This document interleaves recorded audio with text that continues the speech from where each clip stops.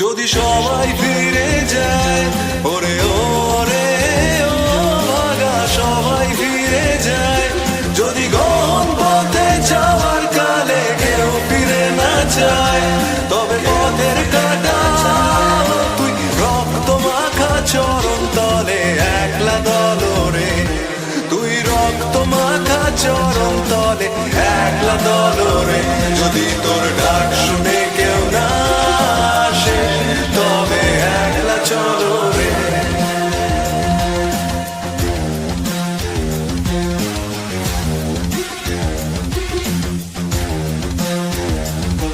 যদি আলো না ধরে, ওরে ওরে ও ভাগা আলো না ধরে, যদি ঝড় বাদলে আধার রাতে দুয়ার দেয় ঘরে, তবে বজ্রানলে আপন বুকের পাঁজর জ্বালিয়ে নিয়ে একলা চলো রে, আপন বুকের পাঁজর জ্বালিয়ে নিয়ে একলা চলো রে, যদি তোর ডাক শুনে কেউ না আসে তবে একলা চলো রে।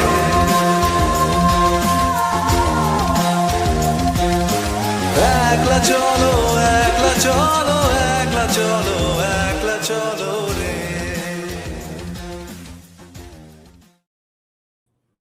Hi guys, thank you for joining the live stream. There is Academic Man back with us after a long time. Thank you, Academic Man, for joining our podcast. Yes, you paid me enough, so worth it. So today's topic mainly is about the 5 prospective CM faces of West Bengal in 2026 and the best case scenarios and the worst case scenarios. What will be the scenarios when each of these people come to power? Firstly, we'll get to a bit of a clarification on another thing, which is about I have 15.5 thousand subscribers. Among them, only 3 people had showed some sort of a problem about my lawyer being Muslim. So I'll just ask Academic Man for a clarification on this, because for a number of reasons, he also has a bit of understanding about how Indian courts work. So I would like him to clarify why there's no point thinking about the lawyer's religion, and regardless of the background, by the way. And I did post the background of my lawyer as well, his entire family history, why all of that matters, who all are employing them as well, and which other significant cases his family is fighting. All those sorts of things may or may not matter. But firstly, Academic Man, should I have taken into account the lawyer's religion? And if not, then what about the next question of should I have taken the help of any political party directly and taken their lawyer if they had offered, which one party did? These 2 questions first, and then we'll get to the main topic. And we have some fascinating comments in the live chat. Are you seeing them? We'll tackle those as well before we get into our core discussion. So first, religion of the lawyer. Doesn't matter, because to win cases you need a guy who has connections. It's as simple as that. Why do you think all the top businessmen, industrialists, film stars, everyone goes for a certain few set of lawyers? Matlab ek hi wo, even in Supreme Court you will hear the same 10 names, okay, 5 to 10 names. You won't hear anybody else's name. So it's because law is the biggest caste system in India. Even in academia, we call academia caste system, but academia mein bhi rickshaw wala ka beta ban sakta hai professor, if they work hard enough. But in the legal profession and judiciary, it's so static, the system. And I don't wanna call it bad openly. It's it has its users as well, if I can call it that. Okay, it has a certain structure of working, if I can call it, and you have to understand how that structure works or might work.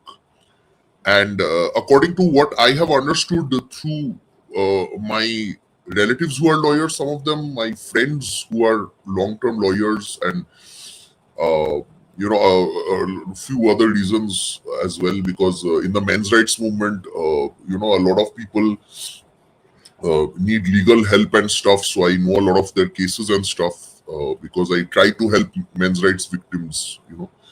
So having said all that, I know a thing or two about how the legal profession in India works and judiciary kind of works. And I can assure you that the lawyer with the highest number of connections wins, basically. Okay. Number one. Yeah. Number Yeah. two, if you did take legal cell help from somewhere, I am not going to say that they wouldn't have worked for you properly, but more than enough times I have seen two types of lawyers not working at all. Three types actually. One is somebody who is assigned to you because of some political reason. Unless it's a high profile case, they don't give a damn. So if Suvendu Adhikari gets a BJP legal team cell lawyer, Yeah. then that is different because Suvendu Adhikari's cases are high profile. Okay, you are not Suvendu Adhikari, or Yeah. even you are not even a block leader, so it Yeah. won't matter. Okay, Yeah. number one. Number two, you are not even technically affiliated to the BJP, so it won't even, I don't know whether it would have worked so well or not. Number two, the other type of lawyers who never do much work, I'm not saying never, but typically don't do much of the work required, are the people who get assigned due to legal aid. Like, let's say you are very poor, you can't afford a lawyer, so a lawyer will be appointed by the court to you. These guys bill the courts, and sometimes they extract money from the clients as well, which is actually a fraud, way to do fraud. But since the clients are so poor and powerless, they can't, they don't get the right kind of legal help. Okay. Number three, are the lawyers who take money from the other side. So sometimes it's so that you know a guy, but he may be taking money from the other side. And this is fairly common. Okay. So that is why, given all these three circumstances, I think you went with a guy with a good track record, somebody is not really in cahoots with the other parties, and somebody who has a kind of hereditary record, like kind of caste going on in the courts. So I think I would have done something very similar to you. Muslim, Hindu, Christian, it doesn't matter. I would have done this personally myself. So when you asked me whether you're doing the right thing, I had personally assured you are doing the right thing. Right? So that's my view, basically. Yeah. Okay. As for the connections thing, it means that your face value, your family name, your family face value, and people in your family, if they were senior lawyers and stuff, all of that matters, including just go to any lower court, district court. Okay, even the sherestas that people sit in, even that's appointed based on how many of your people in your family were experienced lawyers or respected lawyers in the circuit. That's how the situation works. Hence, Sandeep Sanyal called it casteist. If any of our statements seem too controversial, just ask Sandeep Sanyal, why is it casteist? In what way is it exactly casteist? No, Okay, ये सब now- नहीं बोल सकते. yeah. तुम ये सब नहीं बोल सकते. हाँ. Yeah. Okay. Keep quiet and Let's let's start. on to the topic. Yeah. Yeah, let's start with the super chat. Augustus is saying having a BJP CM is like lottery. Only 3 CMs that have performed well are Yogi, Bishwa, Himanta, Fadnavis. People literally abuse Uttarakhand, Rajasthan, Odisha, Maharashtra CM all the time. Haryana CM is mid. Okay, fair enough. Okay. I wanted to take one comment here. If Suvendu Adhikari is not announced as the CM candidate, it's going to be tricky for BJP. Sukanta's lobby isn't going to allow that. Okay, these are interesting comments. We'll just get through one by one. And when we discuss with people, we'll discuss the pros and cons of these angles as well. So first, best case scenario, worst case scenario of Mamata becoming the CM again. Sorry, I was just drinking some tea and it almost got stuck in my throat. Thanks for great question. I think we don't have to debate a lot on this, especially people like us who stay in West Bengal. Best case scenario is that I can't say what it is. At best she might change a few policies, but I don't think she's even moving in that direction, like industrialization related policies, because she recently revoked the kind of government Industry help that incentive. industries used to get. Industry Industry incentive hata incentive. diya. Yeah. Yeah. So I don't think the one thing that I would have appreciated if she did, if at all, she got rid of it this year. So that's the problem. That's the biggest problem, that I can't see any positives after this regarding that, because the other things regarding law and order, women's safety, corruption, demography, ये सब तो होता ही. I mean, I think most of our viewers know what's going on in West Bengal, kind of. Even Jaipur dialogues and all these people keep talking about it. So इसमें नया कुछ होगा तो I don't see anything new happening. In fact, the cons are that given the direction in which the state is heading, our per capita GDP will go even further down, if I'm not too wrong. And if this direction continues, and that may not be the best thing in the world, obviously. More people running away to Hyderabad and Bangalore, and वो सब तो छोड़ ही दो, and demographic change तो है ही. So I don't think we have too many positives in that sense, basically. I can't enumerate any. Okay. Varun Dev, 3K, by 3K I meant 3,000 rupees I've raised so far from the morning. Okay. I'll just have to play the devil and Lucifer and everybody's advocate today. Otherwise, I want it to be very balanced. So, Yeah. the best case scenario, Like I'm still hoping against hope, of course, which is that she finally takes control of law and order and asks her hafta wasuli people to sit down quietly for a while, so that when industry happens, then you get streamlined hafta wasuli like it happens in other states as well. Why can't that happen at all, do you think? Why Because can't that be the honestly, best she case has scenario? done that in the past. She has told her minions to stop taking bribes and stuff. She has told them, but there has been no actual response. Because I'll tell you how. See, this is the difference between a Congressy party and a cadre-based party like CPM or BJP. In the CPM or BJP, if you have a guy who's affiliated to the party, if the top leadership wants him out, he's out. Okay, no matter whose son or daughter he is. Sometimes that has exceptions, but typically, your existence in the party depends on whether the top leadership decides you're good enough or not. How they will decide whether you're good enough or not, that is a different ballgame. But in a Congressy party, it's essentially like a franchisee version of politics. So you are a local notable or leader, you lend your power to the party before Absolutely, election. absolutely. You basically take the franchisee of Trinamool Congress in your area where you are the dada. Yeah, and your job is कि भाई election से पहले you secure the support, quote unquote, and you win the election for the party. That's the job of a Congressy party, which is why you will see that there are many dissenting people in the Congress, but nobody really leaves the Congress, essentially. Like nobody's kicked out per se completely. Even in the TMC, you will see many times they speak against a lot of the leaders, and still those guys are there in the party. So there's no technically nobody to discipline them, because each of them have a kind of regional functionality which the party can't really do without.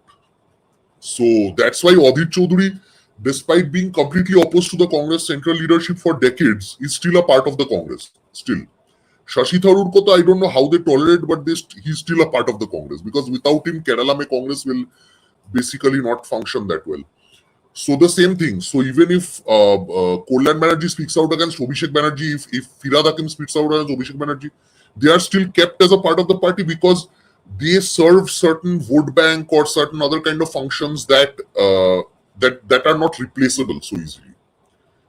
So So in the BJP and CPM, you won't see that. If a Ritobroto Bhattacharya is kicked out, or if a Kirti Azad is kicked out, they will immediately get replaced by some other cadre, right? Yeah. Why are you smiling because of Ritobroto Bhattacharya? Because of his ওর নাম মনে পড়েই হাসি পেয়ে গেল। now, so he is a great union leader. I don't know which union in Bengal because there are no you need laborers to have unions. But वो अभी मैंने देखा कि our good friend Deepshita Dhar, the great communist leader, went abroad and presented some papers on Swiggy and Zomato unions. Swiggy, Zomato, delivery boy unions. Nice. Time to close that. Shut down. Eat the rich. Don't let people eat from Swiggy. Shut down Swiggy. Yes. Wait, I'll have to take. Okay, by the way, yeah, for those of you who don't know what happened to Ritobroto, non-Bengali guys, please Google it and please ask around. Ask your Bengali friends what happened to him. And conveniently, people caught hold of an ex-girlfriend who lived outside. Their fucking personal video call romance was leaked because people got pissed off with Ritobroto in the CPIM. And the official reason was he carried a Mobla pen by the CPIM. Oh yeah. Very interesting. Like the CPM kicked him out because he had a fancy pen. Although he was the Rajya Sabha member from CPM. Back when CPM had some MLAs in West Bengal to actually elect the Rajya Sabha MP. So they actually kicked him out officially because he had a Mobla pen. When he was about to leave CPIM, do you remember Arnab Goswami called him on Times Now?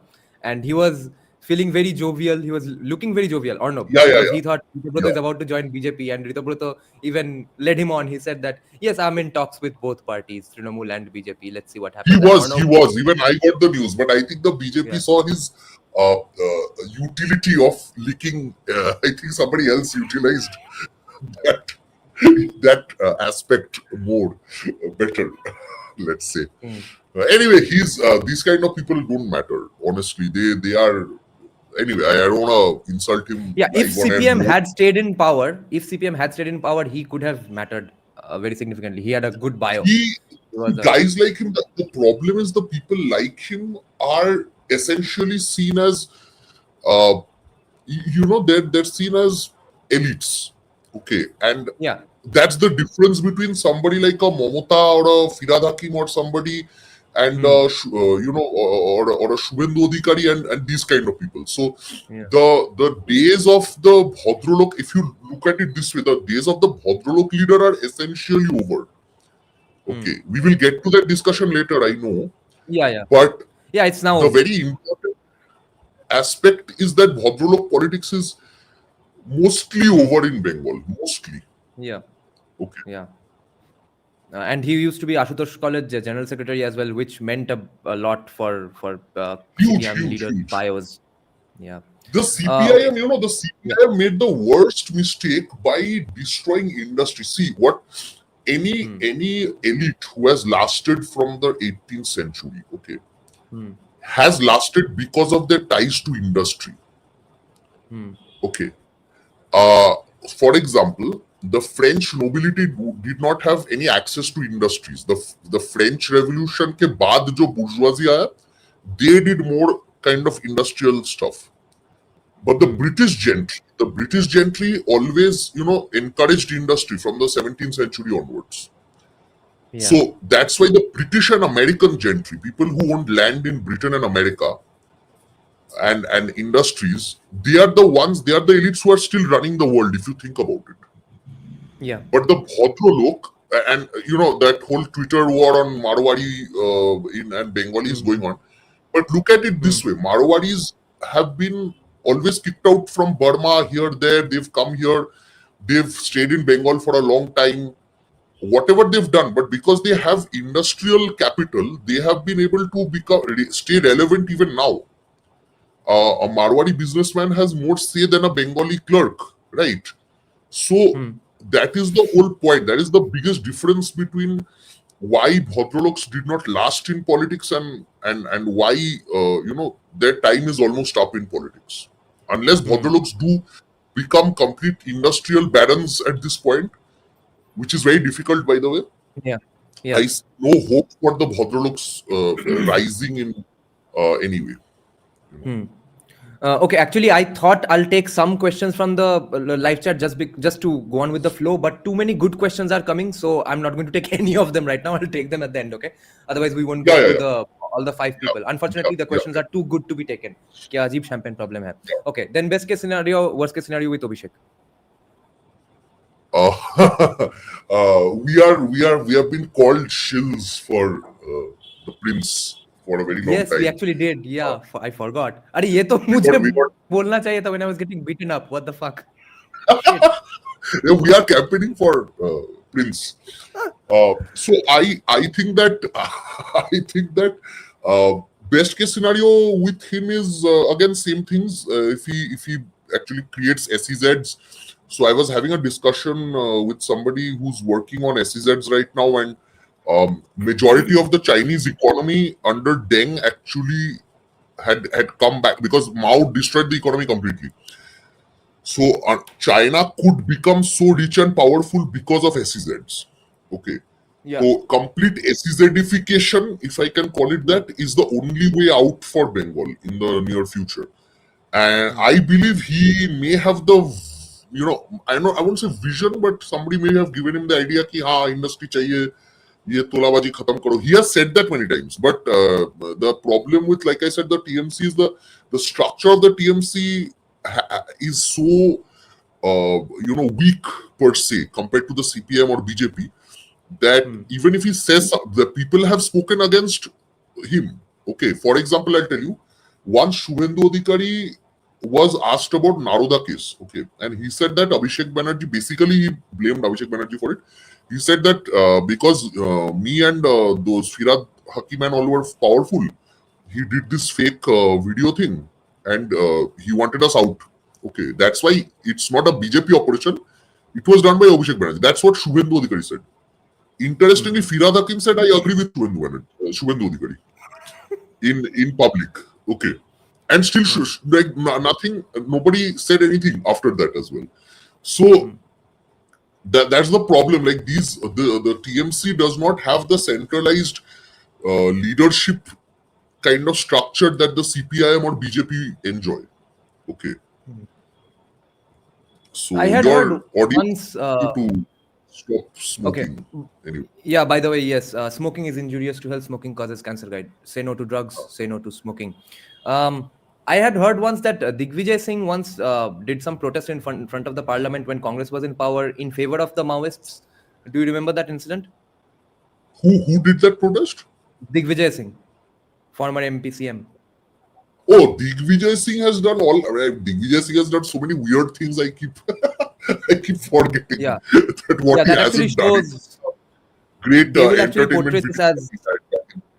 Congress will portray this as great, let's say, openness to diversity of thought inside the party. Yeah, they do portray it as that. They say कि हाँ कोई भी कुछ बोल सकता है, कोई भी कुछ कर सकता है.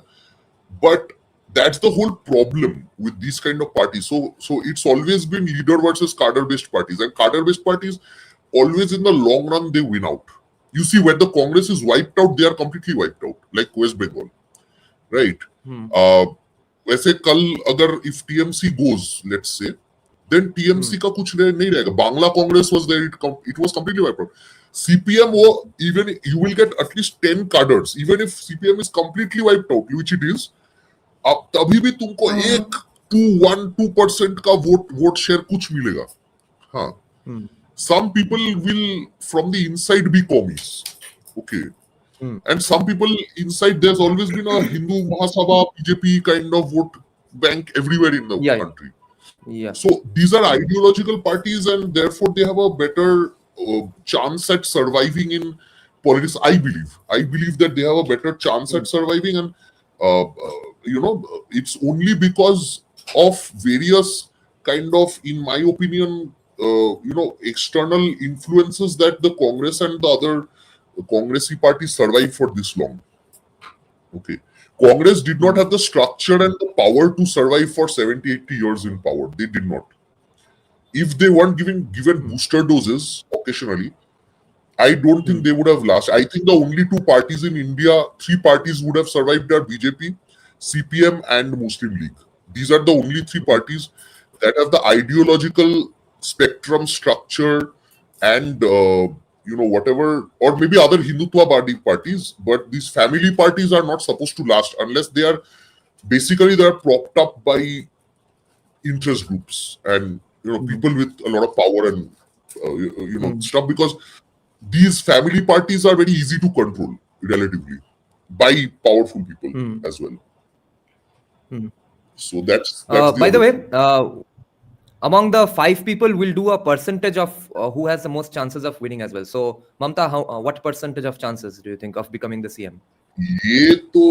This is strange. My understanding of what's going to happen next year, again, this is based on my perception, which I have been more accurate about the US. Again, I was wrong in 2020, but I don't believe I was entirely wrong. But even in 2021, I don't believe I was entirely wrong when I thought that the BJP would win. And something else happened, so I don't want to get into that. But I believe the BJP has a very good chance of winning in 2026. Given the vote share, given the seriousness which they are suddenly invested in Bengal, given the Bangladesh issue, given a number of things that I've seen on the ground, I believe they might win. So Mamata's chances are 10%, 20% in my opinion, higher zero. or lower? In my opinion, zero. But then again, if something happens and she ends up winning, I don't want people to come and abuse me and insult me. So Abhishek zero as well. Yes, in my opinion, they don't see the one thing I'm basing my understanding on is back when the CPM was going, I don't think I think you might remember as well that there used to be debates. CPM, what did CPM do, right? Now, I used to obviously hate the CPM, so I said CPM did nothing. But there were always 3-4 Bhalo Kakus and other people who used to tell me, nah, CPM did this, CPM was great, CPM was awesome. This thing, that thing, okay. Because basically opposing the CPM also meant you are supporting the TMC, although I never voted for them. So that's the other point, that if I was even in 2011, in the month of January, I remember I had these debates with people, and yet less like debates, more like arguments, and there were still 3-4 people in a room out of 10-15 who would still defend the CPIM. But I do not see any of that right now. Except Muslims, I don't see anyone. And even among Muslims, there is visible anti-incumbency for her feeling. Yes. Now, now I don't think they will vote for BJP, but and honestly, I think if you consider, this is where gerrymandering and stuff works. Okay, so yes, the Muslim vote is there, huge amount is there, but just like Assam, they are more concentrated in certain districts. So and on top of that, the BJP. The realistic part is the BJP already has around 100 seats in the, if we consider 2024 Lok Sabha. With that, they have around 60 seats or so, where the margin between them and TMC is around 10,000 votes or something. So, that's the whole thing. That's in my favor. That I'm saying is in favor of BJP. Okay, netizen here asked a good question, that since we are discussing Bengal, shouldn't it have been done in Bengali?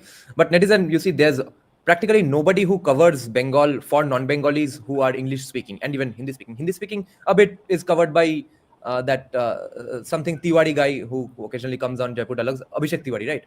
But Abhishek Tiwari understands Bengal well, but he is still more of a. He's not actually a masterstroke buddy. I won't call him a masterstroke buddy because he has critiqued the BJP on many occasions. Actually, yeah, and he does ground reporting. We are not exactly doing that. We are more talking about perceptions and sociological perspectives.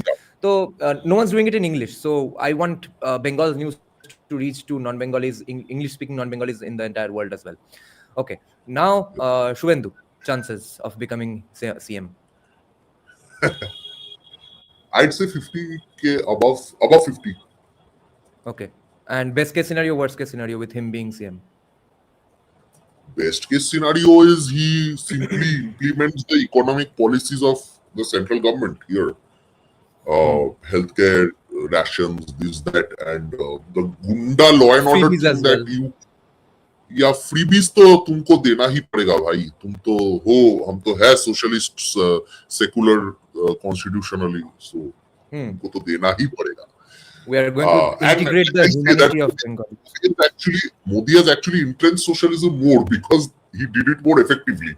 So now, if you say that socialism is ineffective, there's तुमको तो bank में पैसा मिल रहा है, nice. So that's actually a bigger problem for people like us, you and me. As long as it was inefficient, the way Congress and CPM did it, we could say that it's shit. But because it's relatively more efficient, we can't say that much without repercussions. Yeah, because leakage is obviously way lesser with today's technology. It is much lesser, and I think that Modi ji personally is much less corrupt than most of the previous people. But having said that, that's a long-term issue that we have to think about, and that's not the topic today. But the topic is primarily what are the pros and cons of Suvendu. I think whoever is the CM from BJP has the pros of implementing central policies, industrialization, hopefully a better land policy. Yes, up to there. See, dekho, the advantage of going for a central party is you don't have to put your brain to it much. There are some things that will happen on autopilot, including Adani, Ambani, sub. You need those, right? Yeah. But the problem, but the uniqueness of if Suvendu comes to power is perhaps because he knows the TMC really well. I mean, too well. He knows it too well. So TMC might disappear, but the people they have nurtured won't disappear. So to deal with them on a one-on-one basis or a more impersonal way, you need someone who understands them really well. So the damage control, जैसे Azam Khan को Yogi understood what Azam Khan is, right? So because he had a rivalry with Azam Khan. So when Yogi became CM, he slowly started picking off these guys one by one, or either putting them in jail or whatever. So he did whatever he could because he understood that these are the guys, who are the main troublemakers, and you make an example out of them, the rest will eventually fall in line. So Suvendu Adhikari, I believe, can replicate that success. Even Himanto, that's the whole reason that these guys have a better track record than most other BJP CMs who are nurtured in-house. But that's law and order only. The rest I don't know. So that is his pro. And con, I would say, if there is a con, I would say, see, although Navavimarsh said early on that BBK, sub 90% are BBK CMs, right? Whoever we have named. But if you look at it, except Shamik Bhattacharya and Sukanta Majumdar, the rest aren't really qualified as BBK. If you, Bhaipo is BBK adjacent at this point, I guess. But if you look at it, Suvendu and Mamata are not BBK, right? They may be Brahmins, but they are not South Kolkata. Yes, grew up in South Kolkata, but they are not coffee house or Adda BBK. Okay. They don't have the consumption patterns of the BBK caste. End of story. Exactly. They talk openly about religious appeasement, this, that. I mean, you can say they are mirror opposites, but very similar in that respect, right? So, they are the future of Bengal in that sense. They understand, they are the post-Bhadralok products of politics. Okay. They are they are very different in that sense. And that is why that will, I believe that will not bode very well for the rise of Bhadralok. I don't know what will happen. I'm not saying Suvendu Adhikari will end Bhadralok culture. But I am saying that the kind of leadership we can expect in the BJP will not have a kind of CPM-like structure, I would say. That's the thing. No, what's the worst case scenario then? What's the worst thing that can happen if Suvendu becomes the CM? That is the thing I can see. That Bhadralok culture, which you and I have a problem because we know that some aspects of it are problematic. This detached tendency, this globalized elite that the Bhadralok are, that is the root of most evils in Bengal for a very long time. But having said that, we who are products of that culture as well, kind of have a nostalgic and kind of an emotional connect to that kind of politician or leadership or whatnot. Uh, so that is the main issue, I think. Like a Shyama Prasad Mukherjee kind of person would have a different kind of appeal to BBKs, or BBK adjacent. But we have to understand that we are a very minuscule minority in the state of West Bengal right now.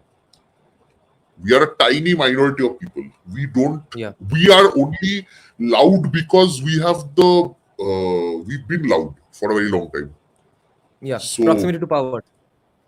proximity to power था अभी Yeah. उतना नहीं है. Exactly. Exactly. वो नहीं है अभी. Okay, I'll have to take Abhay's question from 15 minutes back now. That do you agree with Abhay when he says that not making Suvendu the CM after BJP wins, that will be very troublesome for BJP? Or can BJP survive with other CMs as well? They didn't make Himanto the CM in the first term. They made him the CM in the second term. So I don't know. But I think that him as at least the Home Minister and maybe Deputy CM, I don't know if somebody else becomes. I have no idea actually. I don't want to make predictions and piss people off. I personally think that has many advantages. Like I said, there are many advantages to having him as the CM. No, but do you think there can be disadvantages? Do you think there can be disadvantages if he is not the CM face? No, CM face. You're talking about CM face, right? No, not face. I mean CM. Sorry. हाँ, तो देखो CM disadvantages if he doesn't become CM. Yeah. I don't know if anybody understands the lumpenization problem in such depth as he does. I think he's a genius in that sense. Like he knows every block leader, like you kept saying right earlier, that every block में कौन गुंडा है, कौन ये है, कौन किसके पास कितना पैसा है. He seems to have an encyclopedic knowledge of that. Okay, so that is a very useful, tool to be a chief minister. And as for making him the CM face before elections, this Abhay's current comment on the screen. No. Nobody should be kept as the CM face of BJP. You're making a mistake. Because what will then happen is every lobby, the other lobbies will try and sabotage it. So having a CM face at this, I used to believe it myself कि CM face जरूरी है and all that. Trust me, yes. It won't have the kind of advantages you think it does, because it's not. You see, Bengalis. This is the problem with the Bengali mind. Okay, everyone thinks they can do a better job than the other guy. This is a fact. You can see how you can see not just in politics. You can see it even in football. I have seen Bengalis act like the Brazil team. The different formation of a Brazil team would have led them to the World Cup, and somebody messed up, so the Brazil didn't win the 5th World Cup at that time. Whatever. So Bengalis may, I guess, the freedom that the Hindu mind has that allows it, and Bengalis even more, I guess. But the even bigger issue is that since this is a divided house at this point, and I don't think that it's that's gonna change in like 6 months. So I don't think what Abhay is saying here is actually factually correct, but it can't be done because of various lobbies inside BJP. BJP is that way, very decentralized in a way. Many people are working according to their, it's like the Chinese state essentially, if you think about it. But although I'm not a big fan of some of their choices as chief minister in some parts of the country, but it is highly decentralized compared to, let's say, the Communist Party. Okay, the Communist Party would basically there's a difference between the BJP and CPM. The BJP is not opposed to taking on mass leaders. The CPM has always almost entirely been opposed to mass leaders. So they will use a Subhash Chakraborty but to keep him on the sidelines. Okay. They will not let anybody but the certain dominating lobby rule. If Piniyari Vijay is too powerful, they'll hate him. It's like that. So in that sense, but the BJP is more pragmatic. They see a guy like Jyotiraditya Scindia who has a nice following, Raja hai, ye hai, wo hai. They suddenly give him a lot of power. Okay. They see a Suvendu Adhikari has a certain organic following in West Bengal, so they give him a lot of power. So it's like that. They see a Himanta Biswa Sharma who's technically not a big Sanghi guy, they give him power. So they are more, I would say, flexible than the CPM, which is why they are lasting longer than the CPM in the long run, basically. So that BJP has. Okay, I stumbled upon this idea just 1 or 2 days back. Now, what if the main point we have been making in favor of Suvendu, that he knows everybody's secrets inside out. Did I say cigarettes? Lol. So, but then what if the opposition, different antithetical people and anathemas in different regions where Suvendu will try to do development, they also know Suvendu's secrets inside out. Do you think that can be a disadvantage for him, or after he's CM, or even for that reason he might not be made CM? That is never a factor in West Bengal. West Bengal is North Korea, bro. You can't, like, everyone knows Kim Jong-un's secrets, but nobody has the guts to say it out loud in North Korea. So I don't think that's a big factor. West Bengal is as fascist as you can get in a multi-party democracy. West Bengal is at the brink of fascism. Okay, in that sense, yeah, I won't just blame it on the TMC. I'll have to say it's our brothers in the CPM who are also responsible. Yeah, obviously. The state is overwhelmingly strong. The state's presence is felt everywhere. Every aspect of your life is practically under the control of the state in some way or the other. So I don't think that will be an issue. Everyone falls in line. Yeah. AK Brahmo is saying, notice the SIR protest in College Street is done by the left, not TMC. If so, SIR would not really be a game changer for BJP. It needs an ace up the sleeves. That we don't know yet. The CPIM main point is that the left is one of the key support bases of Trinamool, since they were not even in power. The far left lobby is absolutely in favor of her from day one, from 2006 onwards. They are the ones who have helped her to come to power. That is the lobby which is not there to do a lot of things for BJP, which was done for Trinamool by them. On top of that, Trinamool has IPAC. On top of that, it has bureaucrats in its favor. None of these advantages which are there in favor of BJP. Therefore, BJP's battle is on a whole different planet. But there are two advantages that BJP has compared to 2011. That are two things. Number one, there is a greater ideological support for BJP. So that's why BJP keeps having that 40% vote share. Okay. The TMC never has enjoyed ideological support from any section because it doesn't have an ideology. Number one.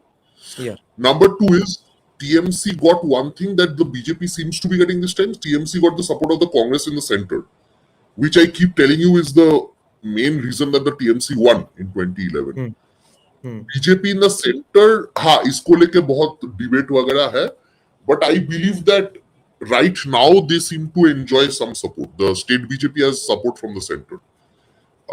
Some many developer SIR वगैरह ये सब हो रहा है, so it seems that they have some support. So that is there now. Given the Naxal thing and the urban Naxal thing, more importantly, I think that because see this is the problem, and this is how like Marx said, the seeds of the destruction of capitalism will be within itself and stuff like that. So her destroying the BBK culture through lumpenization destroyed the base of the urban Naxals. Which is every post about those urban Naxals protesting against SIR has been met with overwhelming laugh reacts on Facebook. There's no Yes. debate there. Earlier, this was never the case. Earlier, people used to take a Kaushik very seriously. Nowadays, Yeah, people just abuse him openly. yeah, yeah. In fact, his son Completely. was acting smart on some podcast, and people kept abusing him in the comments. And I was very happy actually to see that.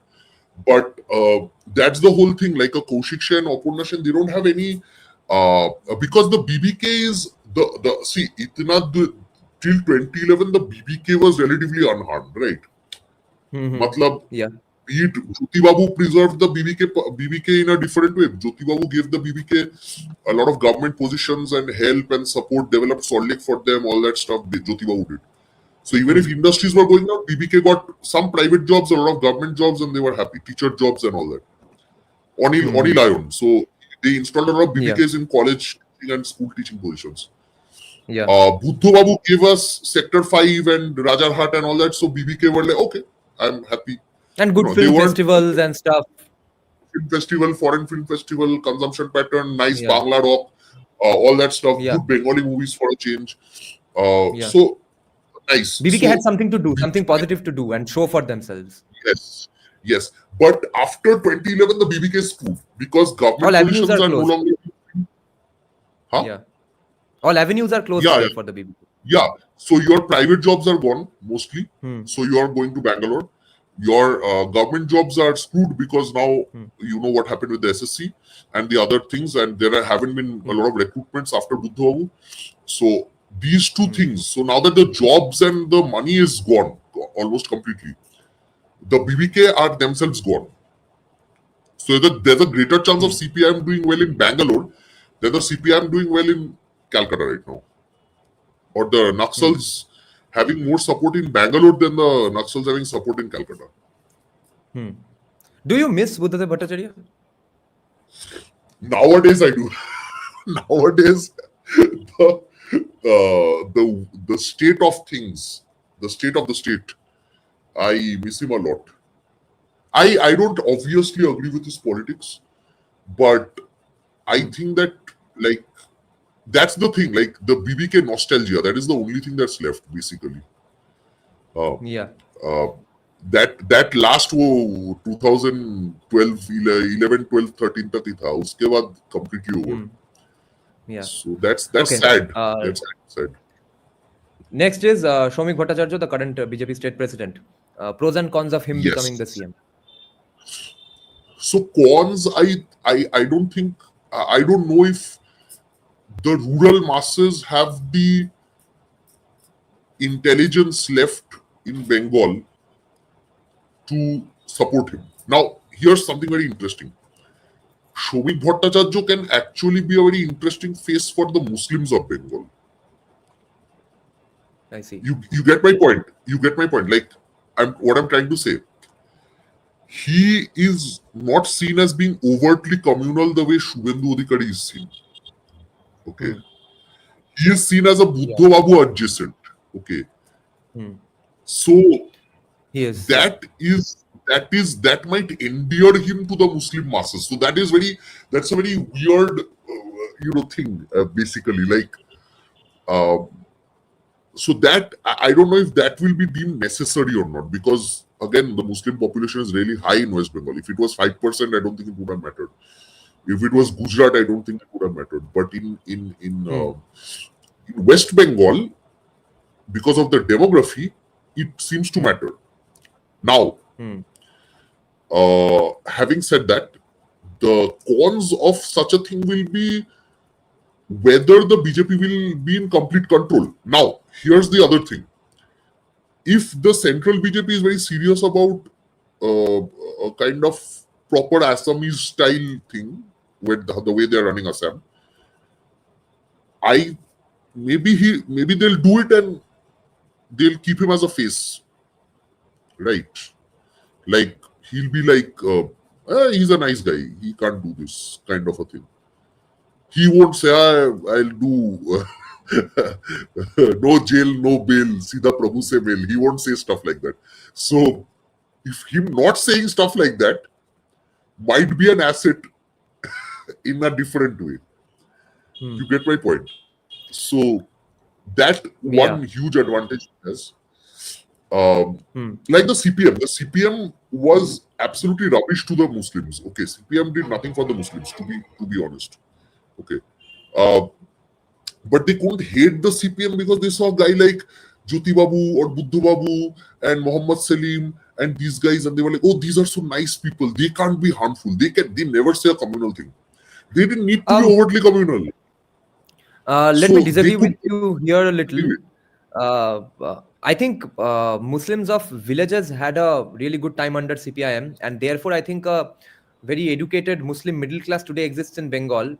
That is, I think, because of affirmative actions of CPIM. Would you disagree? I disagree. I think the Muslims were Okay. horrible under the CPIM. They were Okay. the worst phase of their lives was under the CPIM. Because I'll tell you how their lives were. See, they have way more power now. I'll tell you why. It's not just the demography. It's because they have actual money in their hands. Till the CPIM was there, one thing that they did was they did not give them money at all. But they had nice feelings, bro. Okay, nice feelings, bro. Yeah. Yes, apta. Trust me, bro.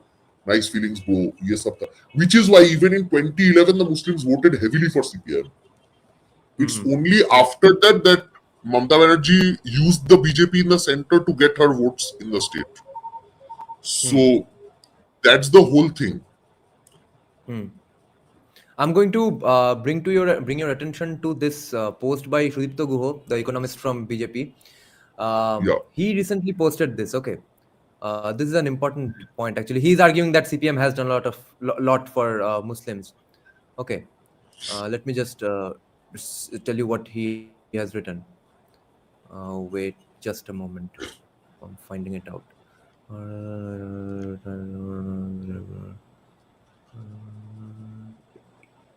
Where did it go? This is important, so I'll just wait. Yeah, here is it. Okay. Yeah. Land reforms, although the ownership of land formally remained with Hindus, the control and operational rights went into the hands of CPM leaders and Muslim farmers. This is the first line. He has given 4-5 points. The cold storage business, this used to be an exclusive domain of Hindus, but after land reforms Yeah. and Nehru's Essential Commodities Act, Marwadis first took over, followed later by Muslims. Gradually, Hindus were forced out of the entire agricultural supply chain. Fishing, poultry, and Yeah. livestock. The same trend occurred in agriculture, poultry, animal husbandry, and dairy. Hindu traders who sold medicine, hormones, or fish feed were not paid and pushed out of business. But the Muslim community, being more united, did not collapse under such pressure. Ports and imports. This, though, musicians know. The Muslims entirely run it.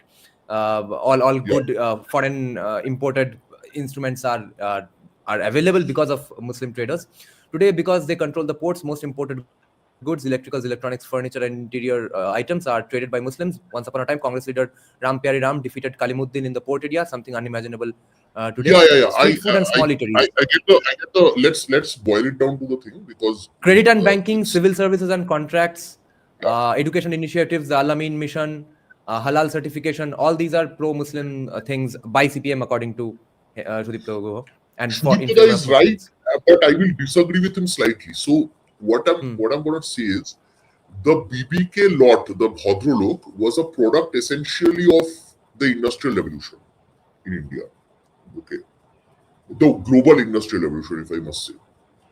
When industry went, it is not that here's the thing. The BBK were the natural leaders of the Bengal area.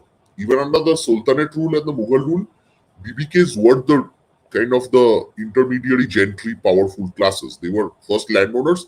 During the British period, they started selling off their land and coming to Calcutta or became urbanized, like the French nobility, which was the biggest mistake in my opinion. So anyway, without land, you can't sustain long term your domination, right? So what happens is the BBKs were still profitable under the CPM because they had access to better education and jobs. So what I'm trying to say is because of cultural capital avenues that existed under the CPIM, the BBKs could still dominate some aspects. Okay, even though the money was slowly running out, it wasn't so obscenely different as it is now. Now the problem is the BBKs are completely impoverished. And that has happened very rapidly. After 2011, all the entire economy of West Bengal fell completely. And as a result, what has happened is as industrial elites, you are screwed. Industrialized elites per se, not industrial elites. Industrialized elites, you are over. What happened is the vacuum that was filled by whoever is in charge right now. Now, here's the thing that when I say that the CPIM kept them under control, of course, the CPIM is a secular, so-called quote-unquote secular party, so they did that. But that was like 5-10 people. That's the typical CPIM model. They make one tribal leader very powerful. They make one Muslim very powerful in an area, and then they give him complete control. So typically, it's like what happens is that the disenfranchisement is among the majority. Like out of 100 Muslims, one guy is happy. Okay, but 99 are sad because they have horrible jobs and stuff and whatnot. What the TMC has done is the TMC has allowed the percolation of this money more into the sinews of the Muslim community. So now the Muslims who used to be poor, they are no longer very poor. So that wealth gap has that has relatively gone down. So the rich Muslims are the richest. They are so rich that you can't imagine. But the poor Muslims who used to be like dirt poor versus the BBKs who had a relatively good life, stable job and stuff like that, those dirt poor Muslims are now richer than most middle class Bengalis. Many of them. No, I'm not saying all of them are rich. Yes. But that's the thing. Many of them are quite rich. So that has also happened. Yeah. And interestingly, the Ashraf versus Pasmanda thing does not apply to Bengal at all. The most of the rich Muslims in Kolkata are Pasmanda only. That's why BJP is not taking those things. So what happens with caste is, as you know very well, people invent caste, right? Once you are rich, you become Ashraf. It's not like, so once you are rich, you become Kshatriya, that kind of thing. So that aspect is very different. Yeah, Ashraf Pasmanda, that division is much more in them, will always remain, because it is essentially a racial kind of difference. Yeah, between them it still exists. I know for a fact. But it doesn't apply very much politically, so here are a few and Ashrafs are not. So I was discussing this thing with a fellow sociologist, and I actually made a comment where, let's say, Rajputs, right? Rajputs used to be Bhils. Mostly they were tribal kings, right? So then she told me that, but they don't look like Bhils anymore. If you see the Rajput royalty, they look like abhi Europe se invasion karke aaye hai. Okay.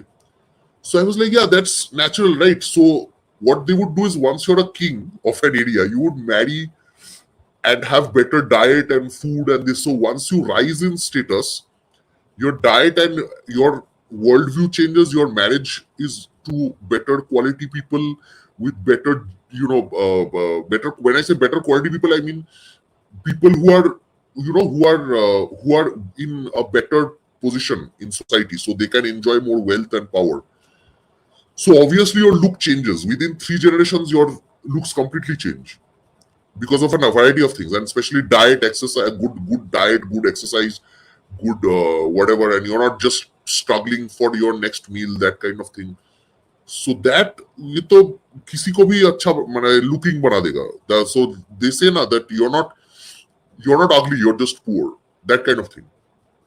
So that is fairly common among any kind of society. So if you see the rising Ashrafs of Bengal, some of them were basically very poor, impoverished Muslims, maybe tribal se jo convert hue the, that these kind of people. Okay.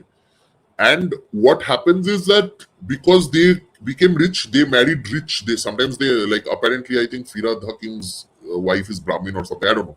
So that kind of thing is fairly common. So the children end up being, fair skinned and stuff. So they don't end up looking like their fathers much. That kind of thing. So I'm not saying that, again, a lot of people will say, oh, race is a construct and ये सब everyone is equal and stuff. But empirically speaking, this happens. So yeah. Do you need Source of to? Do you think the Muslim population of Kolkata specifically is relevant because they might be 40-45% above, right? So what I'm basically Yeah, they are trying to relevant. They find are out relevant is because Hindus don't stay here. So right. Kolkata में Muslim population उतना है नहीं, but they are relevant because the Hindus who have a much lower vote share in Kolkata. Voter turnout. Vote share है, but voter turnout low है. Number one. Number two is most Kolkata people are out. They are in Bombay, Delhi, Hyderabad, Bangalore, whatever. So anyway, it's useless. If BJP does come to power, can they win Kolkata anytime soon? And even if they do, or even if they don't, do you expect to see overt cooperation with Muslims because of their numbers in Kolkata, the key place of proximity to power? Or do you think the cooperation will happen beneath the surface and on top or on the topsoil level there will be bhashanbazi against Muslims? Because I believe BJP, in order to succeed in Bengal, they'll have to cooperate with Muslims. But will the cooperation be overt or covert? Or do you think there won't be any cooperation? Overt तो होगा ही. कौन सा होगा ही? Overt होगा. Covert होगा. Okay. Because I don't think the BJP coming here after saying Hindu Muslim क्या Hindu bhai bhai and all that and SIR करके I don't think they can become secular overnight, by the way. But like Navami what saying, Sudeep is saying here, it's a way to wrest away control from the peaceful population. that 20 বছর project তো পরে কথা হবে. Sudeep is saying no, half of Muslim population will vanish after SIR. Do you think so? Half नहीं होगा, but yeah, considerable. Vanish नहीं होगा. What will happen is they might be out of the electoral rolls. What does in that Kolkata mean or for us? In rest of Bengal? Rest of Bengal, mostly. Yeah, but he's talking about Kolkata, right? In Kolkata, do you think Even SIR if will be that Kolkata, significant? देखो SIR हर जगह हुआ. So both places, I mean, say Kolkata and outside Kolkata, it will be pretty bad. But for them, but what I'm saying is that having said that, it doesn't mean they'll disappear overnight. Okay, they can even apply for citizenship and say that I am not like Adnan Sami. I am living here for so long. I'll apply for citizenship. Tab, I don't know what will happen. I have no idea what will happen. So, but right now, yeah, that might change. Okay. By the way, what percentage of chances do you think Shamik Bhattacharya has for becoming CM? I think that it's pretty good. It's pretty good. I think 40 to 50%. That's why I said Suvendu 50 plus. I am not Suvendu, like I said, 50 plus. I think more than 50, but Shamik Bhattacharya has the next highest, thing. Because Shamik Bhattacharya, like I said, Bhattacharya has a number of advantages that he can bring to the table. And more importantly, he has one thing that he has that no other leader in BJP has right now in the top leadership except Tathagata Rai. But Tathagata Rai has never, really toed the party line when he's been angry. Is that he is a very reliable worker for BJP. Matlab, he is somebody who has always toed the party line. Okay. So that is also sometimes an asset. Like you can have a Tathagata Rai, but Tathagata Rai, if he gets angry, he'll abuse anyone in the party. Okay. But Shamik Bhattacharya is not like that. So that is also sometimes a very important trait in a cadre-based party. Now, chances of Anit Dash is going on saying Dilip Ghosh as the HM. I don't know. That time has gone. That ship has sailed. Yeah, I don't think Dilip Ghosh has any supporters left in the party. Yeah, he has supporters in another party.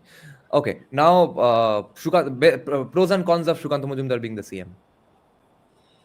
Sukanta Majumdar, I don't think anyone, to be fair, I don't think anyone imagined him as the CM.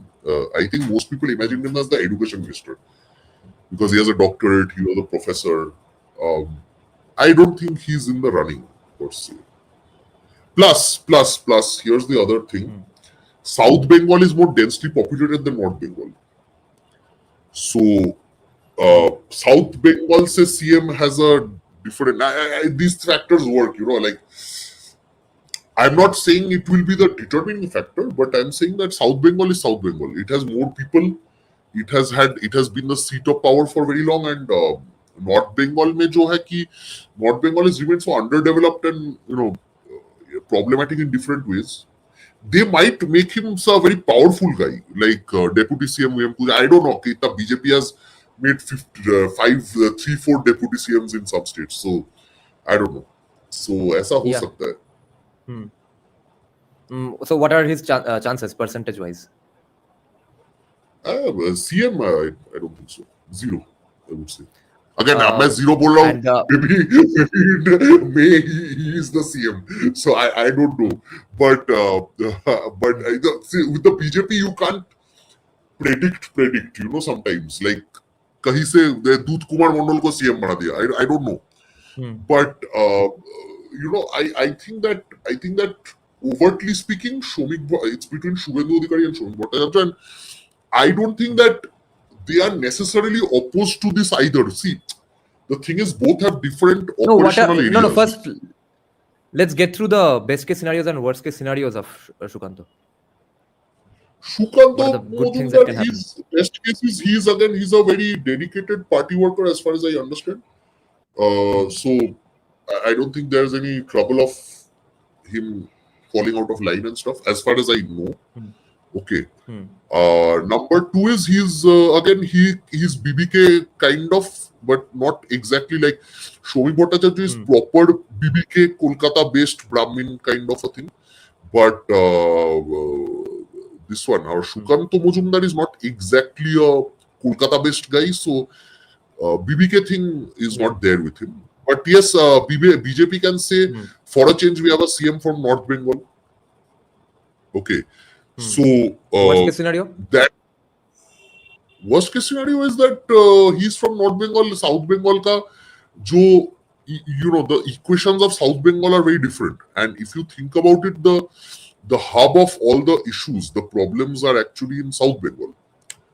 Matlab, after Malda, Murshidabad, Dinajpur, that is where the region becomes very complex. Okay.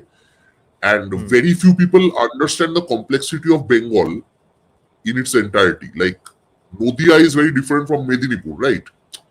So, but a guy from North Bengal, I'm not saying they don't understand, but I'm saying North Bengal has its own problems and politics and stuff. So, I think definitely एक deputy CM North Bengal से होगा, and that could be Sukanta Majumdar. What about the BJP's obsession with giving surprises? For that reason, might Sukanta become the CM? हो सकता है, but like I said, that's देखो, like Navavimarsh is saying, there must be a very important balance between North and South, but balance का मतलब ये है कि the balance will tilt in favor of the South, because the South is much bigger, more complex, and more more populated and with greater problems. So the border in South Bengal is much more open, that kind of thing. Okay. So that is the main issue. I think South balancing wahi hoga ki it will be a more proportional representation based on North and South. So for example, you need Rajbongshi leaders as well, you need Motua leaders as well, but Motua leaders will be much more important and more in number per se. So that kind of thing, right? So you will have to have a huge balancing act hoga between North and South, but it won't be like equal. It won't be like the American Senate. Ki Wyoming has 2 senators and New York has 2 senators. It won't be like that. So it will be more like. Do you think? Yeah, go ahead. America. No, like I said, it will be more like House of Representatives America, where your population determines the number of people in representing you. Do you think Narendra Modi gets some say in who is the chief minister? Obviously, yaar. Do you think he likes stars to become chief ministers, star politicians as chief ministers? like I said, sometimes see this is the flexibility of the BJP. Sometimes you may not like someone, but Flexibility of BJP and flexibility of Narendra Modi are not the same things. BJP right now is kind of Narendra Modi's BJP. If you think about it, Yeah. that's not always a bad thing. That has its advantages and disadvantages. We can go into that later. Yes. But Yeah. honestly, I don't think anybody else is really calling the shots except him. Yeah, there are lobbies. Obviously, there are very powerful lobbies, but I'm pretty sure there is, kind of very concentrated power in the hands of Modi ji right now. Right. So would he like a star like Suvendu to be the CM, or would he want someone Like very I much said, who's like I said, going to work yeah. work quietly like So, Sukanta? yeah, I get your point. I get what you're saying. My point is that sometimes you gotta do what you gotta do. Like in West Bengal is, like I said, it's not Korea, it's not Orissa. Orissa society is fairly stable. Okay, per se. It is ideologically Hindu. It has a small Muslim population. It has a temple culture following. Orissa is easier to handle sometimes. Okay. It does not have I'm narrative not generators saying of the entire that's Southeast exactly- Asia in Odisha. हाँ क्या बोल रहे हो? Odisha does not have narrative generators for entire Southeast Asia. Kolkata has that. So Kolkata, West Bengal and Odisha can't be compared at all. Exactly. So I love Odisha, but that's the whole thing, that Odisha is easier for anyone to control because Odisha has greater homogeneity in that sense. Odisha does not have a 35% Muslim population. Odisha does not have people sitting in Calcutta abusing Hindus all the time. So Odisha does not have that kind of culture much. So it's easier to run Odisha using a puppet. But it's very difficult to do that in West Bengal. Which is why Assam, I don't know if they love Himanta Biswa Sharma, but can they do without Himanta Biswa Sharma? I don't think so. So it's like that. Anit Dash is bringing up something fascinating. I don't think we considered it at all. But what if this also happened? Let's entertain it for a while. If RSS has some influence on choosing CM will be certainly from Purulia, a Mahato face. I don't know if that will be the best outcome politically. They can do this. I'm again saying they can do what they did in Odisha. But what the long-term effects of that will be in West Bengal, I have no idea. Okay. वो तो बहुत लोग हैं BJP में अभी लोगों का कमी नहीं है they can make this Dut Kumar Mondal also the chief minister. That's fine, but I don't think that they can really ignore the value that Shamik Bhattacharya or Suvendu Adhikari bring to the table. So okay, and like I said, RSS BJP जो भी हो, they can believe some things, but the fact of the matter is West Bengal is a different animal. You can't it's not Gujarat, it's not Odisha, it's not Assam also. It is something else entirely. Okay. Gravity is asking how influential are Bangla Pakho guys in the next elections? Not at all. Not at all. I'll tell you why. Because people have seen through their hypocrisy in the last 5 years or so. Their campaigns are mostly focused on Hindus who are from outside. People have asked them openly on many chat boxes, everything, wherever their videos are, I see some people asking them. Their thing is, and anyway, they have always been limited to urban areas. At most, Bardhaman, Kolkata, Siliguri. Okay. So, for example, they have no following really in Mednipur and stuff. Right. They are very BBK oriented, and जैसे मैंने बोला कि this is the advantage of BBKs, actually Mamata ending the BBK Raj, is that BBKs have no influence left in politics. Not much, at any rate. Yeah, some discourse. Yeah, but never underestimate their population to be the key factor. Their population does not matter because it's a democracy, but their power on narrative still matters. Otherwise, No, I'm not saying that. I'm not saying. This is the thing. Their narrative was useful in 2021. when they did Ami Ar Kothao Jabo Na Ekhanei Thakbo and all that crap. Okay. Yeah. That rubbish is not working anymore because Bangladesh happened, right? After Bangladesh incident happened, and see, here's the thing: the Indian government never really attacked the Bangladesh government on its issues, internal issues, while Hasina was there. But the Indian government has been attacking, plus people like Deep Haldar have been continuously exposing the Bangladesh society for what it is.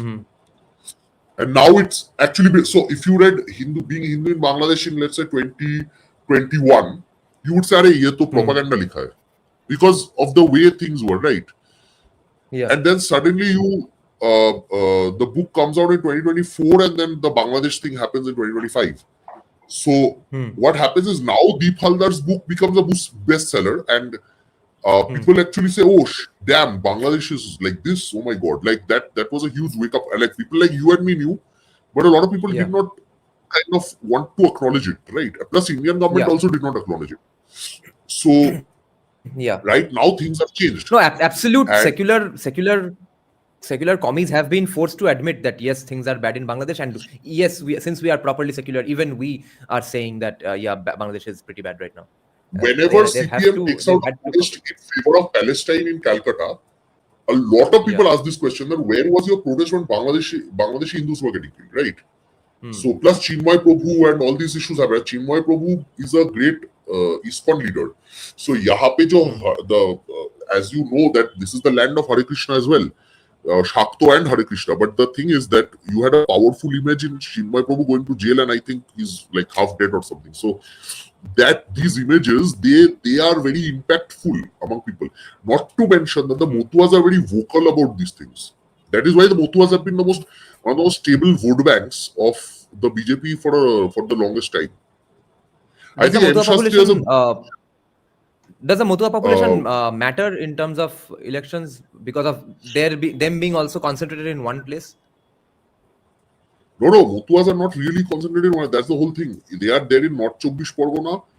They are some of them in South Chobbish Pargona, but also some belts are there like around the North Chobbish Pargona. Okay, so let's say there are people who are Motuas sitting in Howrah district, but their core is there in a different way. You get my point? Like, so it's not.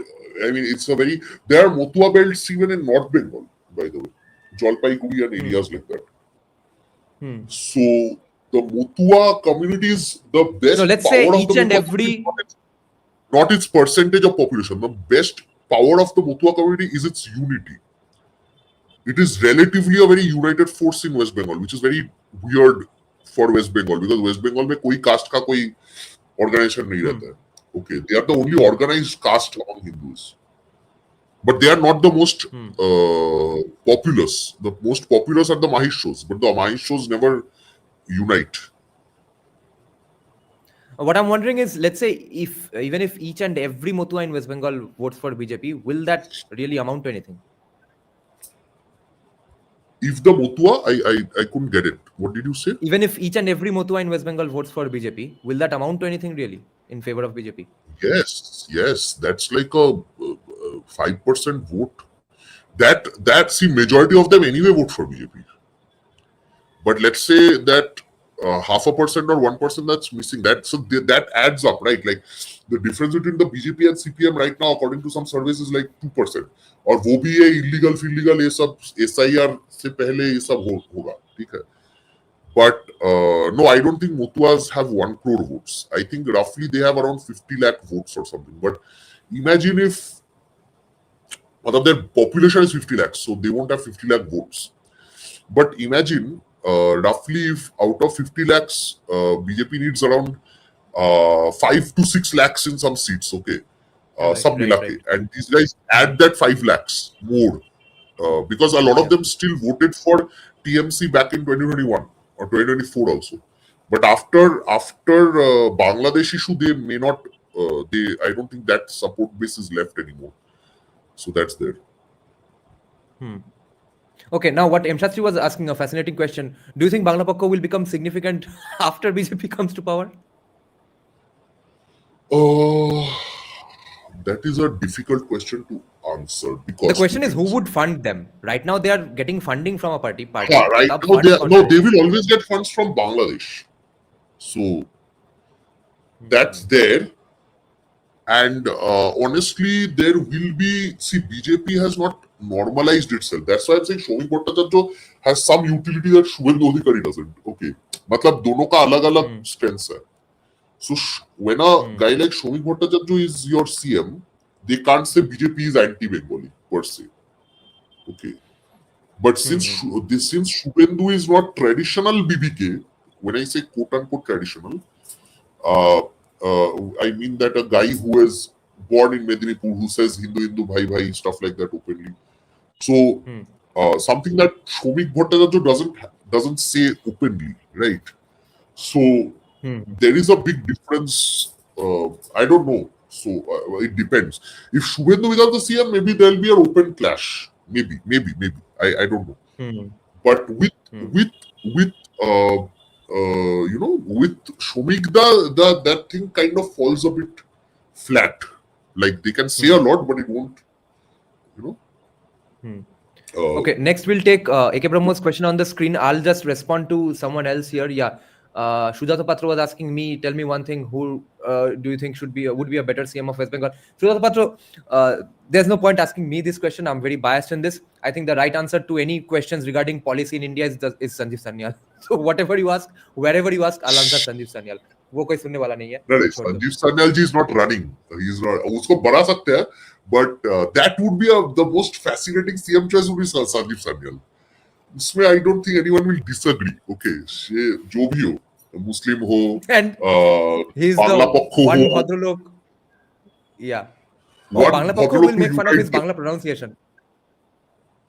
That doesn't matter.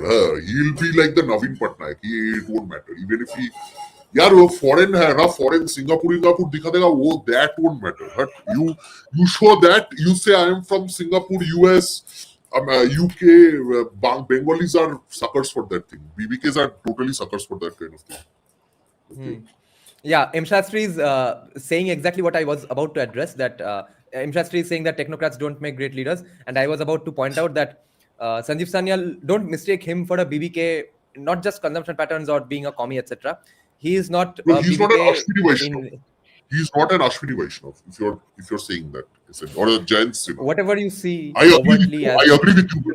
Yeah. I agree with you on that point, M. Shastri. But like I said, Sanjeev Sanyal is more versatile than a Jayant Sinha or this guy, Ashwini Vaishnav. Let's just say he's not a good boy who only reads books, okay? Don't mistake him for that. Okay, AK Brahmo is saying people of West Bengal have made peace with Hafta Vasulis. They are either scared of them or work with them. How can it work in favor of BJP? देखिए हफ्ता वसूली के लिए BJP को थोड़ी vote दे देंगे, वो तो अब it's order of the day. No. I think that I'm not saying BJP आने से next morning everyone will stop hafta vasuli. That won't happen. But I think people miss the CPM days when the hafta vasuli was regular, the amounts were low, and it was less bothersome. Okay, maybe that might happen. So there will that might persist. I'm not saying कि एकदम next morning, first day BJP comes over, second day all hafta vasuli is over. ऐसा नहीं होगा. No, AK Brahmo is saying that will people vote for BJP just because they say that after we come to power, hafta vasuli will end? Yes, because people miss that. People miss the structured hafta vasuli. Now it's completely unstructured. Anyone can come to you and ask for money, right? So that thing they miss a lot. So scared है कि नहीं? वो देखो, the thing is, if Bengalis were always scared, it's normal. It's common to be scared in North Bengal, North Korea. The problem is that then your back is against the wall, and that's why it might change. So you were supposed to stay here until 9. Do you have any more time for questions? 10 minutes. 10 minutes later. Okay. Some questions and you can go. Okay. After Academic Man leaves, I'll address more of Sanjeev Sanyal points. Okay. Let's go through the live chat for other questions now. Will BJP coming to power attract more industrialists and business, since Bhajpa is usually linked with better law and order? This is kind of obvious though. Yeah, I mean, Where do we go? Yeah.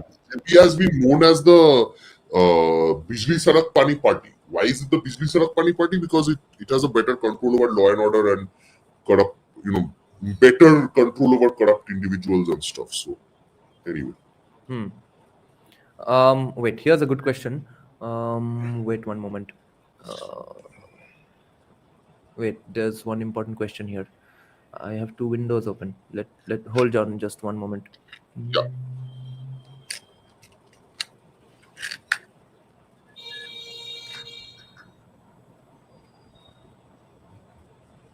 Wait, did I miss the question? There was one very important question here. AK Brahmo saying one thing you get is good roads if BJP comes. Yeah, so that the BBKs can run faster out of the state. It might help. So, M. Shastri, is the Makuka a Maharashtrian law or a national law? Because I've heard of Makuka, but I don't know. Is it, if it's a Maharashtra law, then maybe they can do something similar. I don't know. So okay, I can't find that question, unfortunately. I never thought of the Makuka thing in Bengal, in West Bengal. What are those laws? Or Control of Organized Crime Act? Yeah, अरे जैसे Harvey dead ने किया था ना, Harvey dead ने जो dark night में किया था ना, something like that. Lock up everyone. Oh, so some extra powers. I see. Harvey Dent, can we trust you? I heard some people from our comment sections and some random BJP supporters saying that they have heard from some places that Sandeep Sanyal will in fact get a ticket this time. Someone from our comment section said that he's actually going to be the candidate in Tollygunj. I don't know how the fuck that matters, because he'll definitely lose then. He needs to come from some safe seat. Why should he contest elections to be CM? Mamata lost the elections to become CM. It doesn't matter. Yeah. Do you think that matters at all, the mass leader thing, like M. Shastri was saying here? Would it require that? You are probably going to say that that's why you support Suvendu. Being a mass leader and only then you get to be CM. Yeah, like I said, see, there are big advantages of making somebody like Suvendu Adhikari the CM. Just like there are some interesting advantages of Shamik Bhattacharya, there are some very important advantages of Suvendu Adhikari as well. Because Suvendu Adhikari can replicate a Himanta Biswa Sharma type thing. Okay, so that's that's there.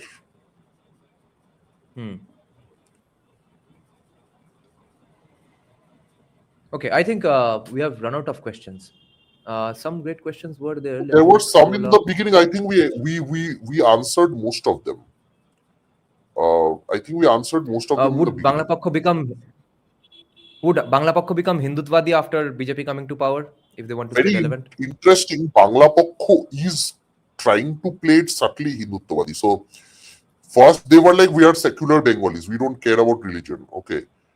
Now what happened? I think Shudeep has a question. Anyway, so first they were playing it secular. Now they realize that okay, since BJP ke saath compete karna padega and Hindu votes are going to BJP, so then they are subtly playing that we are great Kali Bhakts, we are great this, we are great Shakto, we are great Hindus, this is the land of Hinduism, all that stuff. They are playing that card, which backfires because nobody considers BBK as Hindus. Even Bengalis who are not BBK don't consider this one.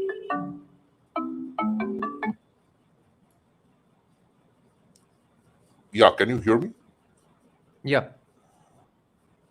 Okay, let's take Shudeep's question and I'll take your leave.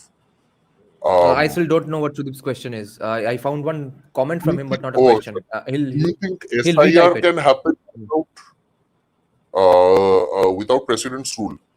The SIR can happen, I think it will happen without president's rule because Mamata can't really afford president's rule. A lot of people think, oh, Mamata Banerjee will want president's rule because she will get sympathy. वो सब दिन गया. I don't think that's the that's going to happen. I don't think sympathy votes matter for her anymore. Towards So to she'll say allow more it to fundamental happen. She'll create changes. some issues, but she'll allow it to happen because if she doesn't allow it to happen, then there might be president's rule, and then it will happen. And then if it, then things might be bad, basically. Okay. What Two fundamental good changes questions that here. Yeah. So fundamental changes is that better law and order. That's the biggest fundamental change I can imagine. And better quality services, roads, which matter, roads, electricity, this, that, and maybe some ideological changes in Bengal. वो हो सकता है. Okay. Oh, Shrudik how was much asking if time? BJP wins, then yeah. 10 years तो लगेगा ही भाई. Oh, 10 years से अगर I don't see anything great happening. Yeah, overnight some things might improve, but 10 years to minimum lagega. Some industry, some power to change and stuff. Okay. Shuddhata Patra, I'll answer your question as well after Academic Man leaves. Yeah, so I'll take you guys leave at Okay. let's wait for a few more months. Let's see who's right and who's wrong. Yeah. कौन हारा चलो. कौन जीता खिड़की में से देखो जरा खिड़की में से ही देखना पड़ेगा बाहर जाएंगे तो कुछ भी हो सकता है तुम तो और ही मत जाओ. So anyway. Okay, last question, Academic Man. Oh fuck, he left. It's like that KBC 30-second thing. Yeah, Challenger had asked this earlier as well, but he said Podh Prarthis. So I was going to talk about that as well. Sukanta Mojumdar ke মুখ্যমন্ত্রী পদ প্রার্থী পূর্ব নির্ধারিত করে রাখলে কি ভালো হবে? Challenger, the answer that Academic Man gave, I actually agree with that 100%. That if you right now declare anybody to be the candidate from BJP, there might be others lobbies, not exactly rival lobbies. Okay, I'm not saying that if you announce Suvendu the CM face, Sukanta Mojumdar's lobby will sabotage him or Shamik Bhattacharya's lobbies will sabotage them. No, these guys are not in those kinds of lowly trenches anymore. Okay, all of them want BJP to come to power, but they have people in their lobby who have other lobbies under them. Those third ranked, fourth ranked, sixth, seventh ranked guys might get pissed off because they might have some business deal here and there which can go sour if their guy doesn't become CM, etc. Maybe they are better off with the local Trinamool guy staying in power because he has business deals with them as well. All sorts of those people get activated immediately when a CM face is announced. So they will try to fuck with the CM face. That's the problem. আর challenger দুবার করে লিখেছে, দুবারই পদ লিখেছে, আজব ব্যাপার। বাংলায় টাইপ করতে কে মাথার দিব্যি দিয়েছে? 6% GDP, 6% gap of vote, how can BJP recover it? My opinion is that if BJP wins, if that gap is recovered, it's not going to be because of BJP's organizational strengths, because BJP doesn't have the advantages that Trinamool has always had since 2006. Not since 98 at least. It will be because people actually get to vote and they are very pissed off. They want to vote Trinamool out. It can be because of that.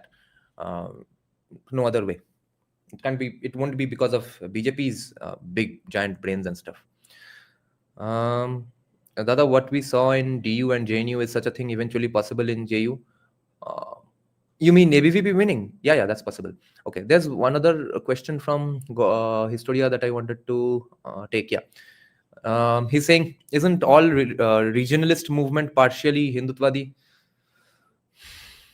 I don't think so, Historia, because Hindutvad means a particular thing.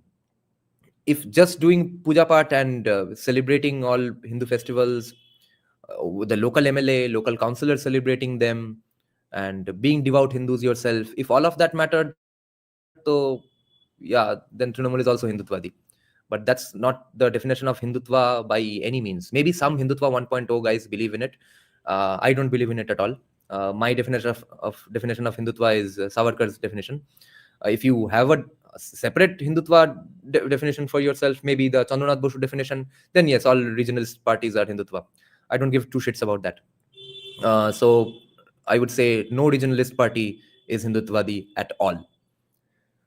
Can we see economic liberalization reforms if they win, or should they actually include such into? No.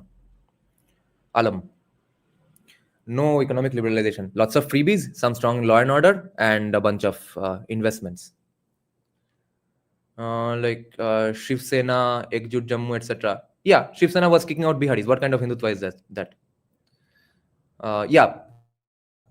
Digging up the cricket pitch to protest Pakistan. Yes, that's kind of Hindutva, and that's not been done by any other regionalist party. Would BJP coming to power drive a mass exodus of BBK from West Bengal to Karnataka? Bangadian, that's going to happen anyway. That can't be stopped. Whoever remains, maybe they get better jobs finally because BJP brings investment and stuff. Even that will happen 10 years later. By then, there's going to be almost no BBKs. Let's say the people who are BBKs today, people who are basically my generation or a little older than me, it's their kids who will get the benefits 10 years later. Then they will become BBK ideologues themselves and get into the workforce, then they will be able to get into the workforce because of BJP's investment attraction, etc. But by then, the people who are going to have those kids are also themselves going to leave Bengal. So there's going to be almost no BBKs by the time BJP does anything significant. Navav Vimarsh is saying Bangla Pakh and similar organizations want a separate country. Economic liberalization and libertarianism needs to be nationwide, but is it possible to start from one state first? It is possible, but it's not West Bengal, because libertarians need to come to power first and foremost to do that. And they are not going to come to power in a state where you need we need to get hold of a bunch of political balance to get to power. You need to declare that your freebies will be higher than the other guys to come to power. And with Libertarian Party, even or anyone self-declared Libertarian running for elections, it will be a field time, a gala time for the opposition, to do their opposition research or opposition, let's say, just spreading narratives against them. It will be a gala time that sab khana pina band, sab bhikari ho jaoge, khane ko roti nahi hoga, pehne ko kapra nahi hoga, because libertarians will come to power. Freebies sab band, sarkari naukri band, kahan jaoge, kya karoge tab? So Libertarian Party of India is not going to come to power. No Libertarian is going to come to power in West Bengal.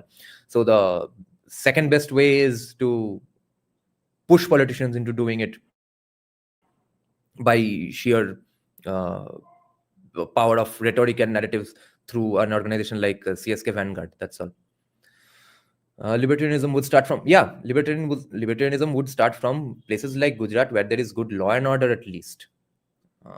I don't know exactly the law and order situation in Gujarat, but I don't hear much about it. And since there's so much investments there, so I'm inclined to believe that law and order is pretty great in Gujarat. So it can happen there. Roddudoy collab possible. For what? And redevelopment will create opportunities for lower income groups before higher income groups. Look at Bihar or UP as an example. Yes, Rishabh. How is it that libertarianism is not popular in Gujarat? No, because libertarianism, that word itself is not very popular. पूरे दुनिया में ही popular नहीं है. India में popular होगा, फिर तो गुजरात में popular होगा. इंडिया में ही in general popular नहीं है. Facebook group में क्या है? 200 लोग हैं शायद. What is the difference between 21 and 26? That great question, Historia. By the way, Historia, are you guys a Twitter handle Gaudiya Warriors? And is that Gaudiya Shana Shaptorshi bro in your team? Answer that. Okay, so the biggest difference, guys, this is a very, very important question. First, though, let's deal with the low-hanging fruits. Ke abhi RG Kod hua hai, Bangladesh hua hai. Those things are fresh in people's memories. People have lost many debates, and because of losing many debates, they have actually changed their minds that yes, if we are secular, we need to criticize Bangladesh, because 5 years, 10 years back, the argument would be, yeah, that's a country problem. Yeah, bad things are happening in Bangladesh. Bangladesh's government will answer. Why do I need to bother about it? Bangladesh's government need to ensure their minorities are not getting harmed, and we need to ensure our minorities are not going to get harmed. That's all. But people can't get away with making those arguments anymore. But the key change is the corona pandemic, which led a lot of people to researching new stuff on the internet. that has changed the most minds, including mine. Okay. I was reading up stuff because of my accident from 2017 anyway. In 2018, I become a libertarian. 2021, I become a Hindutvadi because of Sanjeev Sanyal's book. And in 2022, January, I read Sitaram Goel for the first time. All those things, none of that happened before 2021 elections, really. And even if that happened, let's say in Corona, during Corona, you became a Hindutvadi because you came across J. Sai Deepak's videos and stuff. You were probably not going to get immediately convinced enough to vote for BJP if you were a far left commie like me. Then, but now it's been 5 years. 5 years of that, you've probably become a debater yourself. You probably destroy other people in online debates. You probably have an anonymous account with an AI generated DP. You are probably one of those guys who are not even Hindutwadis in the first place, who are not remotely a right winger in the first place in 2021. But now you are. That vote matters a lot. Neon is saying, can anything be done to push for union territory status of cities like Mumbai? I feel like some cities in the country shouldn't be pulled back by messy state. Yeah, Neon, that's a good idea. That's why I support Dikshit Bhattacharya's book and his idea so much. The 75 state thing, 75 states for India is such a good idea. कब इसको हम popularize कर पाएंगे? I don't know. It would be too risky to just go around saying from CSK Vanguard ke I want 75 states as well. I want West Bengal to be broken up into 4 states. That's going to be too much of a deviation. So I'm not putting that in my priority list in the CSK Vanguard project. But I hope that someday happens. We will need to start talking about it. 75 state decentralization makes my mouth water. Exactly. For me as well. Excuse me. Shom Maiti is saying, just curious, do you have special soft corner only for Bihari people? No, I have special soft corner for anyone who is getting victimized for no fucking reason without taking into account how their decline happened. Whatever Bengalis say for Biharis can be applicable for Bengalis spoken by other people. Okay? कि तुम साला बंगाली लोग काहे इतना कमी हो, तुम लोग काहे तृणमूल को वोट देते हो. तो हमको बोलना होगा कि हाँ देखो भाई एक क्लियर डिक्लाइन हुआ है, हम यहाँ थे, हम ऐसे बन गए हैं for a various number of reasons. कुछ बंगालियों का हमारे एंसेस्टर्स का दोष है, कुछ जो लोग जो स्मॉल सेक्शन पावरफुल था उनके वजह से जो नैरेटिव्स तैयार हुए उस रीजन से हमारे लोगों का लेट्स से ओपिनियंस ऐसे बन गए. मगर ये डिक्लाइन है, हम बहुत बढ़िया थे, गांडू कैसे बन रहे हैं या बन गए, वो अगर इग्नोर करो, वो प्रोसेस इग्नोर करो, तो तुम ना इसे उस प्रोसेस को रोक पाओगे, ना वो प्रोसेस जब अगर अलग स्टेट्स में जाएगा, दूसरे स्टेट्स में जाएगा, ना उसे रोक पाओगे. ठीक है. Therefore, I'm not going to ignore the decline that Bihar faced. How is it that the land of Chandragupta Maurya, I mean even Chanakya and great classical music, great poetry up until like 100-200 years back, वो अचानक से ऐसा कैसे बन गया? कुछ specific reason से तो बना. तो रीजन इग्नोर करके तुम सिर्फ आज के बिहारियों को गाली दोगे, वो मैं टॉलरेट नहीं करूंगा. Rishabh is saying it is applicable. Lol, I always get these questions from when I'm outside West Bengal. Also, no one's asking for president's rule in Bihar today. Dada, what happened between you and that Gaudiya guy? Why are you? Oh, I'm angry with him because the last time we debated on Twitter, it was about, I think, 2 years back.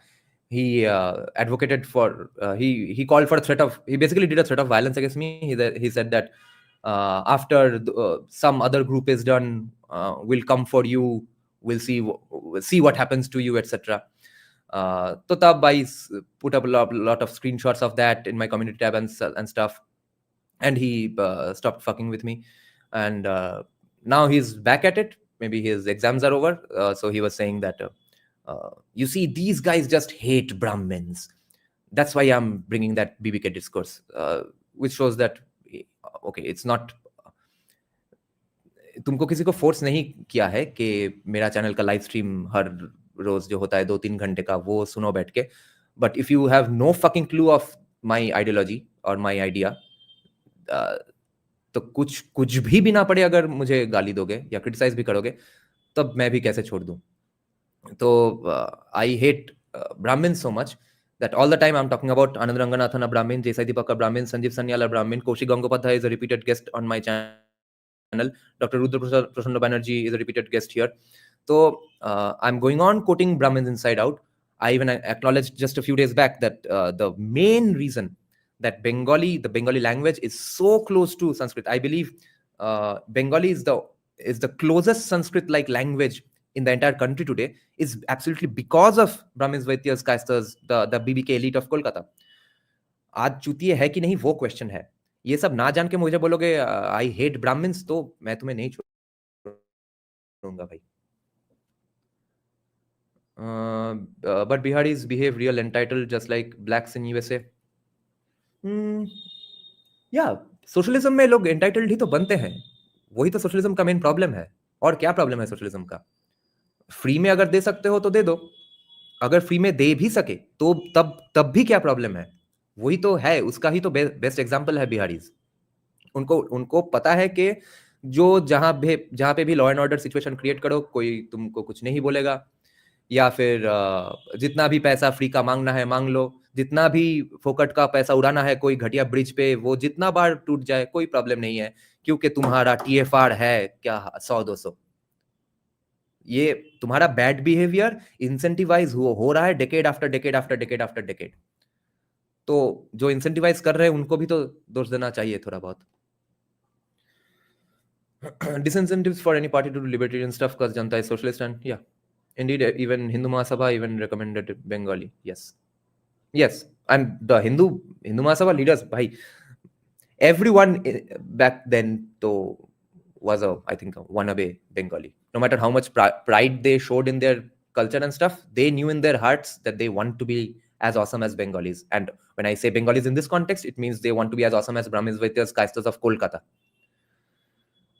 They don't also culturally try and assimilate. It's just too sickening. There's no data to back that up. Biharis pretty much speak the language of the place where they live in, and especially Bengali, which is a little farther away from getting away with Hindi speaking that they can do in other states. Biharis who are here for more than one generation speak pretty good Bangla. History is saying I have no such stands on economic socialism and capitalism. Both have shortcomings. So equally घटिया है. अब क्या false equivalency? अच्छा, by the way, Gaudiya, did you answer that question? That whether he is in your team or not, or you didn't answer up until now? Okay, let's see what this other comment is from you. Where did Gaudiya's comment go? Gaudiya, yeah. The problem with ideology of Gaudiyas are first they become pro-Hindu Bengali, then they push caste fanatics. They are type of trads of Bengal. Oh, so you're not supporting him? Okay. If BJP wins 2026, is there a possibility that they will shift the capital away from Kolkata or make Siliguri the second capital?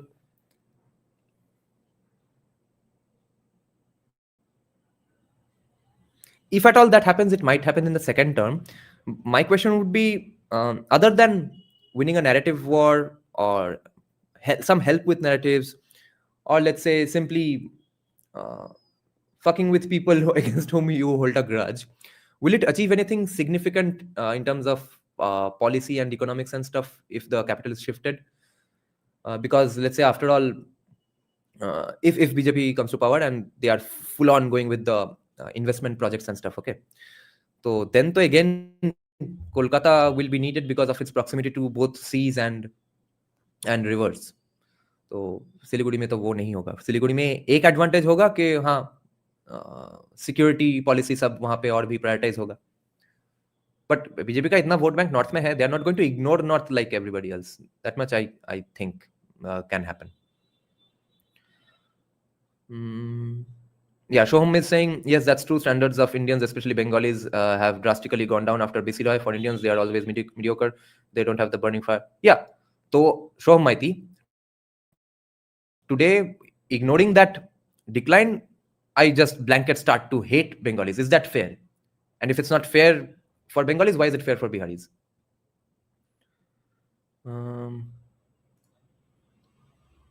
History is saying, yes, I worked with Gaudiya warriors for 2 years. Later, I separated with them because they were very much hardliners. Yeah, the Gaudiya warriors channel, it did such awesome work. They were the first ones to popularize the fact that Chaitanya Mahaprabhu was not simply Naka Chaitanya. He was a, courageous leader himself. But yeah, they spent so much time simply abusing non-Bengalis. It's just a big turnoff. But are you working with that Gaudiya Sena handle run by the guy called Shaptoshi? Dada, what are the key disagreements between you and him ideologically? Ideologically is this, that non-Bengalis, I don't think he's against non-Bengalis. Okay, there's a problem there. Gaudiya Warriors, the handle, abuses non-Bengalis all the time. This Gaudiya Sena guy doesn't do that. His problem is with anybody who lives in Kolkata, or let's say has remotely Savarkar-like views. He just wants to portray himself as some devout smarta. Although not many people in Bengal had heard of the word smarta or the smarta tradition like 5 minutes back. Okay, अभी अभी पता चला है, अभी अभी hardliner भी बन गए हैं वहां पे. तो अब ये बहुत वो they are in the Ashish Dhar category of ideologues. So everyone is a Brahmin hater according to them, and they are big anti-BJP true Hindutvadis who are going to save Brahmins. So that's my disagreement with him.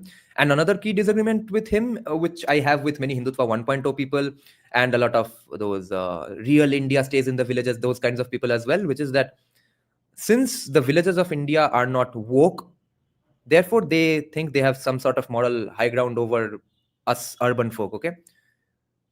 Which is absolutely statistically speaking horseshit, historically horseshit, because everything that happens in the cities percolates down to the villages in another few generations, or maybe 1 generation, 2 generations, okay? तो wokeism भी अभी अभी आया था USA से. USA में ही wokeism कब शुरू हुआ? After 2015-16 really, right? तो 2025 तक बंगाल में वोकिज्म आ जाएगा? कैसे आ गया चुतिया? बंगाल के विलेजेस में वोकिज्म सिर्फ इसलिए नहीं आया है क्योंकि उतना टाइम नहीं मिला. अगर ट्रंप एक बार और नहीं जीतता, अगर मोदी 2019 में हारता, 24 में हारता, ठीक है, अगर डेमोक्रेटिक पार्टी 24 में जीतता, अगर 16 में जीतता, तो लौड़े तुम्हारे हर विलेजेस में जहां पे रियल इंडिया रहता है, हर घर में पर्पल हेयर्ड ट्रांसजेंडर्स होते. ठीक है, कोई नहीं रोक सकता था उसे. Just by sheer luck you guys escaped that.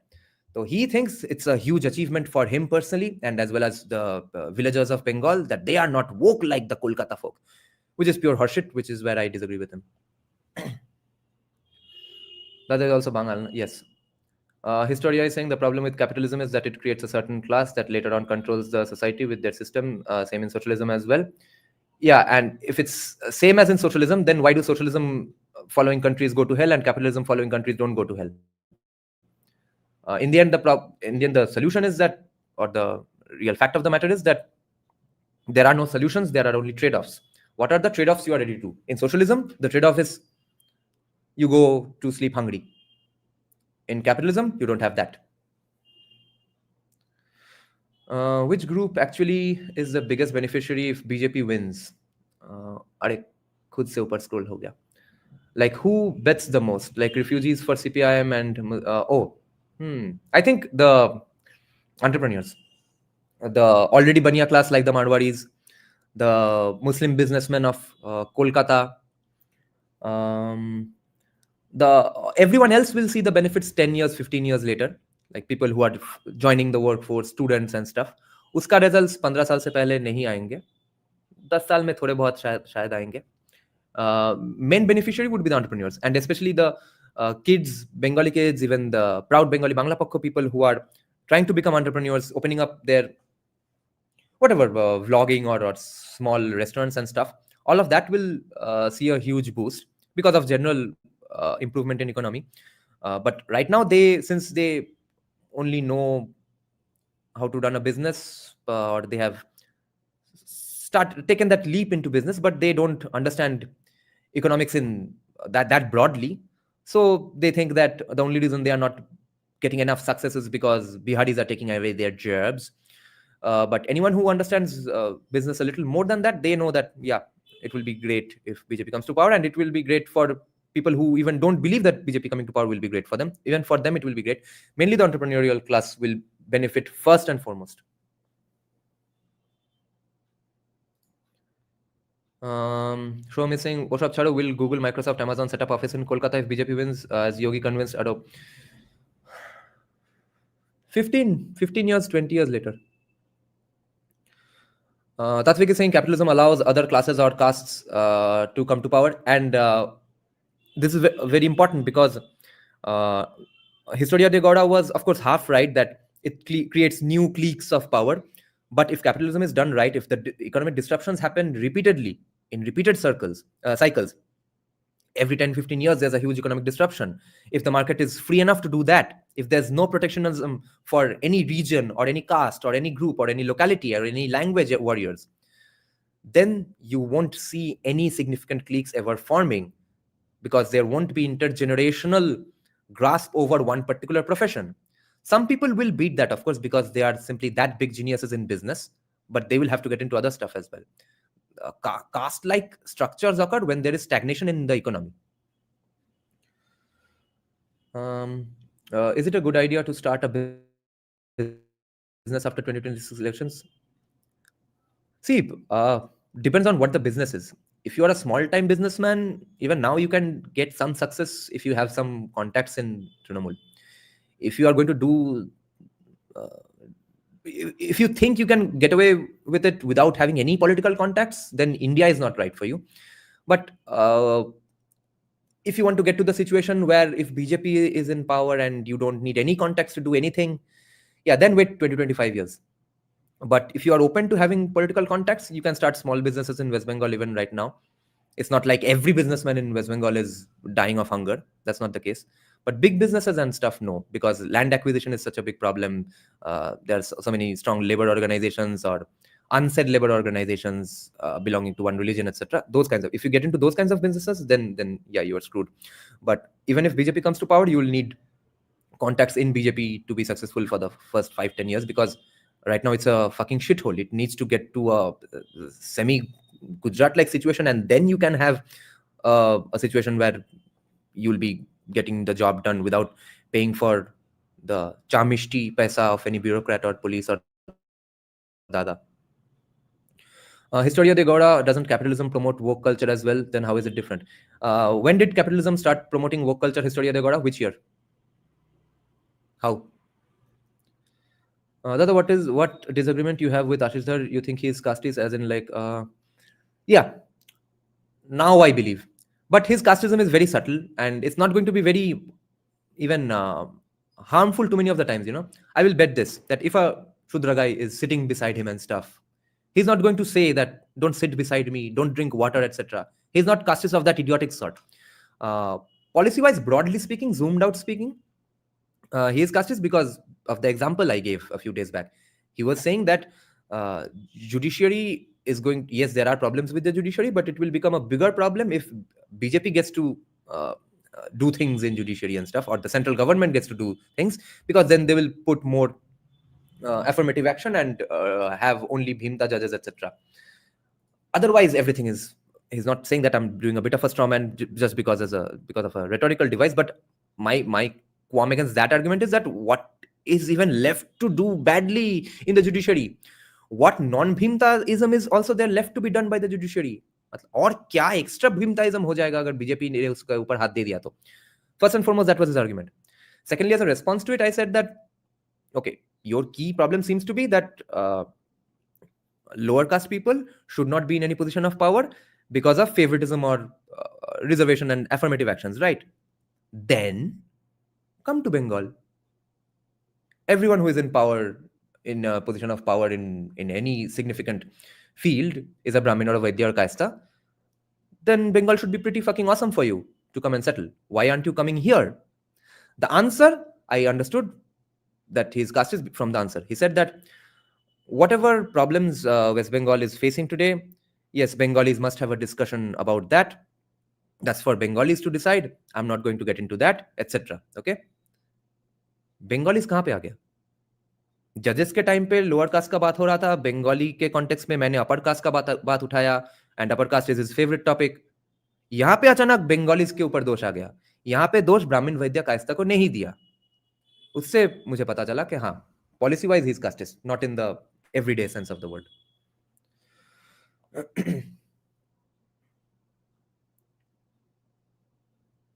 Bengaluru has 10 years in hand. After that, there are 3 things will make it unbearable: water, lack of IT boom, regionalism. Water का क्या करेगा Bengaluru?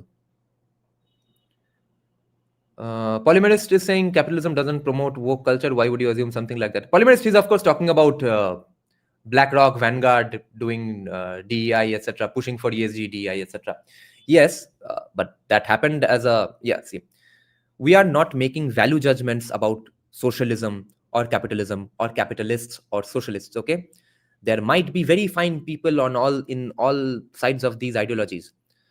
The point is not that only nice people do capitalism. The point is that capitalism ends up, maybe even unknowingly, ends up benefiting society. Socialism doesn't. Now, why did capitalism start promoting wokeism? Because their assets were handed to them when the 2008 market crash happened, and the entire country of USA was united against them and were going to fuck them.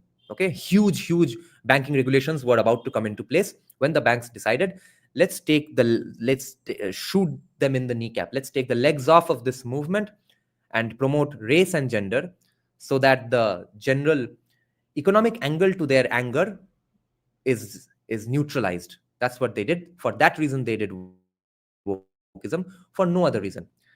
More importantly, Historia de Gora, in the end, wokeism and DI in films and stuff was market driven in a way, because they pushed it down people's throats, but they also thought it will be pretty popular because the people they mingle with in parties and in lobbying meetings, mainstream media, they're everyone believes in that stuff, right? So they were under the impression that, yeah, this might really push things in a direction we like, or this might be very acceptable. What they didn't realize was that it's not popular in the end.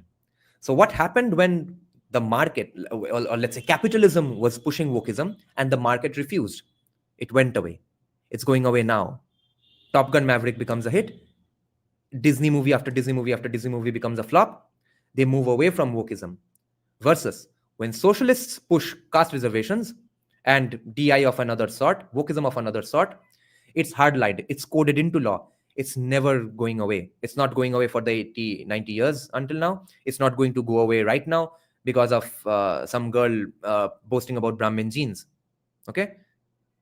It's not going away just because the market is refusing it. That's the difference between capitalism promoting wokeism and socialists promoting wokeism as well. Abhay is saying, but doesn't capitalism without dharmic code create situation like big pharma? Yes, and there is no capitalism with dharmic code. That cannot really happen. If you are saying that a particular capitalist who has a dharmic code might not do a situation like big pharma, even there I refuse to agree. I don't think that will happen. A lot of SSRIs these days, which are sold in USA, are made in India. And do you think those companies are run by atheists? Do you think a woke commie runs that big pharma company? Do you think all the pharma companies of India are run by atheists? No. All of them are devout with their puja part, probably do a lot of donations, are probably under the disciplehood of some Baba. He probably showers that Baba with a lot of money. धार्मिक code अपने जगह पे है उसके लिए. धार्मिक code का extrapolation या फिर implications in the business world क्या है, उसके लिए वो bothered नहीं है, उसके लिए वो bothered हो सकता भी नहीं है. That's too much to ask for him essentially. So we'll have to be careful of them in other ways.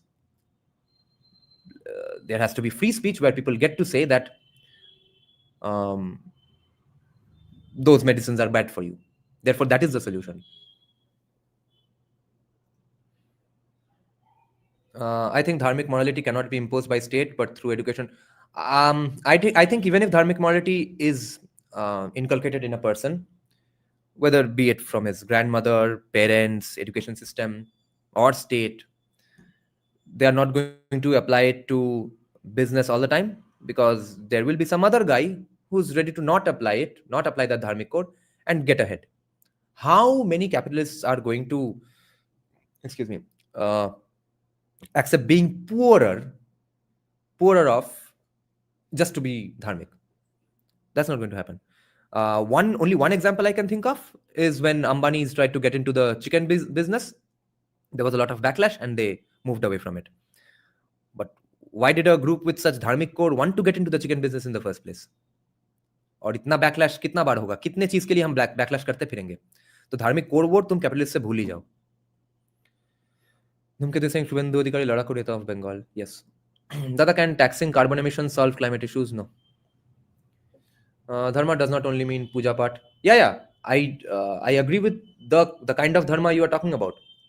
Even with that dharma, capitalism can't progress, because another guy who is not going to be dharmic is going to be richer than him in that field.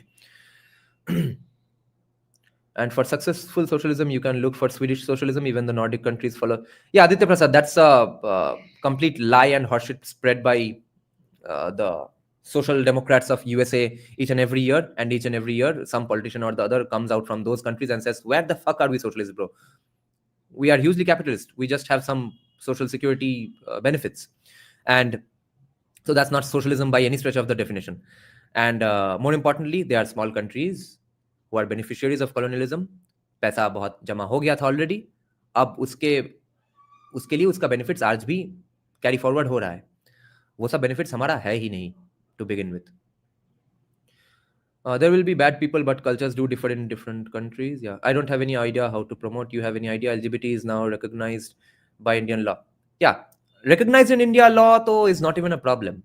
The problem is its encouragement. The encouragement was done in USA. I don't have a problem with LGBT laws. I'm not saying that LGBTs must not have the right to fuck anybody who they want to if they are above 18. Under 18, you are not going to, you shouldn't have access to transgender surgeries, of course. But other than that, I stand for every right that the LGBT people have. I don't want its encouragement. And encouragement, I think Bollywood is trying a little. It's not succeeding at all. And that's not going to succeed in India anytime soon because of the significant anti-LGBT arguments that has been taught to the Indian masses. For the people who are urban and listen to media of the entire world, Ben Shapiro, Jordan Peterson, these guys have done great arguments in that realm. And in general, people who are LGBT phobes, they are not going to let that happen anyway, who are a majority in the country. So the small minorities who are in positions of power to push LGBT agenda, they are going to be taken up by people who now know the problems with encouraging LGBT ideas too much. How do LPI free temples from government control? What do you mean how? They come to power and set a law that says, okay, we are letting go of the control of the temples. I agree with J.K. Rowling. Women's rights are compromised because of LGBT agenda. To an extent, yes. Does Rekha Patro have a future? No. Problem with LGBTQ movement? Yeah, she'll probably be an MLA from that region or an MP, but nothing significant. It's less anti-LGBT and more pro-family and heteronormativity in India. Usually society does do the kind of dehumanization that Christians doesn't do the dehumanization. Exactly. Yeah. Indian society is basically unknowingly where I am only. That, yeah, तुमको चलाना है चलाओ, कहीं पे भी थोप के मत पड़ो, ठीक है? Let's see. Problem with LGBTQ movement. Okay, what do you think can be the seat scenario if SIR is conducted successfully in Bengal? 110 for BJP, 110, 120 at best, not more than that. I'd be very surprised if BJP wins landslide. Two things. Is Geo BlackRock a dharmic capitalist thing? No. Why don't we see a good kind of woman politician in West Bengal? Depends on what you mean by a good kind of woman. Agnimitra Paul, do you think she's a bad kind of woman? Or you might say that, yeah, she's just one person. But your question is borderline on the representation angle. Okay. Why don't we see more women in STEM? It's after all an interest thing. After all, to be in politics, you need to be out on the streets all the time without any toilets and stuff, get into street fights. Why would too many women bother with that? History is saying that's the main problem is cultural socialism and woke capitalism isn't any different. History Degoda. Okay, let me explain to you again. When cultural socialism happens, they codify it into law. When woke capitalism happens, they don't codify it into law because they are capitalists. They are not statists. They are not pro-state intervention into everything. So when wokeism fails in the market, it goes away. like it's going away right now. You are going on saying woke capitalism, woke capitalism, woke capitalism, right? Is it increasing or decreasing the degree of woke capitalism? कहाँ एक तुम इस साल में कितना example दिखा पाओगे woke capitalist wokeism being pushed into mainstream media? हर company, हर जगह पे, हर फील्ड पे बैकट्रैक हो रहा है. How is that your example of woke capitalism? It happened, it came, it went away because the market refused. The socialism one is not going to go away. It's not going away in India. So why are you going on babbling about woke capitalism and equating it with socialists? How? It's going away right now. It's going away because Trump got victory. For BJP to win, they have to do stuff. One, let SIR happen and don't fuck it up. I don't think SIR is going to be that significant of a tilt for BJP. Disincentives for any party to do libertarian stuff because of course, Janta is socialist. Is wokeism also a result of downward social mobility? Wokeism comes about when a society's wealth is deteriorating.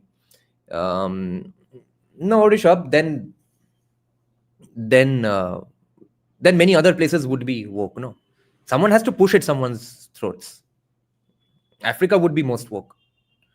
Although if you say tribal protectionism is a woke thing, then yes, Africa is woke because of that. But wokeism as we know it today, transgender stuff, those things are not happening in Africa, of course. Just look at Bhawanipur data, you'll understand. The why taxing carbon emissions won't work. Because you'll make those companies poorer, they'll shift their business to other places where they are not taxed. Aditya Prasad is saying Agnimitra Paul is a good political woman. What a joke. She openly supported that Bihari molester Pravan Singh. Oh, that is your metric. First of all, nobody knew he was a molester back when he was a candidate.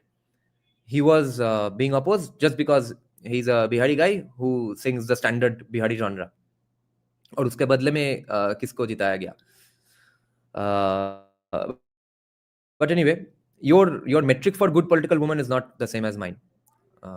My metric for a good political woman is who is a good speaker and is very involved in politics and is a street fighter as well. That's what politician means in India, and she very much meets that criteria. Waiting for Kuwait and Saudi Arabia to become woke. Nahi hoga. SIR won't matter if people are too afraid to vote in the first place. SIR is a good thing, not a deal clincher. I agree. And people being afraid to vote, that's not being tackled by BJP. That's not being addressed by BJP at all. Unless, again, RSS 4D chess arguments come up that, yes, they are really getting active. They are doing some things. They'll make sure some things happen. So yeah, that's faith, not logic. It's a belief on with the absence of data.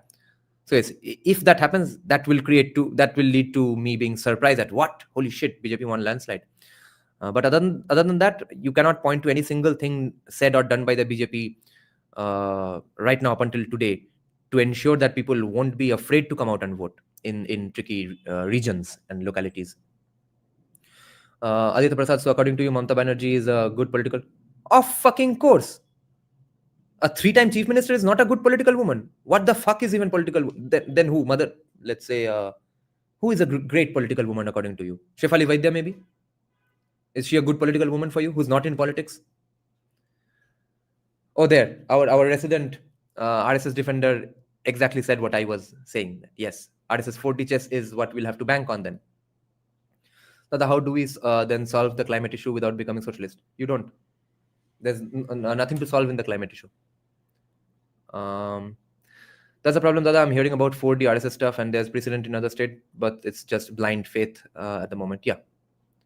I think Bengali Hindu men should convert to Islam because Islam give men make privileges. Lol. Why didn't you guys put Paul for CM candidate? She can get the woman vote, plus she's a BBK lookalike. She can't get the woman vote. Women vote. No. Bengali women are not that stupid. They don't vote for Mamata just because she's a woman. Yeah, she did like her at one point because she was a street fighter who was also going around in villages all the time. Agnimitra Paul is not that active as Mamata was. She doesn't have the street cred at all. She hasn't been beaten up like Mamata has. She hasn't almost died like Mamata has on many occasions, and she doesn't speak their lingo. Okay, you have to speak a little stupidly to connect to stupider masses. Agnimitra Paul can't do that because she is practically BBK. Her consumption pattern is 100% BBK. She's just not commie. So she's no match or equivalent of Mamata Banerjee. And then Mamata Banerjee also had other advantages from the urban Naxals, which she doesn't have. So yeah, she didn't win just because she was a woman, and neither will Agnimitra. Dada, liberal men protect women's rights, but liberal women marry into conservative community. In other societies, yes, not Bengali liberal women. They marry into liberal families only. Can TFR be increased? How? Disincentivize not having kids, increase taxes for them, and incentivize having kids. Tax breaks for people with more than one kid. Can you tell why you would be surprised if BJP wins? Good question. I don't mean landslide, but even if by a whisker, why aren't you seemingly hopeful of SIR? I'm not hopeful because what localities will those fake voters get ousted? Okay, a lot of people have more than one voter ID card for many locations. People who have shifted to a different place and all those names are also going to go away. A lot of them are Hindu names as well, and all those names are getting counted when BJP is promoting the fact that it's going to lead to an ousting of all these names, and all these ousting means that many number of votes less for Trinamool, which is not the case at all. That's why I'm not that hopeful about SIR. And another reason is that I have seen Mamata Banerjee play possum. Playing possum is a figure of speech, which means you'll act like you are very weak. Okay, let's say in boxing, you pretend to be a little hurt so that the guy comes close to you, lets his guard down, and tries to go for a huge punch. And when you go for a huge punch, you are not blocking your face, but you, who was not even actually hurt, you were pretending to be hurt, you then take advantage of that gap in his face and knock him out. Mamata Banerjee is the queen of that. And the very fact that she is putting all her fight on this SIR thing is giving me the hunch that then probably she doesn't give a fuck about SIR happening. She knows it's not going to be that much of a dent. Then the problem lies elsewhere. I'm mainly banking on this because Mamata is so excited about this. She would not let her enemies know what triggers her, what bothers her the most. She is giving the impression that she is very bothered about SIR.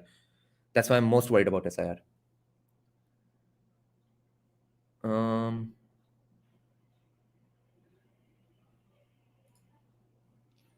So, Dada, do you deny climate change? If so, please. No, I don't deny climate change. I deny man-made climate change, and I deny that there's much we can do about it. So the best way to, I'll quote someone a lot of you all hate, so I'll not say his name, but the best way to make people and societies care about the environment is to make as many people in that society as rich as possible, as soon as possible. Other than that, it's not happening. Like mine, single like is already solved by her. Jake Banglaye bole shat ache. Sanjeev Sanyal said to first remove population control departments. Yes, we have population control departments in a country which is going down in TFR. What the fuck? Some people are actually getting salaries to run population control. Can you believe that? Salaries from your taxes. Wait. Yeah, I'll get back on the Sanjeev Sanyal horse a little once again. Maybe it'll piss a lot of you people off because you all know that it's too far-fetched to even talk about it. It's almost a waste of time. But I, from the Sanjeev Sanyal I know, believe me, him becoming chief minister would be very, very fucking awesome. And I don't think BJP is going to do that big of a surprise for anyone. I don't think it's happening. But if it happened, I can tell you it's going to be the best of all worlds, okay? Because the main argument that M. Shastri was making is very, very applicable for everyone else, not for Sanjeev Sanyal. Because and M. Shastri is fair to say it, because usually people who become technocrats are so good in studies and stuff that they are really good boys of the class. And that good boy syndrome is what makes them bad leaders. The problem here is Sandeep Sanyal is not a cute good boy. Okay? If he is the chief minister, you will see Suvendu-like administration as well, and Shamik Buddhadev Bhattacharya-like advancement in culture as well. Okay, there was another question that I wanted to take up. Someone was, Neon is saying, purely from a political acumen POV, how strong would you rate our Didi from 1 to... What? I would rate her 100 on 10. 10, of course, 10, yes. 10 being the strongest, yes, strongest.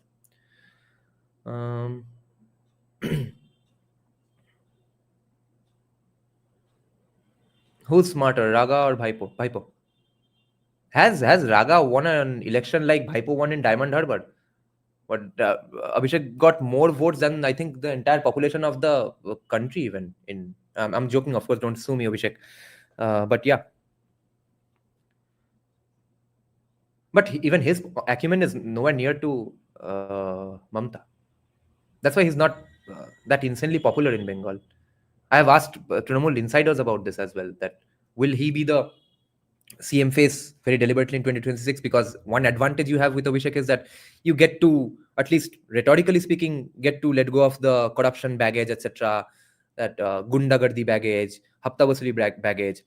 Abhishek is a nice BBK adjacent guy who speaks clear Bangla, clear English, clear Hindi, has good ideas, at least on paper. He says wants to do good things for the country, youth face, etc. Maybe the youth will be charged up. Finally, our bro is the CM, etc. Won't you get all of those advantages? The Trinamool insiders fucking laughed at my face. They said, what? No, he can't win at all. Unless Mamata is CM face, absolutely. We are not going to win at all. Population falling is a good thing. We do not have a social security pyramid scheme to support RS11. The problem is therefore not the population. No, the problem is the social security. उसको कम करना है, मगर population तो चाहिए ही होगा हर कुछ के लिए. Hindu, Bengali women, or yeah. In your community post, bro accusing you of giving money to peaceful. Oh yes, my lawyer is Muslim. His father is Muslim. His uncle is Muslim. His grandfather. I'm yeah. Of course, they will be Muslim. I meant his father is a very, very respected lawyer. His uncle is an even more respected lawyer. His grandfather was a very, very, very respected lawyer in district court. His grandmother was also a lawyer. Okay, can you believe? A Pasmanda Muslim family. Such a background. So you go to Alipur court and say his name or his family's name, you'll get to know why I hired him. And his uncle is the one fighting Shamishta Panoli's case. Panoli's bail was rejected, then his uncle got her the bail. They are still fighting Panoli's case only, and many other cases as well. His entire family is practically in the BJP legal cell now. I didn't hire him because they are in the BJP legal cell. So BJP is hiring them for competence. I'm also hiring them for competence only. There can be no economic development without sizable young population. How do you classify Pasmanda and Ashraf? Oh, specific surnames. Bangali Hindu Jara CPM TMC ke vote diyeche, they are okay with their daughter. Oh yes, they are okay with that. They are roughly about 2.5 years behind your child. What does BBK mean? I'm not from West Bengal, so I don't know much. Okay. It's going to be a fun exercise explaining this in every live stream, but I think it's fair that we do it because so many people keep asking in the community tab anyway. Okay. So Crimson Moon.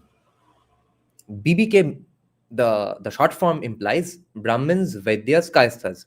In Bengali, we pronounce Vaidya as Boiddo, therefore it's Brahmon, Boiddo, Kayastha.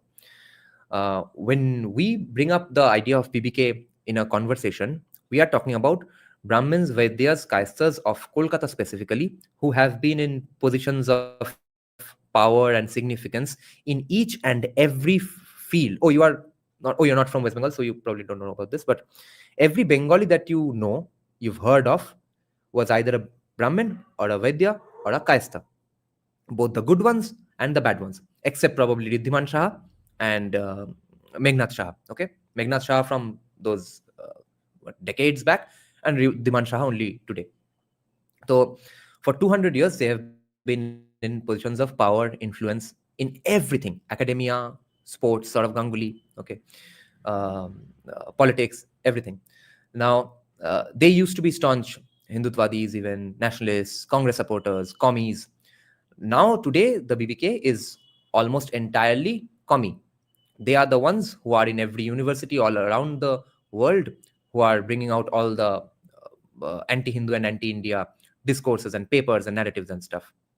So there's a significant historian, Shekhar Bandyopadhyay, whose paper we discussed from our channel as well. I think 2 of his papers we discussed from our channel, and some historians before that as well, found and actually realized, stumbled upon the fact that the Bhadralok class that people say, people usually use the term class for Bhadraloks, but it's actually a caste, because when you say class, it means you are talking about only economics and not cultural capital and social capital. For including cultural capital and social capital into the conversation, you'll have to call that group a caste, especially if it's hereditary. So Bhadraloks actually are a caste, not a class. And Shekhar Bandyopadhyay, I think, first officially said that the Bhadralok is a caste. And who is the Bhadralok? People abuse Bhadraloks all the time, but when we bring out the caste aspect of it, then some right-wingers get pissed off with us, which is hilarious, but because they haven't heard the full argument. Now, Bhadraloks are pretty much Brahmins, Vaidyas, and Kayasthas, at least according to Shekhar Bandyopadhyay, entirely. Some might be adjacent, some might have become adjacent, like today. Shahas of Kolkata are pretty BBK adjacent. I am pretty BBK adjacent because of my upbringing. Even my previous generation wasn't like that. My father's side was dirt fucking poor. My mother's side was not dirt poor, a little less poorer. But since my grandmother was a college graduate even back then, since my mother is an MA B.Ed from JU, my upbringing was just like Brahmins, Vaidyas, Kayasthas of Kolkata. So I am practically a BBK. Although not exactly, because after all, I'm not Brahmin, nor Vaidya, nor Kayastha. I'm BBK adjacent at best, maybe. So my consumption patterns, in terms of what I eat, how I eat, what sports do I consume, how do I consume it, what are my modes of watching that sport, what clothes I wear, what are my music tastes, movie tastes. These are called consumption patterns. Any exclusive group has a consumption, has a very specific and distinct consumption pattern. And that is the real definition of a caste. Every caste has a distinct consumption pattern and is an exclusive group. Castes used to be like that. Today, what you see in the name of castes are essentially fancy dress competitions. They don't follow all their caste rituals. They don't follow their caste professions even. The status hierarchies have changed depending on where you are in the country, where you are in your professional life. Okay, so their caste existence, caste identity is going on only and only because the government of India is going on recognizing their castes. So they are going on with their fancy dress competition. The other form of caste, which is an exclusive group with a fixed consumption pattern, by that definition, by the definition in which definition castes would actually apply even 200 years back, today Bhadraloks are a caste by that definition. So these Brahmins, Vaidyas, Kayasthas are the biggest problems of West Bengal today because they are generating such commie discourse. Now, what is our reasoning behind bringing up the castes of these people? Why can't we just say Bengali commies? Or why can't we just say Bhadraloks? Why can't we just say Bengali commies of Kolkata? Why can't we say elites of Kolkata? Why caste specifically? Here is what idiot fucking dumb right-wingers, Hindu right-wingers, don't listen to our argument and quit the live stream by the time I have said all this. The reason to bring up their castes is they are the ones who go around telling each and everyone else in the country that they are casteist. According to them, Bihar is casteist, Haryana is casteist, UP is casteist, Gujaratis are casteist. I don't know, maybe they don't know about Gujarat's caste dynamics all that much. And that's because there is clear caste politics in UP, Bihar. There is clear caste-based bad behavior that gets reported in UP, Bihar. And any crime is looked from the lens of caste in UP and Bihar. today, if a Brahmin vocalist and a Vaishya guitarist in a band have a fight in UP and Bihar, the headline next day will be Brahmin beats up Vaishya. If my Brahmin vocalist and I have a fight in Kolkata, the headline tomorrow will be a vocalist and a guitarist had a fight. Okay, so caste atrocity data is let's say distorted because of that reason as well. Meanwhile, so when the Brahmins, Vaityas, castas of Kolkata are going on calling everyone else casteist, they are in position of power in Bengal for 200 years. While they are saying the very fact that there aren't enough Dalits in positions of power here and there, etc. Okay, why isn't there a Dalit CM? Why isn't there a Dalit PM? Why isn't there a Dalit professor? Why isn't there a Dalit cricketer? Okay, cricket team में reservation करो etc. Waste Bengal में सब कुछ ब्राह्मण वैद्य कायस्थों के हाथों से चल रहा है. Okay, you don't even know of any Bengali who is not a Brahmin or a Vaidya or Kayastha. So in order to point out their hypocrisy, we focus on their castes. And dumb Hindutvadis think I hate Brahmins, even though I'm talking about pretty much Brahmins all the time. I want a Brahmin to become the chief minister of West Bengal. His name is Sanjeev Sanyal. Okay, so and it serves many other purposes as well. People outside Bengal who believe that yes, the one great benefit with West Bengal is that there's no Bhimta politics. Yes, because there's no Bhimta politics, only Brahmins, Vaidyas, Kayasthas remain in positions of power in Bengal, and only lower castes die in every case of political violence. For example, Modi Jhapi, when did it happen? 79, right? 78 or 79, I don't remember exactly. So, entirely a massacre of Dalits, and they got away with it. No intellectuals spoke up about it because of their careers and stuff. But okay, mainly the reason was there was no Bhimta politics, as you would say, in Bengal. And the other reason was, how could they get away with it? Because they didn't have to give a shit. And the way castes actually function, in terms of it being an exclusive group with a specific consumption pattern, some people matter less because they are not of your status. And in the end, everyone is a casteist because people usually marry in their status group, right? Unless you are being forced to marry a guy or a girl who's way outside your status group just because he's from your caste, etc. That's the distortion we are talking about. But in the end, Virat Kohli marries Anushka Sharma. Okay, he's not going to marry your sister unless you are someone famous, of course. So that kind of statutism is going on anyway. The problem with that statutism, which is absolutely casteism, is that some people matter less. So when Modi Jhapi happens, a genocide of Dalits happens, Brahmins, Vaityas and Kayasthas of Kolkata do not bat an eyelid. Okay, few days back, Sandesh Khali happens, lower castes are harmed. Okay, a lower caste woman, countless lower caste women are raped and stuff, allegedly. No one gives a flying fuck. Okay, every political violence. Okay, 2021, then panchayat elections of West Bengal, about more than 50 people died in a matter of 2 days, etc. Even the 11 Congress workers who died in I forgot the year, but commemorating their martyrdom, Trinamool Congress does a Martyrs Day celebration sort of a thing every year on 21st July. They were also lower castes. So no one cares about these people. Okay, yeah, Trinamool cares about that particular incident because that's their excuse of doing a brigade-like thing. A brigade used to be, the ground was called brigade. CPIM used to hold one gigantic rally every year there. So Trinamool was looking for an equivalent of that. So they took up 21st July to commemorate that. So repeatedly, we are seeing one particular pattern in Bengal. Lower castes die, no one gives a shit. Be it in Modi Jhapi, Sandesh Khali, political violence. RG Kar happens. West Bengal comes to a halt. Because it's someone from the city. It's not because of her caste directly. Jyoti Basu did not think that, oh, these are Dalits, let's screw them because he read the Manusmriti. That's not how it happened. People who are doing the processions for that Arjikar victim, they are not thinking, oh, she's a Brahmin Vaidya Kayastha. Okay, then let's go to a procession. But the cultural capital, social capital, the position of privilege that Brahmins, Vaidyas, Kayasthas of Kolkata enjoy, that gives them the eyeballs when they see some harm. That is the key problem here. Okay. And the other problem being, if you say that just by the fact that Dalits are not there in any position of power in UP and Bihar, that makes that those states casteist, how the fuck are you not casteist? That is the history and the definition of BBK.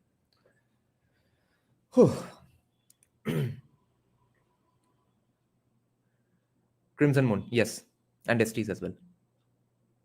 What was the caste of the woman that suffered it? SC, Dalit. শ্রীরামপুরের শুভলগ্ন চক্রবর্তীকে সুলতান আলী মেয়েটার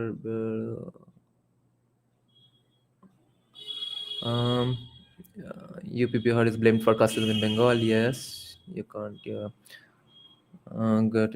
Go to Bangladesh. Yeah. Dada বুঝে গেছো আর কত explain করবে? Oh yeah. Now I need to give so many clarifications because otherwise some people will again unsubscribe or again tomorrow put up a status saying these guys hate Brahmins. कल ही तो वो गौरिया सेना भोसरी के मेरा स्क्रीनशॉट लेके post कर रहा है कि आई हेट ब्राह्मण्स. तो ये पूरा एक्सप्लेनेशन सुनते रहो, एक दिन ना एक दिन सब लोगों के कान तक पहुंचेगा. दादा, when are you going to write a book? I'm going to start any day. I intend to finish it by November. Let's see.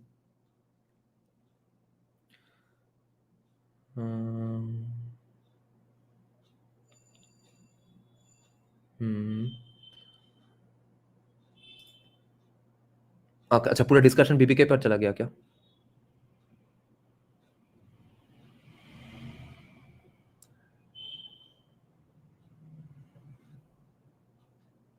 The leftist Shogato Singha is again with his no vote to BJP. Yes, he is ghosting me now. He has been ghosting me since first I didn't realize why he was ghosting me. I sent him the video of me getting assaulted. He didn't even respond in the inbox. Not even an emoji reaction. I thought that was pretty weird. So I thought maybe he's just afraid and stuff. Then I think I pissed him off even more by pointing out how Chotipam's wife is a big Trinamool supporter. And so you see, caste again applies here as well.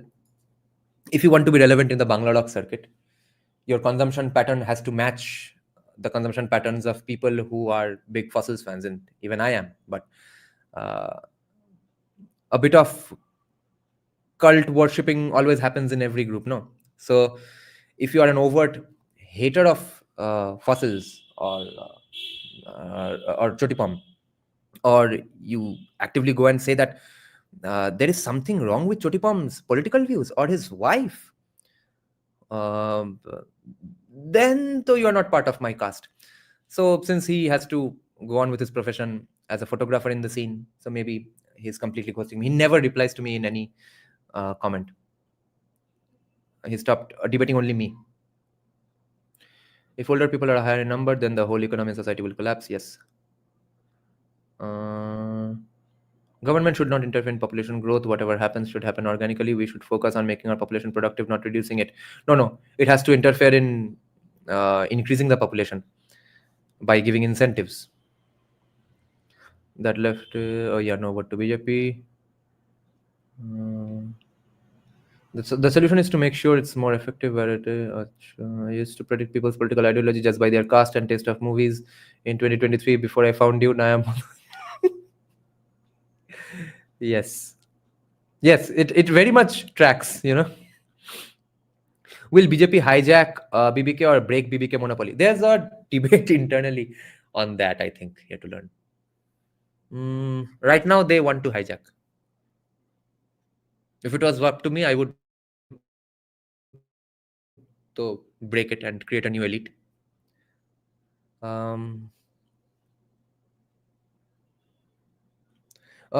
Which will be beneficial in the end. I think in the long run, it will ultimately be beneficial if they are hijacked, not destroyed, because after all, education is important, no? And they have generational cultural capital and social capital, and if people with generational cultural and social capital turn pro free market, pro Hindu, etc., that's beneficial. CSK's situation with Fasal is exactly when he just said never meet your... Yeah, now he has... Yeah, I used to defend him up until 1 year back, but there has to be some limit to you cozying up to people when it's going to such dogs. And when you wrote a song like Bicycle Chore during the heyday of Kolkata, of West Bengal's glory for a few years during Buddhadev Bhattacharya, back then you could write Bicycle fucking Chore. And now you're not going to say anything ever and just go around singing pussy fucking songs for movies which are funded by your favorite politicians. Then fuck off. Then you're not a rock star.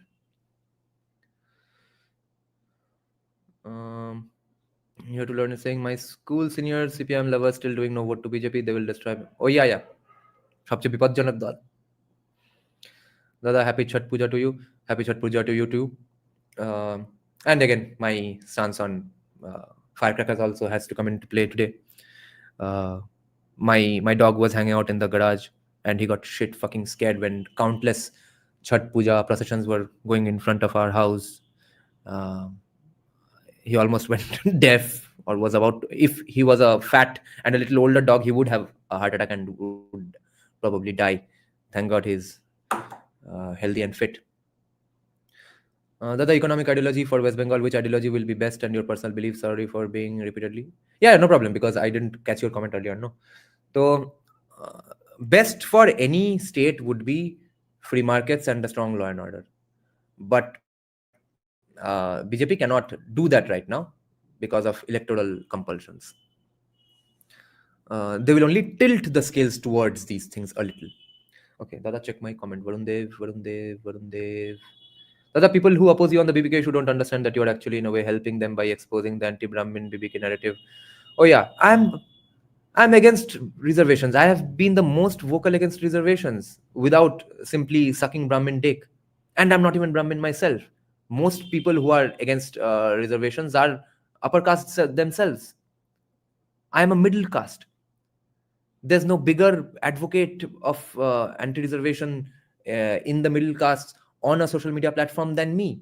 And they think I hate Brahmins. तो इसको इन चुतियों को गाली नहीं दूं तो क्या और क्या करूं? I'm seeing some BBKs geoeducated in my office that are making some pro-BJP noises. Yeah, they're not going to be overt about it because then they'll lose their caste. People lose their caste, remember?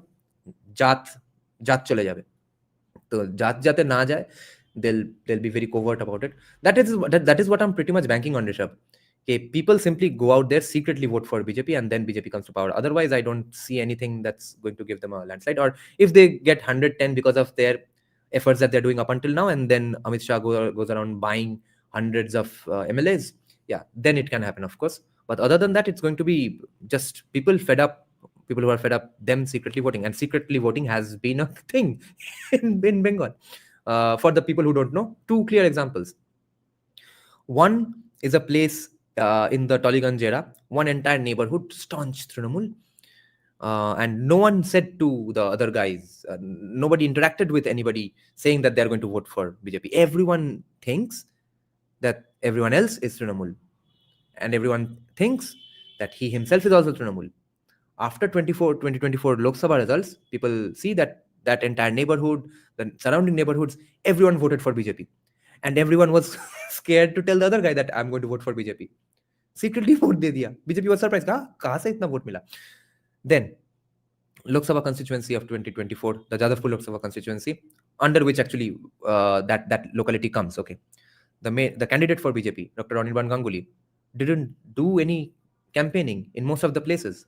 Okay, the TMC candidate and the CPM candidate, both young guys and girls, the one young guy, Srijan Bhattacharya, and one young woman, Shayani Ghosh, MP right now, and used to be an actress. Both of them campaigned their asses out in all places. So, not just because of Anirban Ganguly not doing enough campaigns, but in general because of the population breakup here, not population breakup, the ideology breakup in this region. Even hardcore BJP supporters thought that, yeah, we don't care about this constituency. Anirban Ganguly will come in third. He comes in second.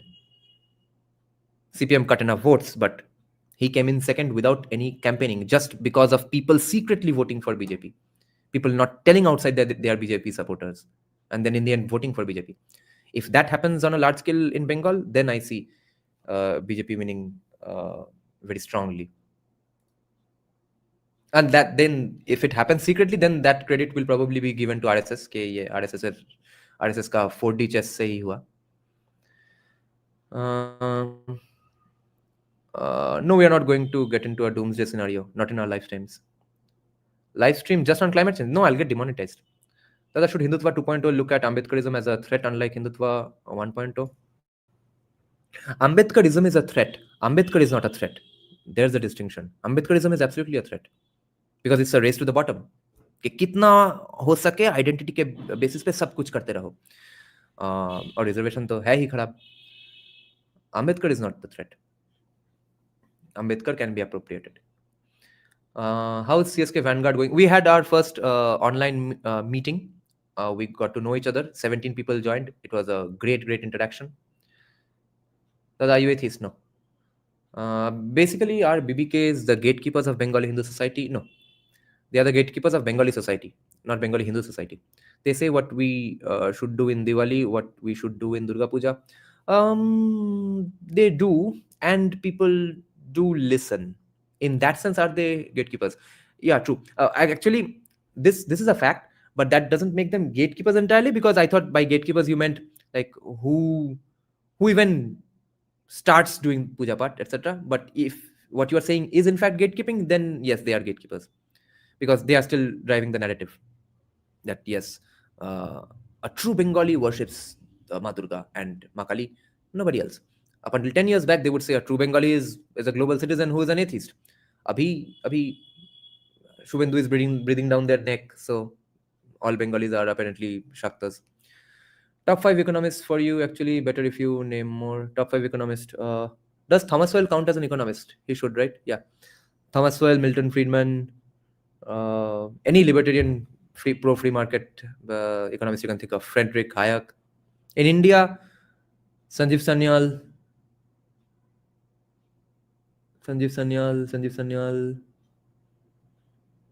Who else? There are some other people, but they are so weirdly, they have such a Congress fetish that they ignored all of Congress's misdoings. That's why I can't tolerate them. And that is the key difference between them and Sanjeev Sanyal, which is why he's not just a good boy who's a technocrat. He'll make a very good chief minister as well. Jagdish Bhagwati. Is he pro-Congress? Vivek Debroy. I've not read his economic stuff. Is Suvendu actually breathing down their neck? See, from by a lot of metrics, definitely overall BJP is breathing down their necks, because people are having to change their stances after all. Like I said, otherwise, why would BBK say that? Why would BBK obsess over Ma Durga? Have they ever obsessed about Ma Durga for all these years? The commies are mainly the BBKs, right? They are the ones who would attend their morning Durga Puja, maybe even go for Anjali, but would tie their janeu as the shoelace and stuff. अचानक इतना भक्ति भोसड़ी का कहाँ से आ गया? That's because they have to prove themselves to be Hindus, because the atheism thing does not have. Oh my God! Now Shodav is asking about BBK. Fuck. Hey, rewind kar bada. So the atheism thing does not have any purchase anymore. Secondly, so many commies, including that guy Shogato Singh, is going around saying that yes, both sides have problems. Yes, even Islamic fundamentalism is bad. Yes, he puts up news after news of bad Islamist behavior here and there, Bangladesh here and there. Okay, he tries to be a balanced guy. ये balance का भक्ति, balance के प्रति प्रेम, ये last 2 साल में आया है, उसके पहले कभी नहीं था. And I asked him directly even, how all of a sudden? No one used to do this before. He said that, maybe others didn't. They had their own thoughts. But see, since I am a balanced guy, therefore I do it. He doesn't know that either he's doing it consciously and he's a fucking liar, or he's doing it subconsciously because he sees everywhere that his completely anti-Hindu secularism does not have any fucking purchase anymore. So yes, definitely Suvendu is breathing down their necks.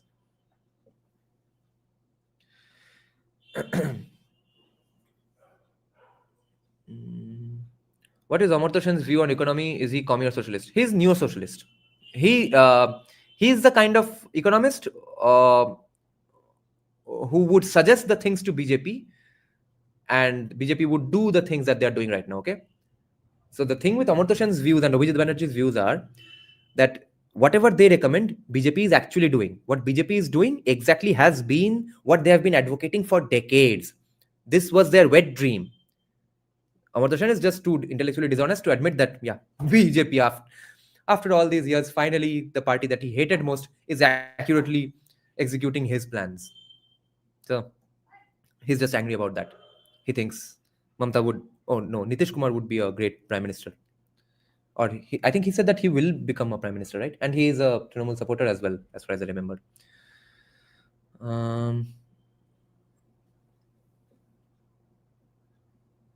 One thing Varun Devi Singh suggests some books, videos, channels, individuals to learn on climate change. Listen to both sides of the argument.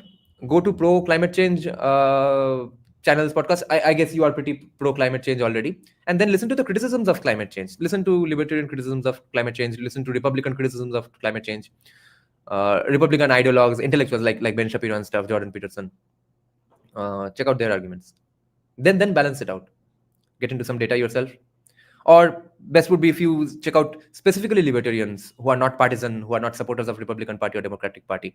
Check out Reason TV. One thing I admire about Bengalis is they are willing to learn new stuff, but provided the new stuff is different from the existing narrative. I love the comments I saw on the FB post of CPM. Because BJP is leftist after all. Yes. CPM stall in front of... wait, it scrolled up. CPM stall in front of Puja Pandal. The young guns attack them in FP. Lol. Can non-Bengalis join CSK Vanguard, and what can Southern Indians in CSK Vanguard contribute, since we can't? Yeah. CSK Vanguard has many non-Bengalis and people from outside the state and outside the country as well. So the people who are not from Bengal can either open a CSK Vanguard chapter of their own and hold offline meetings and attend literature festivals and stuff and push intellectuals or politicians whenever they meet them and push them on the policies. And if you just want to stay online, join our online branch only. Not branch really, but we are going to be active online as well, right? So there's no distinction between Bengali and non-Bengali. We are going to be debating in English, Hindi, Bengali. We're going to be pushing people, debating commies in all these languages. So there it doesn't matter what your mother tongue is or where you live. Abhijit Banerjee has worked in Gujarat before, and yes, and his new lab is in UP. Raghuram Rajan implying manufacturing is trivial for you. Yeah, many people keep doing that. And many significant people, not just, let's say, today hated guys like Raghuram Rajan. Some intellectually honest people are also saying that. And a lot of intellectually honest people are also saying that, no, there's still time for manufacturing. So we can't make a judgment based on who is saying what. But I personally believe we'll have to do some manufacturing at least. Because we have a lot of barren lands and stuff, even in Bengal. Those places need to be industrialized. And Goa, such a delicate place, such great, strong environmentalism, such strong hippie culture there. Even they have such a great industry. I couldn't believe my eyes when I was returning from the Malsa Narayani Mandir to Panji and I saw Panjim. And I saw a gigantic Siemens factory. And then I remembered, holy shit, Siemens is in Goa. We never even hear of these companies in West Bengal. No youth even talks about, why isn't there a Siemens factory in West Bengal? लड़ ये बोल रहे कि हाँ यहाँ पे कौन से खाना का स्टॉल दे, व्लॉगिंग किस बात पे करे, ये है डिस्कोर्स बंगाल का. तो if Goa can have a Siemens factory, West Bengal can have many things, and entire India can have many things. But just don't go pointlessly doing a factory in Himachal Pradesh now. तो सब कुछ धुल जाएगा हमको दिख ही रहा है. So yes, there's enough barren lands, enough bad lands where there's not much agriculture, where we can do as much agriculture, as much industry as possible without too much environmental harm. And when free markets are encouraged, when innovation is encouraged, when innovation is not looked down upon, when failure in innovation is not looked down upon, you will have innovation in even technologies that can accurately handle the environment, can safeguard the environment, can let's say greatly handle industrial waste, which is one of the biggest problems that India will face when we industrialize a lot. So in the end, the solution is just encourage and let innovation happen. Foster a culture of tolerating innovation. Foster a culture of tolerating the flamboyance that comes with innovation. And innovation will not happen by at the hands of people who are just cute, law abiding, not law abiding, I mean rule abiding, rule following, good, nice boys. They're not going to do innovation. They'll be great employees, they'll be great CEOs in companies which have been founded by other people. They'll never innovate something on their own. So, that kind of personality building has to happen in the families. You can't grow up being deathly afraid of your parents. And the state also has to stop pretending to be your parent every now and then. Kabhi parent hai, kabhi parent nahi hai. We need mavericks, yes. Delhi population problem is mainly due to its geography. Every huge city will have a population problem. It's a good sign that it has a population problem actually. Dada, what's your view on Milton Friedman guided Pinochet's Chile? How do you think it went into hyperinflation? How did Pinochet follow Milton Friedman? And hyperinflation will always happen when you print money for no fucking reason. And inflation is the biggest thing. That's one of the key things opposed by libertarians. Oh, you meant pollution, not population. Okay, yeah. So libertarians are always saying that inflation is another tax. Don't print money. Libertarians are in favor of abolishing central banks. Okay. So I don't know how much, what kind of Friedmanism Pinochet followed. Suvendu destroyed Holdia. I don't think much changes even if BJP wins. How did he destroy Holdia? By being in favor of what?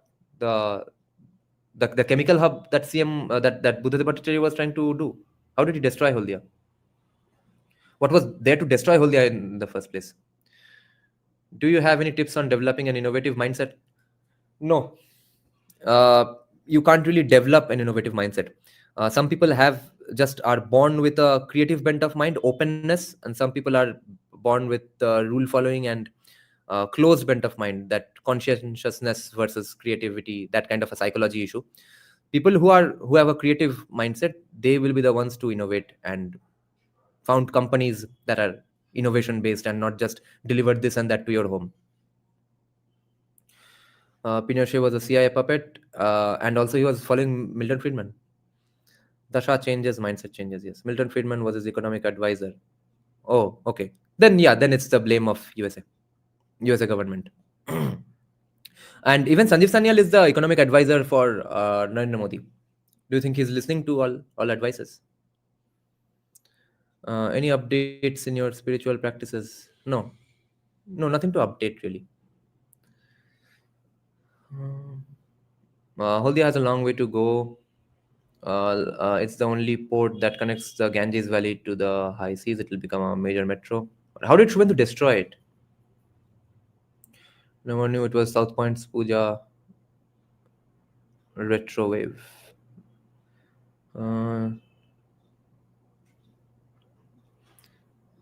Dada, someday please do an audience introduction on economics. These beliefs that India can do without manufacturing is a joke. Yeah, a lot of people bring up the environment issue, but we have enough barren lands, and we need more innovation to happen in the field of, let's say, pro-environment technologies as well. That will balance things out. Solutions always come from the market, not from the brains of a bureaucrat. Siemens क्या बनाता है अभी? I don't know. Mobiles अभी तक बनाता है क्या? I don't know. I think they probably make some other parts of some electronic products. If you want Delhi pollution to go down, you have to make Delhiites start doing Durga Puja like Kolkata, same intensity. By the time Diwali comes, they'll run out of cash for crackers. No. वो stubble burning बंद करना होगा तो. Kolkata has even more possibilities than Bangalore. Yes, and West Bengal has more possibilities than Karnataka, I think. I think Siemens has a huge building in Kolkata. I think factory. Yeah. Lodu Siemens. Why do you all hate Siemens now? Manufacturing is quintessential for internal consumption, disruption of labor resources, economies of scale, etc. So many things. Yeah. And especially the entitledness of labor netas. If industry waste is treated properly, then it doesn't produce as much pollution. But of course, the government checkers take money. Yes. My views on environment is easy. First we will industrialize and then we will think about pollution part. देखो pollution होके पूरा का पूरा नदी poisonous river बन जाएगा, उसके बाद क्लीन अप नहीं कर पाओगे। उसके बाद क्या वंतरा के जैसे या फिर वहां से चीता उठा के लाते वैसे भी मछलियां भी छोड़ोगे रिवर में, तो वो एक साथ ही होना है as soon as possible. But that's not climate change. Siemens restricted hiring freshers only from tier 1. Oh, अच्छा, वही गांडू में। हाँ, भुगतने दो। They will be the ones suffering in the end. Look at Siliguri and Haldia, both warehousing cities. You can earn billions by trade without industries. Yes, but how did Suvendu destroy Haldia? I'm not getting it. I'm not saying it because I'm some huge Suvendu supporter or something. I'm genuinely curious about this accusation. Since you've been led across most topics by questions, what's your take on gun laws? चलो ये भी recap होता है. Guns are very important for your self-defense because everyone who has the potential to kill you, other than like some jilted lover or a family member who gets pissed off with you one fine morning, those people who are not criminals but might take to crime one fine morning because they are pissed off with you or hate you. Other than that, anyone who has the potential to kill you, i.e. any criminal, or especially a political criminal, already has a gun. Therefore, you must also have a gun and have very easy access to guns, not go through a bunch of loops. It is like saying I will earn money and get fat as fuck and then focus on fitness. Pinochet turned Chile into an almost developed country. Look at the GDP per capita. Okay, I don't know about Chile on that much, but he's saying that inflation also happened. Did it happen because they were USA stooge and USA was going on printing, therefore their currency also got fucked? Did it happen because of that? Pinochet also destroyed commies there. Most importantly, police is for law enforcement, not for your personal protection. Yes. My environmental views is have a robust waste management and disaster. Yeah. And don't fuck with sensitive zones. Yes. Don't burden them with over. Our fucking with sensitive zones is now, I think, that ship has sailed. I think hopefully the government has realized we don't have the capacity to deal with that. नहीं तो जितना पैसा भोसड़ी के कहीं और जगह factory लगाने में जाता, वो सब पैसा तो वैसे भी खर्च हो जाएगा जब तुम कोई जगह का एनवायरमेंटली सत्यानाश हो जाएगा, उसका फिर रिकवरी करते करते ही सब सारा पैसा खत्म हो रहा है. हिमाचल का अब जो रिजुविनेशन होगा वो उसका पैसा भी तो आएगा हमारे टैक्सेस से ही. तो इससे अच्छा था कि उसको ना डेवलप करते. वैसे भी डेवलपमेंट के लिए तो उतना हुआ नहीं, हुआ तो मेनली बिकॉज ऑफ द वो क्या कहते हैं उसे, व्हाट्स द टर्म, वो ट्री स्मगलिंग के लिए हुआ ना. सारा का सारा तो पेड़ पौधा काट के कहीं पे स्टैक करके रखा था, सब रूट्स बिक गए. अब देखो कि फिर वहां के लोगों को जस्टिफाई करके हिंदुत्ववान बोलेंगे कि देखो कितना हिंदुत्ववादी है, देखो कितना नॉन वोक है. हिमाचल में तो कोई पिंक हेयर वाला ट्रांसजेंडर नहीं मिलता है, तब देखो कितना बढ़िया, कितना भक्ति है, कितना धर्म रक्षक है, कितना धर्मा को प्रोटेक्ट किया है, और मोस्टली विलेज काइंड ऑफ है, therefore they are one with nature. Meanwhile पूरा का पूरा जंगल लौड़े का मार के काट के साफ कर दिया और सब अब फ्लड में जाके भीग रहा है और फ्लो करते जा रहा है. अब वो जगह का पूरा रिकवरी का पैसा भी हमारे टैक्सेस से आएगा. ठीक है, तो yes, we have to absolutely stay away from ecologically sensitive places. They are still fucking up Himachal with developments of roads and tunnels and stuff, right? Not really industrialization, right? By tier 1, tier 2 itself has 50 plus colleges. Why would any sane company that's willing to take the pain of search for a few good students across 100 plus colleges? It doesn't make economic sense. Supply इतना है, demand और भी बढ़ सकता है when we go through more industrialization and we end many labor laws etc. उसके लिए election वो इलेक्टोरल कैपिटल होना जरूरी है. ये सब बहुत बहुत स्लोली ही होने वाला है इंडिया में. दादा, who is your favorite CM in India today? Mine is Yogi Adityanath, and I want somebody like him to become CM of Bengal if BJP comes to power here. Yeah, mine would be between Himanta and Yogi, of course. So I think Yogi, because he is starting from a much more bottom situation that Assam is not really starting from. So yeah, Yogi. No updates here to learn. I see a lot of slutty girls being devotees and carrying on this. Yeah, that is such a weird phenomenon on Instagram. What's with that? Do they have some sort of internal devout Hindu sluts WhatsApp group or something? कि जो जितना slutty है उसका हिंदू भक्ति भाव उतना ज्यादा है. हरे राधे राधे, हर हर महादेव सब ने लिख के रखा है.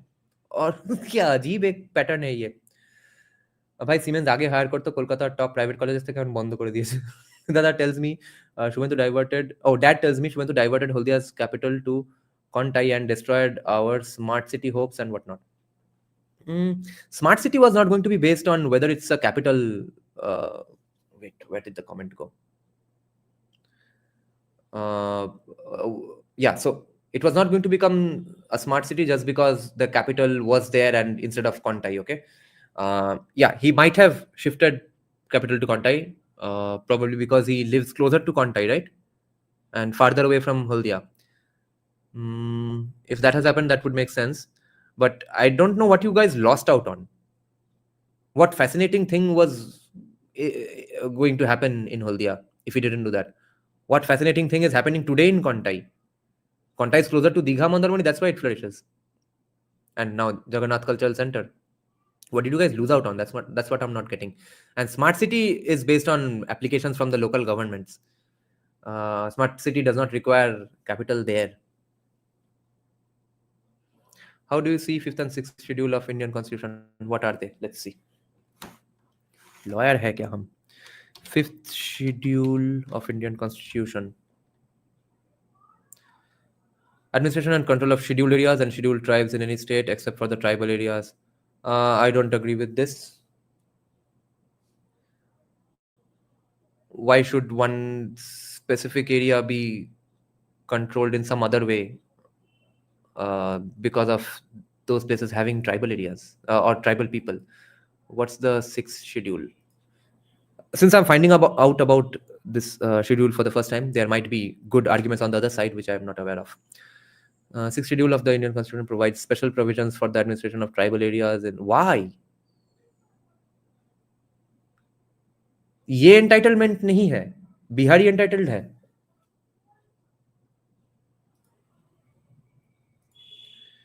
How are so daring that you can show your face and talk against West Bengal establishment and you are already assaulted when you still continue? Yeah. I used to be very afraid, of course, and which is why my channel subscriber count has remained in 15,000. If I wanted, I could have done 2 other things which would have shot up my popularity, which I have deliberately not done. One is just dilute your views. Never say things that piss off right-wingers so much. Just the other day, I was having a conversation with a BJP guy who was thinking of collaborating with me in terms of handling social media narratives and stuff. So he was asking me the same thing, that at one point your viewership was pretty high. Why did it go down? I said that I lost a whole bunch of subscribers because I supported Ranveer Allabadia. और कल से गाली खा रहा हूँ, RSS को support कर रहा हूँ इसलिए. तो मैं जिसमें जो सही लगता है वो तो अप्रिशिएट करता हूँ, और मुझे लगा रणवीर ने कुछ मतलब वो केस खाने लायक गलती नहीं किया, and I supported him there. So he said, "Oh, you are a little leftist, but yeah, okay, no problem. We can still work with you." So that pissed me off very much. I didn't react to him at all. But anyway, that's how I have very low numbers of subscribers. But the other way was I never did shorts and stuff. I never separately edited and put out the key arguments or cool sentences, cool arguments that I have always said, because they can be too bombastic and they can be taken out of context, and then more harm could have befallen me. So I took the most sluggish, boring route to propagating my views, which is hide in plain sight. Your thumbnails, your video titles, nothing should signal to you that you are some warrior who is now waiting for Trinamool's end, etc.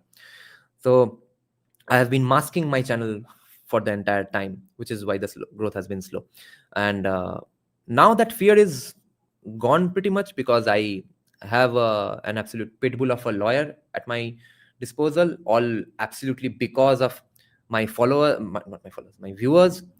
And so my my reach has kind of increased with vertically. Okay, very deep it has gone. It has not included anybody and everybody in the fold, but it has been very deep, which is why so many people who listen to our channel are very educated, also think about stuff on their own, push me intellectually, and also support me in these situations, and actually believe me enough to give me money for a music video production that I'm doing, and believe me when I ask for money for my lawyer's fees and stuff. So that belief is what I have earned by not being a fucking sellout for getting hundreds of thousands of subscribers, not supporting anyone all the time. So therefore, I'm pretty happy with the way the channel has grown. So now I'm not all that scared anymore, because firstly, I have a lawyer. I know how things work. Yeah, life threat will always be there. And I do have a fighting chance always, because I'm, after all, pretty fit and stuff. But police harassment and stuff, everything now will have to happen through the police in the local police station, who already know me. They know who my lawyer is. So one layer of fear is now done away with, entirely because of the money I was able to afford, because of the support from my viewers. I did not have the money to hire this lawyer. It's entirely because of you guys that I now have bigger balls. Someone was saying that my balls will grow smaller because of cigarettes. On this occasion of my balls becoming bigger because of you guys' monetary support, I will smoke a cigarette to balance out my balls. Okay. Here to learn is saying, but you don't have a lot of money. Money provides a lot of security. Yes, I don't. But my audience has supported me once. I'm hoping they'll support me in future as well. And if not, at least people, the FAQs, the police station, everyone knows who my lawyer is. So there's one layer of, at least, let's say, think of me as the as a fort, but the number of walls around me are now more in number. Dada, you mentioned about economists. What are your views on Dr. Subramaniam Swamy, on Dr. Manmohan Singh? Dr. Manmohan Singh, I believe that, yes, he was a great economist, very pro-market and stuff, but I just don't give him the credit for 1991 like other people do, because, and by other people, I mean a lot of BJP supporters as well, because they want to come across as the balanced guy who also appreciates Congress when they do good things. But in that case, he did not have any credit to take, nor did Narasimha Rao, because our backs were against the wall. Okay. When a guy has you up till here on the wall and is going on punching you, and you've been taking credit for getting punched in the face. You've been saying that, yeah, everything that happened until 1991 was great, bro. Yes, PC Maulana was awesome. Nehru was a great thinker in terms of economics. वो सब ने तुम लोगों ने बोला, हाँ, BJP supporters ने नहीं बोला, but फिर भी, yeah, many Hindutva 1.0 people believe that the 1991 liberalization was very bad. तो anyway, तो उस वक्त और पैसा नहीं था, कुछ नहीं था. कुवैत इन्वेट कर चुका था सद्दाम हुसैन. आईएमएफ ने बोला कि मार्केट खोलोगे कि नहीं, अभी खोलो. बोलो नहीं खोलोगे नहीं, हम जा रहे फिर. तब खोल दिया गया. उसके लिए किसी को क्रेडिट नहीं दिया जा सकता. Like I had this shot of mine once went viral because these are safe shots to do in Bengal. I had said that, imagine you are getting beaten up and all you do is, don't beat me. That's not called, oh my god, what a great street fighter you are. You know such good combat sports. You defended yourself so well, bro. Kya? Sirf ye kiya. That was 1991 liberalization. So I don't give him credit for 1991 liberalizations, but his vision and his heart was in the right place, absolutely. Dr. Subramaniam Swamy, almost the same situation. Great economist, weird views politically.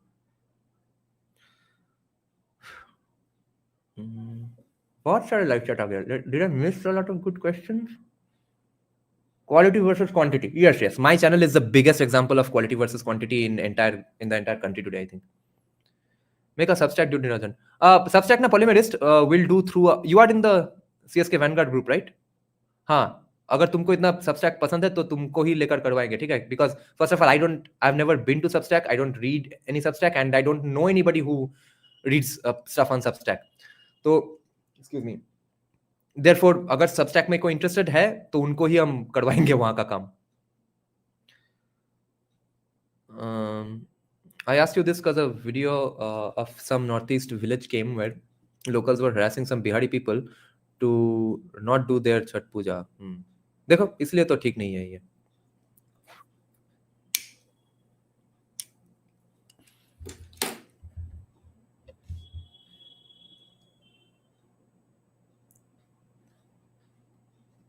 Ranveer Labadia is an idiot. That's universally accepted. Yes, and idiocy should not call for your assassination, like some Hindu babas and right-wing intellectuals did.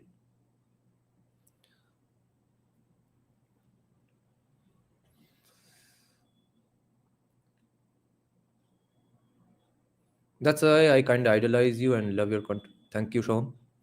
Something similar I've argued in spaces with LPI. It's eminent domain specifically. I work on smart cities now. And to be honest, there is nothing smart really about Indian cities. It's just slightly better urban. Yeah.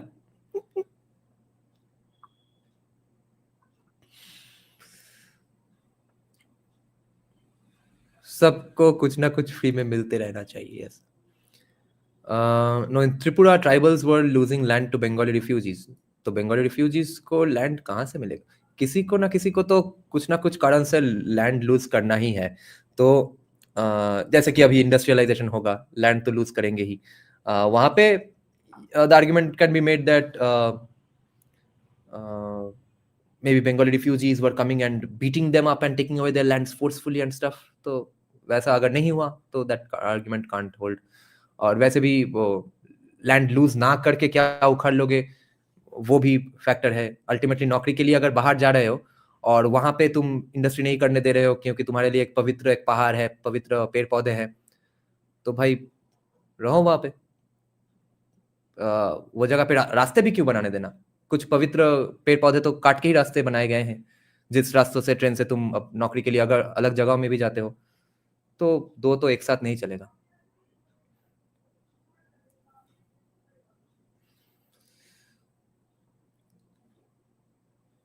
Podcasting scene in India is absolutely shit. I think podcasting in general is absolutely shit.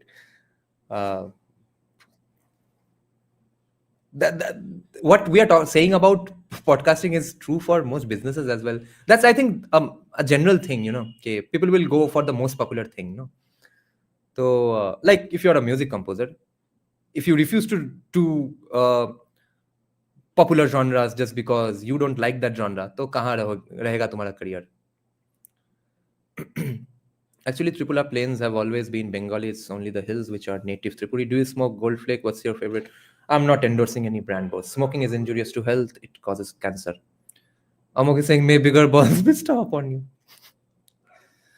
More than 2 million podcasts, the market is completely diluted. Yeah, Boishali to the Powerpuff Girl saving me here. Winnie the Pooh is saying people just pride themselves in saying GCCs of foreign companies reporting to American and British bosses for 50 LPA jobs instead of building stuff for Indian companies and PSUs. Winnie the Pooh, by the way, guys, is a Bangla Pakko adjacent guy, but even he is agreeing with us here because this kind of shits on a lot of right-wing narratives. So here we unfortunately have an agreement. Buying up of lands. No Benami transfers, cheap rate. Dipanjan is saying Bihari people are very bad behavior, people seen during Durga Puja. Where? That would be very surprising because even in Bihar, in Jharkhand, in Jamshedpur, all these places have, at least in some places, there are good big Durga Pujas and stuff. Bad joke, to usko cancel karo, troll him, etc. Yeah. I think it's because India was democratic socialist, unlike Eastern European bloc, which was authoritarian socialist, that they could radically transform towards free market, like say Poland. Possible. Good point. A Vad video said some Meghalaya Hindus aren't allowed to burn the dead due to Christian dominance and they go to Bangladesh to do it. Are you here to learn? What happened with Atal Bihari Vajpayee's ashes? They didn't allow his ashes to be, what's it called? It drowned in the rivers of the Northeast. That was his last wish.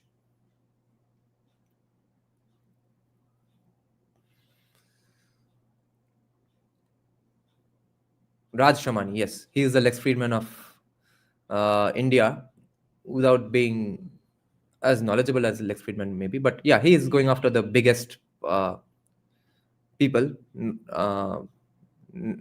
He doesn't have a view of his own. In his personal life, maybe he does. Maybe in his personal life, he's very intelligent as well.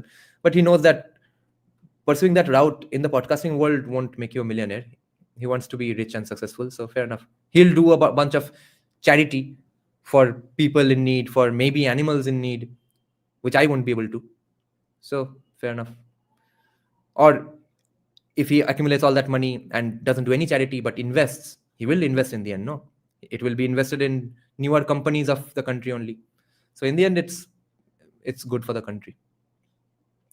I feel Prakhar is better than Ranveer. Arey, that's not even a question. Yeah. That's not even a comparison. Yeah. Prakhar is on a different planet compared to Ranveer and Raj Shamani, of course.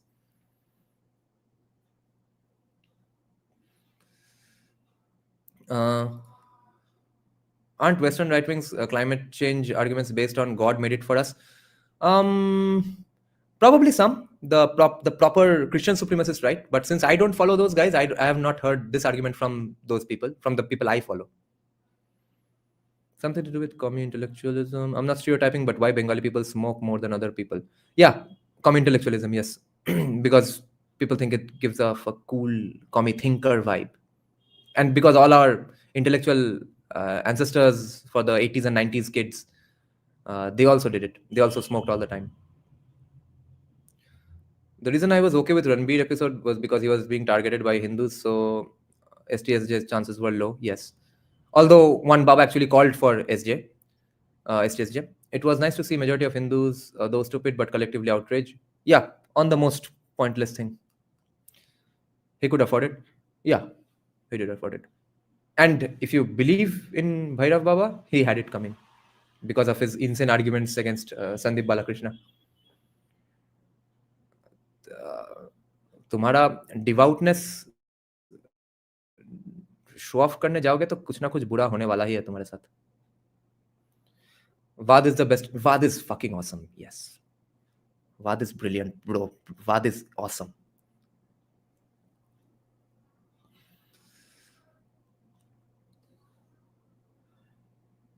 Jeet in TRS said he doesn't understand why young Bengalis are leaving. I wonder why people are leaving West Bengal. Why is it happening? I don't know. Let's talk about media. What is your take on Indian media? I don't watch. By media, I mean journalism. I don't watch. 1.4 billion country with no good foreign narrative media except Palki Sharma. I disagree with your last part, but I agree with the first part that they are pretty much a joke. But foreign narrative is happening because of that Daniel Boardman guy, Anand Ranganathan destroying people left and right every day on Republic. It's happening. We are putting up a fight. We're not changing the narratives really, but we are putting up a fight, and putting up a fight itself inherently is a change of the narrative because we were not known to be a fighter community. Now we are known as a fighter community, at least on social media. So in that sense, some narrative has definitely changed. But other than that, I'm not going to watch it at all. I do watch ABP Anand every now and then for news and what are the views of the local politicians for that. Thank you, Shoham. Palki Sharma is a baddie. Yeah, she is. The biggest brain rot was outraging on Deepika's bikini. Oh, yeah. Yeah. People were looking for an excuse to shit on anything Bollywood. It started with Riya Chakraborty, which was also hot shit. And now see where that has gotten them. They were all wrong. So yeah, Deepika was facing that as well. Listen to Ideas of India. Oh yes, Shruti Rajagopalan's podcast on economics is pretty cool. A lot of their viewers are Convertarians, unfortunately. Crimson, it's actually good that it was organically random bits and pieces, but seemingly everyone was pissed off with it. Consolidated organizational efforts का problem है कि वो फिर बहुत centralized viewpoints हो जाता है. फिर वहाँ पे ये होगा कि जैसे कि मैं बोल पा रहा हूँ कि नो रणवीर को उतना गाली देना ठीक नहीं हो रहा है. मैं बोल रहा हूँ कि हाँ, जब रणवीर को गाली पड़ रहा था, seemingly so many anti-establishment channels were also putting up the image of that fat female police officer with a baby with her, who was on duty in a physically demanding, physically life-threatening job. As a police officer, she brings her baby with it and she is very unfit. and people were posting that and saying, quote unquote, powerful image. Some BJP handles did it, and then some anti-establishment handles also did it. Meanwhile, they were cursing Ranveer Lavadia. तो हम वो powerful image को कर्स नहीं कर सकेंगे अगर ये पूरा का पूरा कॉन्सोलिडेटेड ऑर्गेनाइजेशनल एफर्ट हुआ. अगर ऊपर किसी को लगा कि आज हम सबको लिखना है उस पर कि ये पावरफुल इमेज है, तो ऐसे अगर एक कॉन्सोलिडेटेड एफर्ट होता है राइट विंग में, तो उसमें तो मैं भी घुसूंगा, तो मुझे भी बोलना पड़ेगा हाँ हाँ ये पावरफुल इमेज है, मुझे मेरा ब्रेन स्विच ऑफ कर देना पड़ेगा. तो अल्टीमेटली सेंट्रलाइजेशन का ये सब डिसएडवांटेज रहता ही है. How often do you have to face feminist over social media? Not much anymore, because my feminist friends don't debate with me at all anymore, because they are fed up, and everyone else on my Facebook friend list who are feminists, they don't debate me because they know I'm some dirty right-winger who's practically untouchable debate wise, and I don't bring up too many anti-feminist points all the time on Facebook anyway. What do you think about the pamphlet? I've heard of it. I don't remember which channel this is. Maybe I've seen one or two of it. I remember it to be a channel. Do you think think tanks or research organizations should generate some amount of money to sustain their research and also lobby politicians? They already do that, no, Retrowave? Think tanks do generate money, right? They are always going around for funding. Some of them do lobby politicians. Some are run, I think, indirectly by politicians only. Not every think tank should lobby politicians, of course, because not all of them are good. Yeah, Bhagwa Bikini. Gems of Bollywood, Sanjay Newar. Yeah, Sanjeev Newar or Sanjay Newar. Excuse me. What do you think about pepper spray awareness? Do you think it can prevent? Yeah, it can. Because after it's sprayed, you are pretty much neutralized for a while. The pamphlet girls are really hot. Then I don't remember. I don't remember any significant YouTube channel with a woman that I have seen. Dada, don't you think a certain amount of protectionism is needed for national companies before throwing them into the free market, and absolute free market is another utopia like communism? No, just because it won't be done by today's political parties in the country doesn't make that a utopia.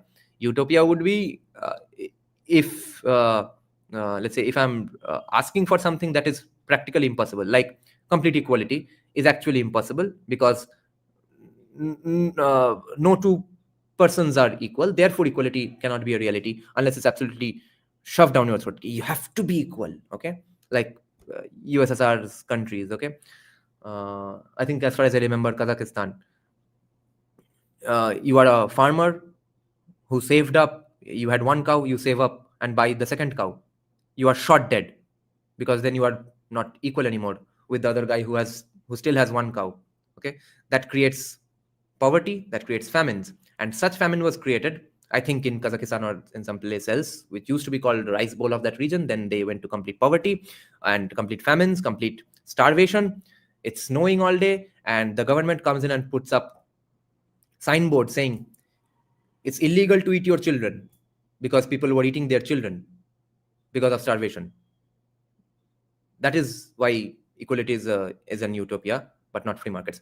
Absolute free markets can happen if the government is strong enough and they don't do favoritism for a few companies. Now, I will admit that it's a very far-fetched thing in a democracy like India, because if you don't have your favorite companies to do crony capitalism with, they are going to fund your opposition and you are going to be out of the picture completely. And who will bring in even more socialism? They will be friends with one or two companies and fuck everyone else. So yeah, in that sense, maybe you can say that free market is another utopia. Now, for protectionism, see, protectionism's side effect is so bad that we have to be very careful with it. Protectionism means bad companies with bad product, bad quality control, get a stronghold in the market just because they are protected. That's one huge problem with India and Indian companies. And that cannot go away unless they are forced to compete with better companies. On the topic of feminism, content idea, react on some videos of proud feminist. Those are such easy issues. I don't take those up that much. Why do you think many Western sociologists and historians have a bias for Buddhism over Hinduism? Because they think Buddhism was a fight against casteism. They think Buddhism was the little guy who was fighting against the evil Brahmins. Eating their own children is utopia. Do you think Bengali youth still being on FB is a representation of 1 hour parasitic dependence on previous generation? I don't know. I don't know why people hate Facebook. What is this metric of you not being in Facebook, a metric of you being cooler? I don't fully understand it.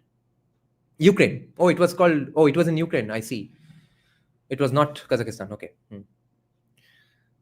I strongly disagree with complete equality. Yes. Do you think bad unchanged biased Hindu marriage law are there to diminish Hindu TFR?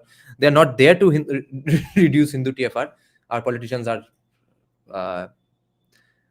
not that educated enough to realize the far-reaching consequences of anti-libertarian things. That's why they are doing it. They think these short-term band-aid laws will help them win feminist narratives, and they'll lose the tag of being Brahminical patriarchs and stuff. That's why they are doing it. Feminists and feminism over national interest in the Taliban embassy episode, disregarding that the Hindutva party is also keeping national interest over Hindutva. Yeah. Right-winger is equal to Dalit in common intellectual discourse. Absolutely.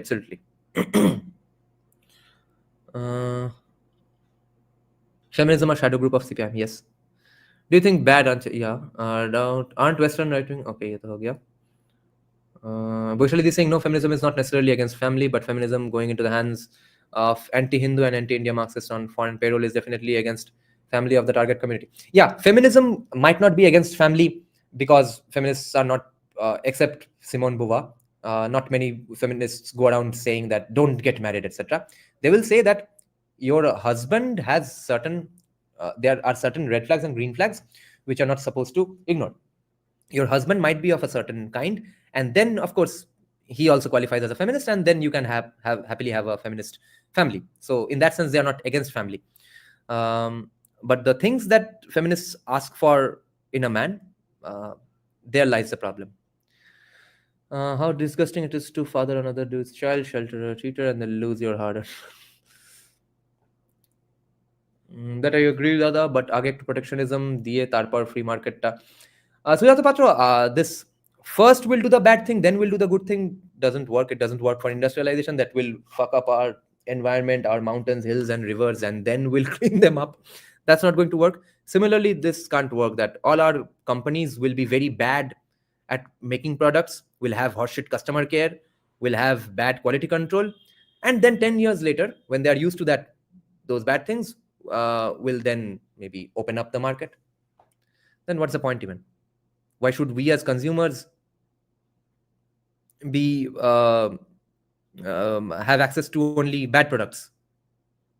ये तो बहुत ही अजीब capitalism fetish हो गया कि entrepreneurs को बचाने के लिए अपने कंज्यूमर्स को चुतिया प्रोडक्ट्स दो.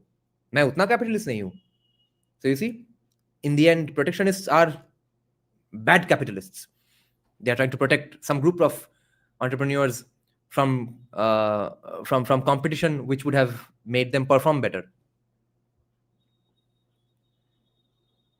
Unless there can be some God-given guarantee that yes, even without competition, they will be really good at quality control, which I don't think can happen. Then yes, first protectionism, then free market could work. But it can't work because it will just be an excuse for them to make bad stuff. How did protectionism work out previously? Why is it going to be any different this time? We were stuck with one company's radio, one company's TV, one company's car, no? Why did that happen? We protected the founders of those companies. No Mangalsutra, no taking surnames, keeping the word miss even after marrying. Yeah, but they're not technically anti-family arguments if the family agrees to it. Basically, the theory is every generation shifts platforms as a show of independence. So FB, Insta, Snapchat. Bengali youth don't follow this. I see. Right. And they want maybe a bit more privacy because their parents are in one platform, so they shift to another platform. That might be it. That might then yeah, it might be a sign of the situation of Bengal. Feminists view all the differences between man and women as social. Oh yeah, that's a huge problem. There's no such thing as interest. Everything is constructed around them. Yeah, narratives do help, but then why is not transgenderism a social construct? It's a social contagion. हाँ मेरा सवाल लो भाई. शेर शेर शेर का सवाल. शेर कहाँ पे है? शेर का सवाल दिख नहीं रहा है. एक बार फिर से टाइप कर दो. You didn't have internal competition unlike South Korea. Yeah, but let's say we need to protect our entrepreneurs. That's kind of almost almost a capitalist libertarian outcry, but it's being done for some entrepreneurs who share the same citizenship as us. Dada, do you think we should start renaming terminologies like crony capitalism to crony socialism or something like that? Because it puts all the blame on capitalism rather than socialism. Yes, and it would open up the minds of a lot of people who say meaningless slogans like, yes, I'm in favor of capitalism, not crony capitalism. There can be no crony capitalism in a democratic setting. There can be no absence of crony capitalism in a democratic setting. A woman can choose to live unmarried for life, but in my recent arguments with them, choosing promiscuity and shaming family women as slaves was not uncommon. Yes. That has I think now become the norm. आपके Vanguard का free speech Brandenburg का है क्या या अलग है? USA का है.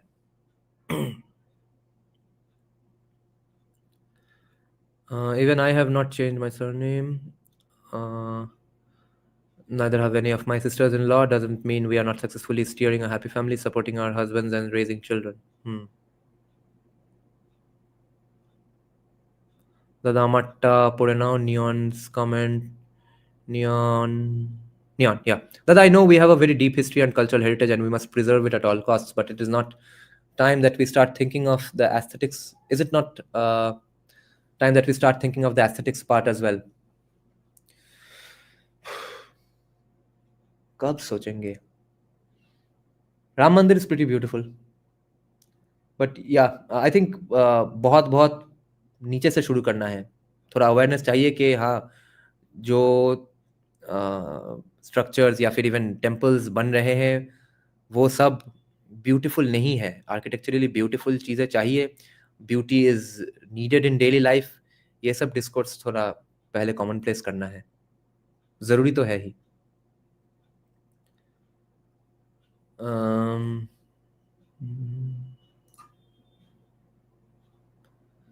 I know people like Divija Bhasan. I don't know who she is. Sanjay Dixit made a video claiming India has captured some BD territories. When?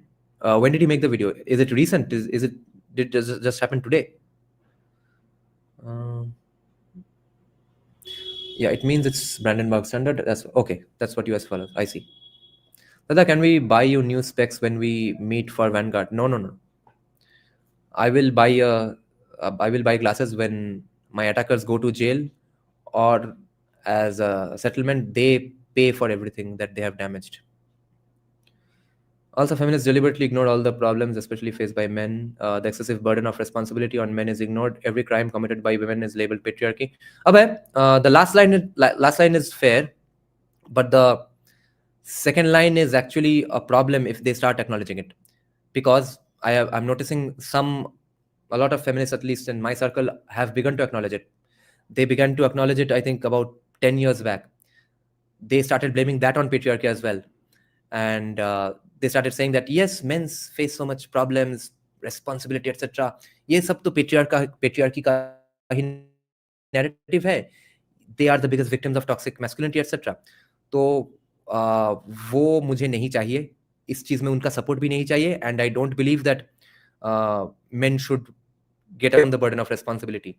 The fact that there is a burden of responsibility should not be, no effort should be made to avoid that, because that will fuck up the mental health of men even more. I don't see any problem with men having responsibility. And first of all, most importantly, it is one of the last things you still have. And with great responsibilities come great power naturally. Where we have to stop feminists is when they are expecting us to burden the responsibility and also trying to fuck us with laws. There lies the problem. As if these feminists don't like men who take up excessive responsibility. Yeah, pretty much. I'd much rather get you a riot shield. Yeah, those things would help.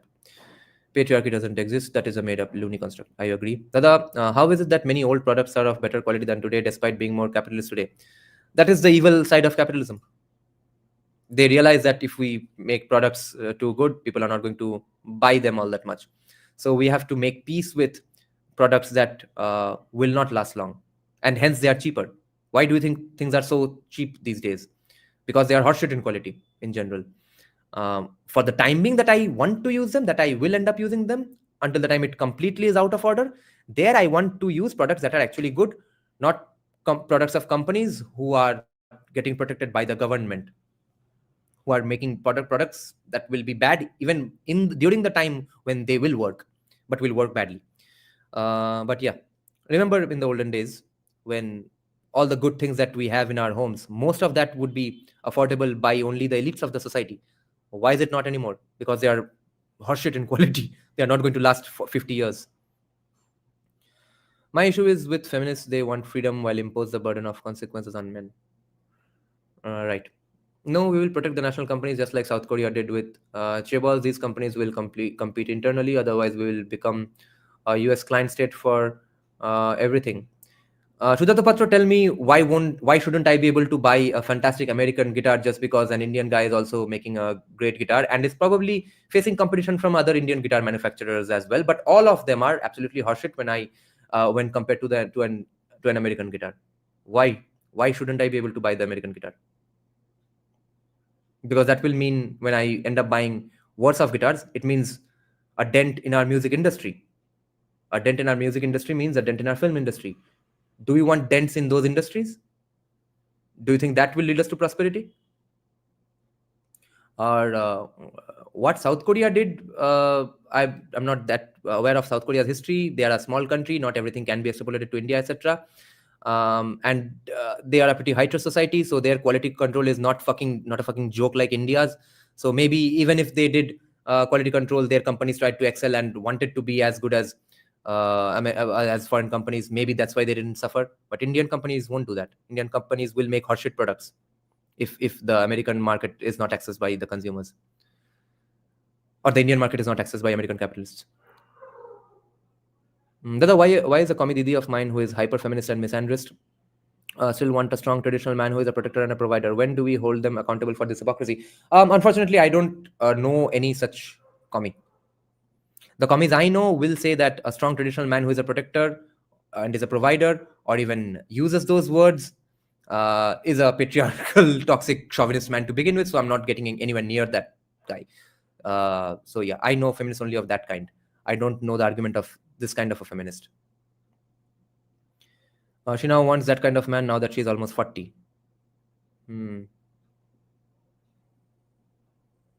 I don't know anyone of that sort.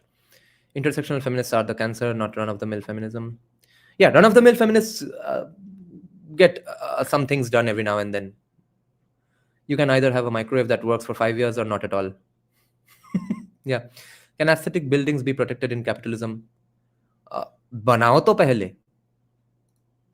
अगर वो बनाने से कुछ let's say बढ़िया brand value बढ़ता है, जो कि बढ़ेगा ही, then they will make that stuff anyway. Why do you think people moved away from the brutalist buildings and started making these transparent buildings? Because they looked cooler, no? Cooler का मतलब क्या है? और हाई स्टेटस का क्या मतलब है कि that is how foreign companies make their office buildings in the west. So वो कॉपी करना शुरू हो गया. तो क्या कॉपी करना है, उसमें हम डिस्कोर्स चेंज कर सकते हैं कि make Indian architecture return to your discourse. उसके लिए बहुत discourse, intellectual saying these things in multiple platforms, right wing conferences, etc. वहां पे डिस्कोर्स शुरू होने से तब कुछ कैपिटलिस्ट के दिमाग में आएगा, तब कुछ कैपिटलिस्ट बढ़िया इंडियन आर्किटेक्चर इन्फ्लुएंस कंपनीज बनाएंगे, हेड ऑफिस बनाएंगे, और फिर ट्विटर पे वायरल होने का कोशिश करेंगे ये सब बोल के, और वायरल होना भी चाहिए, होंगे भी, ये देख के बाकी लोग भी करना शुरू कर देंगे. Don't even evoke the name of Divija. Okay, acha. She defamed guys as rapists. Oh, who criticized her weird idea? Holy shit. Damta dekho. Dam of what, Shorab? Because tomorrow they will ban the exports. Dada, please explain slowly again. I didn't get it. Why those industries didn't make cheaper products than why just today? They didn't make cheaper products because they were not making bad products. Bad products are cheaper to make. If you want an access to a TV, even though you're not the richest guy in the country, then you will have a TV which does not last as long as the earlier days TVs, which were accessed by only rich people, but lasted longer because they were better TVs in a sense. And also scaling and bulk production also decreases prices, to be fair. I'm not being completely truthful, but to be completely truthful, yes, that helps as well. But in general, quality also has to go down. When it's bulk, even that inherently means quality will go down. Why do you think Indian companies will not compete and improve?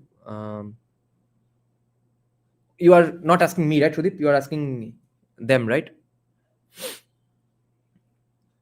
You are telling me. Are you saying that Indian companies will not have to compete with foreign companies and still improve? Okay, explain. I want an ontological discussion on feminism, not just an Operation Olympics race to bottom. Yeah, not happening. People who have the technical social science know how to do that are feminists themselves. Aesthetics not only in our institutions but also the people, as you said, CSK Vanguard places extreme importance of fitness. Oh, those are aesthetics. That will happen. Those aesthetics will happen because of movies like Bahubali and Kantara. I meant protecting the old abandoned buildings. No. How will capitalists take care of that?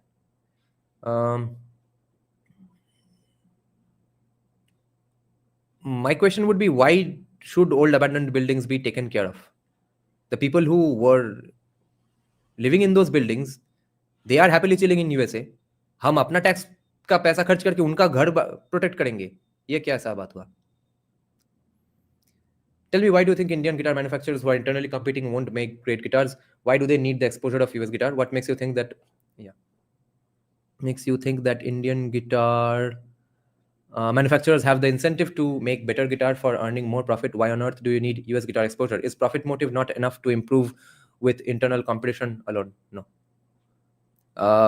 If you don't need to do a better job because your clients, your consumers might run off to another better company, then you're not going to improve your product.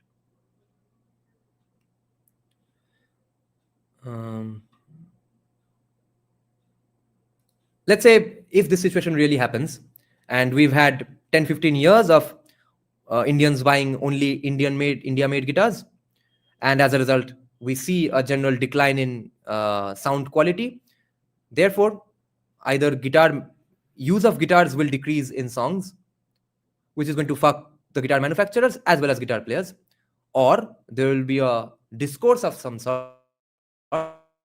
There will be CSK Vanguard like groups who will push people into saying that no, let's open our markets to American guitar manufacturers again. Then when that push becomes significant, out of the blue, guitar manufacturers might wake up and make guitars as good as America's. These questions are why I was asking for an audience interaction on economics. People have no idea about economics. Internally, competition is enough. We are a huge country. Our competition alone is enough. Is enough to what extent? Why will they make things as good as the West if their core market doesn't even know what better is? Okay, this is something I think Navarun Bhattacharya said, or Q said when he was discussing Kangal Malchat. I think he said that যে শুধু ভাত সাবু খেয়েছে সে তো বিরিয়ানির স্বাদ জানে না, তার কাছে বিরিয়ানির গুরুত্ব কি? So a guy who eats only sabu dana papar has never had biryani. How will he know the value of biryani? He was talking in the context of films, of course. People who have only seen horseshit movies, how will they join any discourse of even what is good movie, bad movie, or how to improve filmmaking, etc. So in the same way, if we have a generation who has only played bad guitars or Indian guitars, so he doesn't know how much better American guitars can be, then why will that Indian manufacturer go the extra mile to make it as good as America's? Does that ever happen in any business? Does a manufacturer go out of his way from the goodness of his heart to make something objectively better, as good as possible, and then still stay in business? Also, US was never free market. Yes, because they had no other competition. Every other industry was dead, so they could get away with it, and it didn't matter that they did it. How do you think the West got good quality products? The West did not have to compare with anybody. We are not comparing the West to something possibly better. The West's products are today the best possible. That's why we are calling it the best. How do you know it couldn't have been better? No, you don't need it because there is every incentive to make better guitars via internal competition. No. Internal competition is not going to push him to do better because the standard is pretty low. The standard is everything. No. What is relative? What is comparative to your product? If all that is horseshit, you are going to happily being a little better than horseshit. Why would you be significantly better than horseshit? Why US and all other free market capitalist countries adopted protectionism? Because all of them are retards like all other socialists in power, and because democracy. Don't you think the problem that you are saying wasn't faced by... Yes, it wasn't faced by USA because they had no competition back then. It was World War II. Rate of tech evolution is so exponential, so high quality products will get outdated before they break down. Exactly, Dada. And the moment someone made better quality products like Japanese electronics and autos, the people in the West switched to them. Yes, exactly. As Abhijit Chavra said, Indians always mediocre and need much higher standards. Which is one of your dream guitars that you... Oh my God, the one that Shourabh has. Shourabh, fucker, are you still watching our live stream? I have my dirty eyes on your guitar. He has an elite Telecaster. I want that Telecaster. Maybe I am being a bit harsh because I have argued with feminists for past few days and it was sufferable. Wow. We congratulate you. West compared against better products, but by declaring war on them, not an option for India. Yeah. What is Rawlsian? Oh, I forgot the definition. Depends on the product and the sector. Yeah. My arguments definitely don't apply for anything and everything, okay? In everything, American products are not the best. For example, pharmaceuticals. जो भी painkiller low level, immediately you are addicted to it. So I'm not saying it absolutely extrapolates to each and everything. I'm saying in general. Okay, tell me, what will you do if India turns into an economic colony of US just like US is to China? There's no other way out of it. When we are rich enough, we'll have bigger power to say fuck you. That's all. Being rich has gotten us here, that we are saying a little fuck you to them. We'll only be able to say a little more fuck you. Unless we become the superpower, we're not going to be able to handle USA anyway. And how did being a Soviet economic colony work out for us? So being an economic colony for anybody is not going to be in our best interest, but we can be an economic colony of a country whose, by being which, we at least have, as consumers, access to good products. With being an economic colony of Soviet Union, we had one company radio, one company car, etc. But we are going to go on consuming bad products, owning bad products, therefore having a lower standard of life, therefore creating bad stuff that we make with the help of those products. Then how are we going to escape their attacks anyway? Because we are going to be a weaker and a worse off country. Okay, so like today, cut out the access to foreign made VFX softwares, audio engineering softwares. Okay, protectionism करो वहां पे. परसों तक पूरा का पूरा Indian entertainment is industry बंद हो जाएगा, शट डाउन हो जाएगा. करके देखो वहां पे इंडियन प्रोटेक्शनिज्म, सिर्फ इंडियन सॉफ्टवेयर यूज करेंगे. करके देखो, खेल खत्म. We can afford to not become one. Yeah, by consuming products which will keep us as a country which is worse off and has a lower standard of living. No, Call Street, China had a one-way flow of goods to USA. Yeah, they didn't have democracy, so they could do a lot of other shenanigans which we won't be able to do. Sort of is saying, fuck off. No, let's see. One day, one night when you are watching, when you are sleeping, there might be someone in your room, and the next morning you might see that that telecaster is not hanging, or you don't hang it anyway. Maybe that guitar case is not in your room anymore. Who knows? It was not an open trade thing with China. Yes. If today we had the democracy of China, yes, we could do a lot more fun things that Hindutva socialists dream of. Internal competition is not enough for good products is a fucking lie, especially when you consider Indian firms will have incentive to sell outside. That's how. Oh, you think other countries will allow our companies to sell there, even though we don't buy anything from them? How is that going to happen? If that happened, then it would work, of course. It's not going to work because those countries are not going to let you sell there. Hence, I think China had well-wishers from the Nixon era, like Kissinger. Yes. Bro, put that telecast under lock and key. Are lock and key? What? It will take some drops of acid to destroy that lock. And this was deliberately done to make China rich. That would keep India scared. Kissinger hated India, and he was a dirty man. Yes. Generation before millennials will not get the problems related to this gender war. Oh, yes. Will never be as vast as US. They are a hyperpower. We're not even a sole regional power. उसके लिए तो भाई वो बिनॉय सरकार, right? Binoy सरकार का foreign policy डालना पड़ेगा. The Hindu way of foreign policy, वो सब थोड़ा करना पड़ेगा.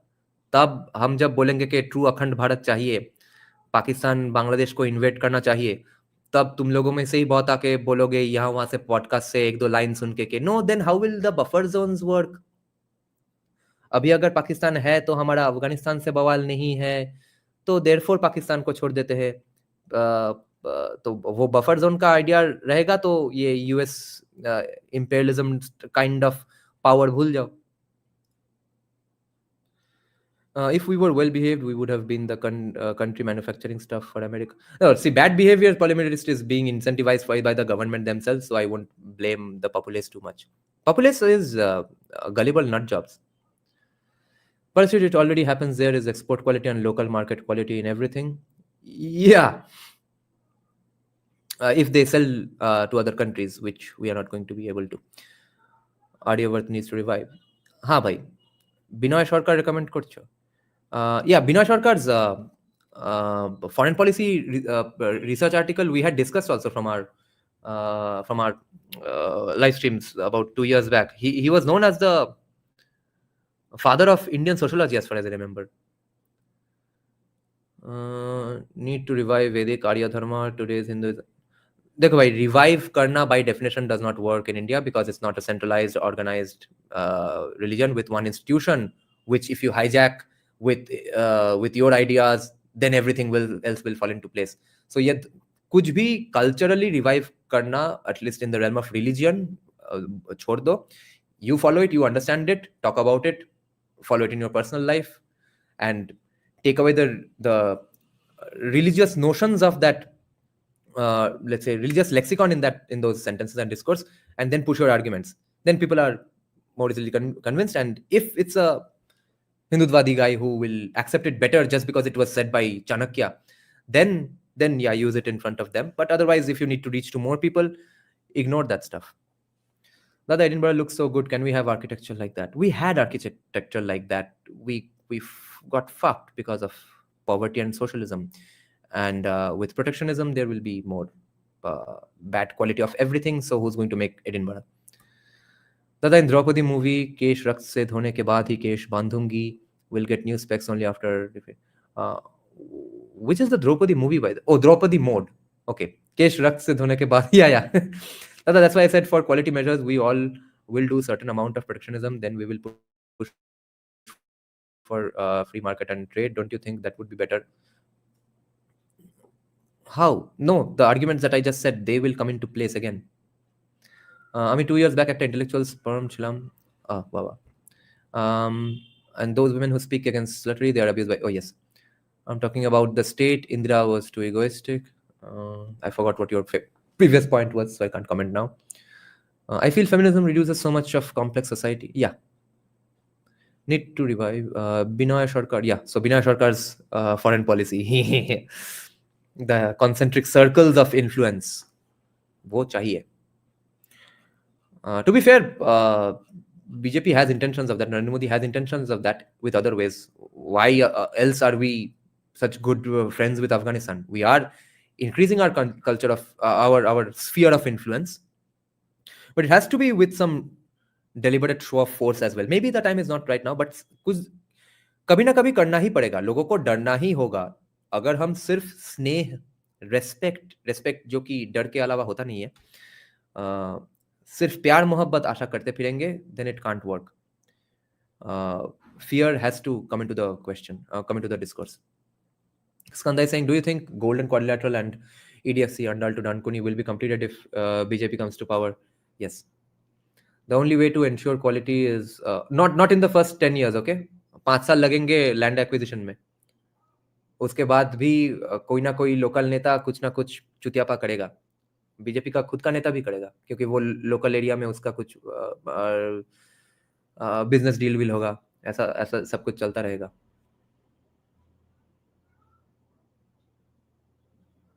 The only way to ensure quality is open competition. The government will never be able to enforce quality. हाँ, enforce quality कैसे होगा? Enforce quality नहीं होता है.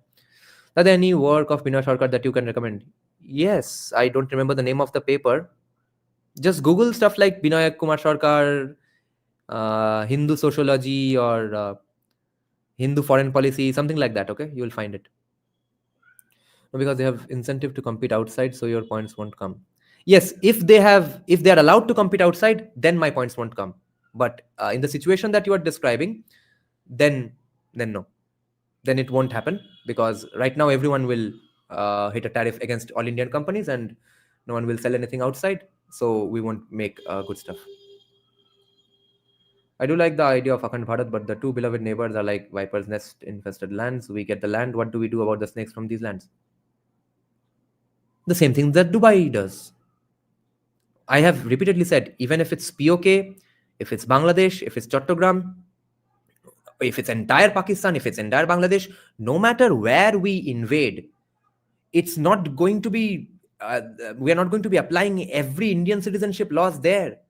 They are not going to be allowed to, they can't be allowed to become Indian citizens with all of Indian citizenship rights.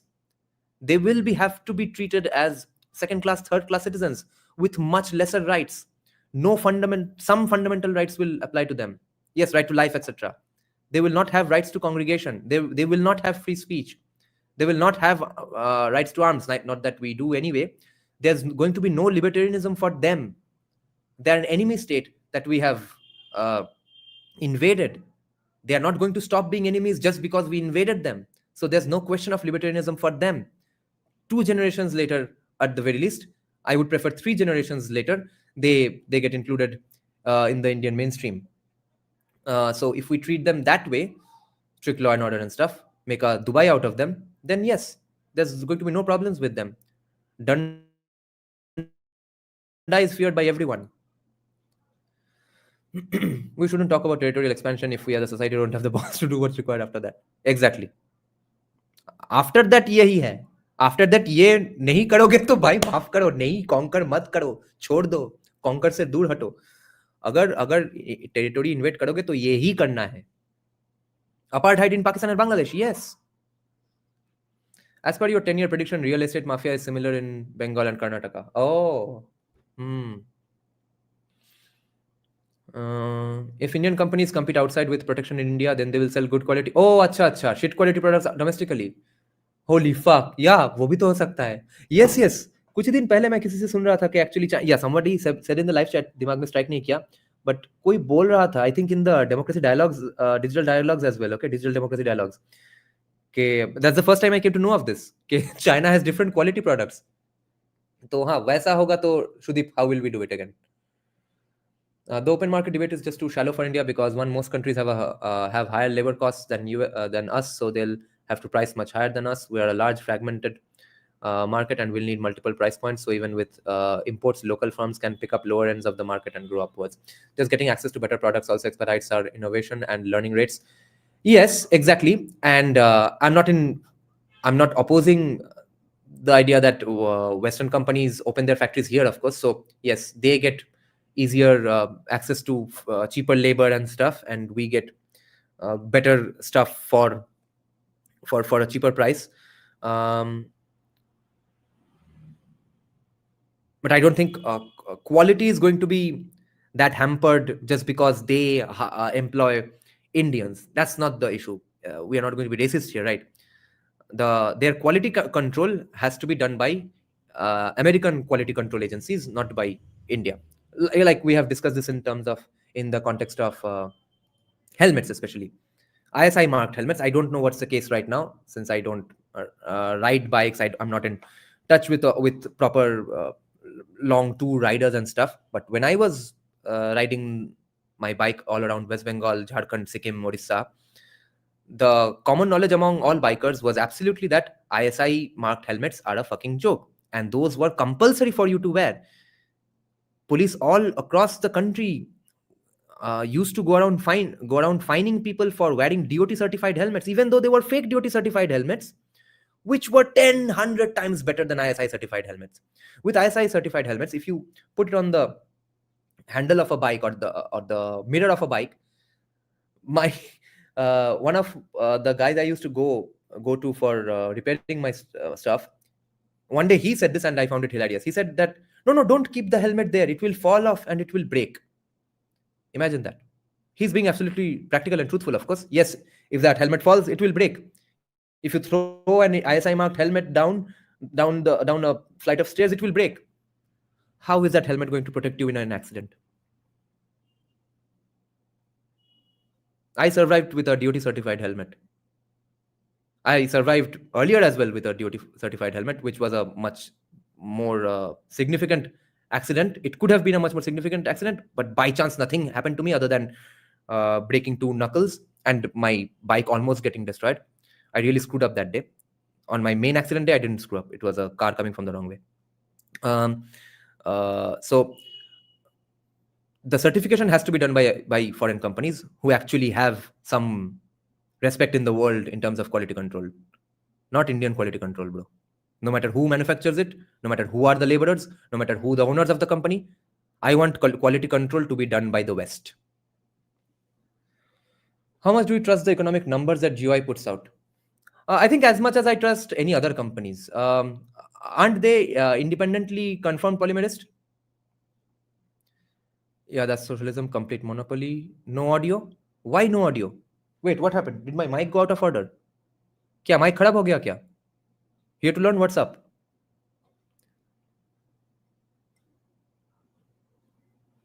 Yeah, Neon, fair enough. Is my mic working?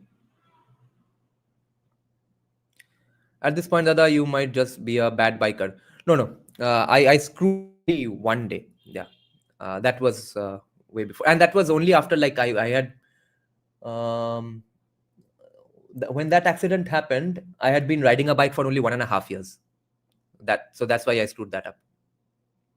But yes, my DOT is... Oh, let me tell you a story of this guy who got a helmet gifted to him by his parents, a helmet worth 45,000 rupees back in 2016. It might cost way fucking more than that right now. He was on a long ride just to Gurap, okay? A nice highway hotel there, Hotel Hindustan. Everyone goes there on weekend rides from Kolkata. The dude was a pilot. He had a head-on collision with a chota hathi. I don't know if people outside Bengal also call it a chota hathi, but those small mini doors, not matadors. He goes there and crashes on it head-on. The chota hathi again was coming from the wrong side of the fucking national highway. His 2 wrists broke because he went into it. His head absolutely hit the chota hathi at about 95 kilometers per hour. There was a huge dent in the chota hathi, not a scratch on his head. on his shoulders because there's such good even shock absorption in good helmets. I have never bought a helmet worth more than 4,500 rupees. My priciest helmet was 4,500 rupees, and all of them were insanely awesome. All of them were fake DOT, but they were copied exactly the way actual DOT certified helmets work. You can find them in Wellington in Kolkata. Every chapri biker, especially Muslim bikers who go around speeding and stuff, most of them buy these good quality helmets.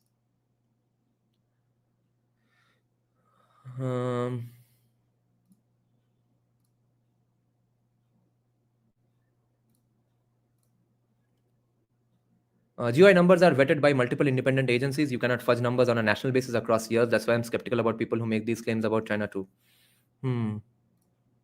That's what I'm inclined to believe as well. Hey, psychiatrist Laura. Hey, bada. How to ban this guy?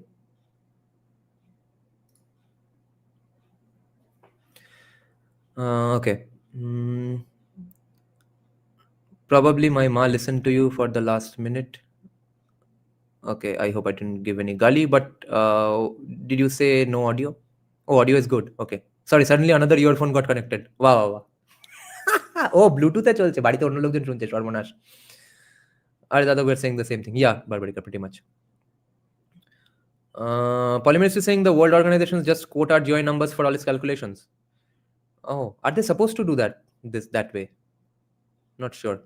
Okay, let's see what's Varun Dev's previous comment. Where is Varun Dev? Varun Dev's comment. The other Western countries give subsidies in these farming sector, but they tried to bully India when we introduced food security bill. UPA bent their knees. Thankfully, India didn't. What's your position on that?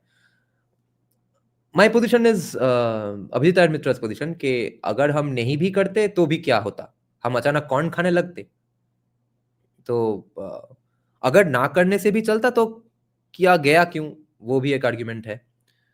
Abhijit Mitra and all are saying that yes, even if India didn't do that, even if we allowed corn consumption, who would eat corn here? ठीक है, तो नहीं करते protection. तो food में तो American food is American crops are very potent because of their soil quality. So again, I'm not in favor of saving our farmers at the cost of our own health. So I think we should be able to access great potent quality vegetables, high protein stuff from USA. USA's problem is everything is very potent. Painkiller लिया तो addicted हो गया, unhealthy खाना खाओ OBCs हो गया, fit रहना चाहो सबसे fittest guys in the world हो गया. तो वैसा खाना हम क्यों नहीं खाएंगे यहाँ पे? अनहेल्दी होके क्या एडवांटेज होगा? वो फार्मर का बेटा खुद बेटर खाना मिलेगा उसको, और कोई जॉब नहीं है, फार्मिंग छोड़ दो भूसरी के, छोड़ के सीमेंस फैक्ट्री में काम करो. तुम्हारा नौकरी बचाने के लिए हम चुतिया क्रॉप्स खाएंगे. GMO will never. Yeah, why will we eat corns? But if crops are GMO and they are highly potent, so they are potent. That's more of dairy sector thing. Are Indian vegetables good? Do you think there is any nutrition in those? Whatever nutrition data is given for let's say a bowl of Indian vegetables, do you think there's actually any of that? Is there in test to do that? None of that exists in India. It's a culture without moderation. lol. यहाँ पे बना तो सकते हैं सुदीप. पहली बात है उसके लिए तो चाइना जैसा डेमोक्रेसी चाहिए. सेकेंडली बात है कि बहुत जगह का सॉइल ऑलरेडी उनके लौड़े लग गए हैं. यूएसए का सॉइल का लौड़े नहीं लगे हैं. अगर इंडिया पे पॉसिबल है वो पहले बनाओ फिर हमको दो. आई विल नॉट से a word against Indian agriculture protection. अभी हमको फोर्स किया जा रहा है भोसरी वाले क्रॉप्स खाना, उसके बाद हमको बोला जा रहा है कि जो लोग तुमको भोसरी वाले क्रॉप्स दे रहे हैं उनका करियर हम प्रोटेक्ट करें बढ़िया से. What makes their stuff so potent? Soil, I think, and maybe some chemicals, which chemicals are also there in Indian crops, but the soil is fucked. Exactly, the agricultural products that are exported from India are very good quality because they need to compete in the West, and crops we get are shit low. Shrudeep, are you taking into account these arguments? Bazrani supermarket and Tollygunge metro urinal are architectural achievements to current. It is. Bazrani supermarket is beautiful. Yeah, and that's the thing with Arup Bishwash. I think only a blind person will say that Arup Bishwash does not do a good job. The problem is his other stuff, his family, and the guys under him. দাদা একটা কাজ করতে পারো, একটা গ্রুপে something যেখানে তুমি যা কিছুই পড়বে সেগুলো ওখানে, that I do kind of from my community tab. Principles are the same. There might be monoculture issues, etc., but that is different. Indian vegetables are almost pure divine compared to USA export products. Indian vegetables which are sent to USA or which we consume? The stuff we consume, they are nothing but empty carbohydrates and calories. You know, most of US's painkillers are imported from India, don't you? I think the standard is set by USA, Skanda. US's painkillers are not good or bad because of their soil, right? It's just their demand that they'll have to meet this amount of potency as regulated by FDA. तो अब बनाना तुमको है तो वैसा बनाओ. और वो medicine में उतना पोटेंसी नहीं है, पेनकिलर्स में उतना पोटेंसी नहीं है इंडिया में, ये तो अच्छी ही बात है. In my opinion, I don't think letting US company milk coming in would even threaten the kind of power that Amul has over the country. Probably, first of all, they can't undercut Amul no matter how much subsidies Trump gives. उनको यहाँ पे ही manufacturing खोलना पड़ेगा, यहाँ पे ही अमूल जो लोगों के साथ कोलैबोरेट कर रहा है उन लोगों से ही कोलैबोरेट करना पड़ेगा, तो प्रोडक्ट सेम का सेम ही होगा. हाँ, थोड़ा कट मनी यूएसए में जाएगा, यही होगा. Do you know America is exporting pork to India in cheap rates? अच्छा, exactly, US products will be super expensive anyway. Who is going to buy expensive American dairy corn? हाँ, तो अगर expensive है तो protectionism क्यों करना पड़ रहा है? Why does a richer off guy who wants to be able to, who can afford costlier American products, why shouldn't he have the freedom to do so? When is the Kaal Bhairav shoot going to take place and how can I be on the set that day? You are not in the CSK Vanguard group, no, here to learn. I don't want to let anybody know of the location publicly because there might be some troubles in the shoot politically and stuff. Who knows who has what intentions? So it's not going to happen before January. The place is finally drying up. The place was underwater all this time. We are targeting an end of January date. So at that point, maybe contact me on Instagram. My Instagram Indie Consciousness, the College Street main ID is logged out. I'm not being able to log in for the last 2-3 weeks. कुछ भी नहीं कर पा रहा हूँ, तो I'm not being able to respond to anybody. Maybe you can mail me. I can mail you back. क्या अच्छा कल हो रहा है shoot. What do you think of regime changes in our neighboring countries? Do you think something like that may happen in India since we are already seeing industrial scale industrial level conversions? Regime changes होगा भी तो gradually होगा. Like 5-10 साल तुमको देखने को मिलेगा कि बीजेपी का सब पॉलिसी गड्ढे पे जा रहा है, पॉवर्टी है, सब मतलब हिंदुत्ववादीज आर अनहैप्पी विद बीजेपी. ऐसा प्रोपेगेंडा बहुत 5-10 साल चलेगा, उसके बाद वैसे कर पाएंगे, करेंगे भी वैसे ही. Underwater drying up, that narrows down. Ghatal. The Midwest farmers are a big part of Trump's voter base and lobby. He is working for their interests. That corn will be dumped in Pakistan now. हाँ, तो अगर Indians खाएंगे नहीं, afford नहीं करेंगे, तो पाकिस्तान कैसे खाएगा और अफोर्ड करेगा? देखने दो. Amul whey protein is pretty good. Yeah, it has nice estrogen as well, I think. RFK Junior is the second. फिर कंज्यूम क्या करे? जो भोसरी के मिल रहा है वही कंज्यूम करो, और कुछ भी ऑप्शन ही नहीं है तुम्हारे पास, तुम हाथ उठा लो. US vegetables are no better, full of hybrid chemicals. Yes, they are full of hybrid chemicals, but are they potent or not? FD approved. Does read my past comment.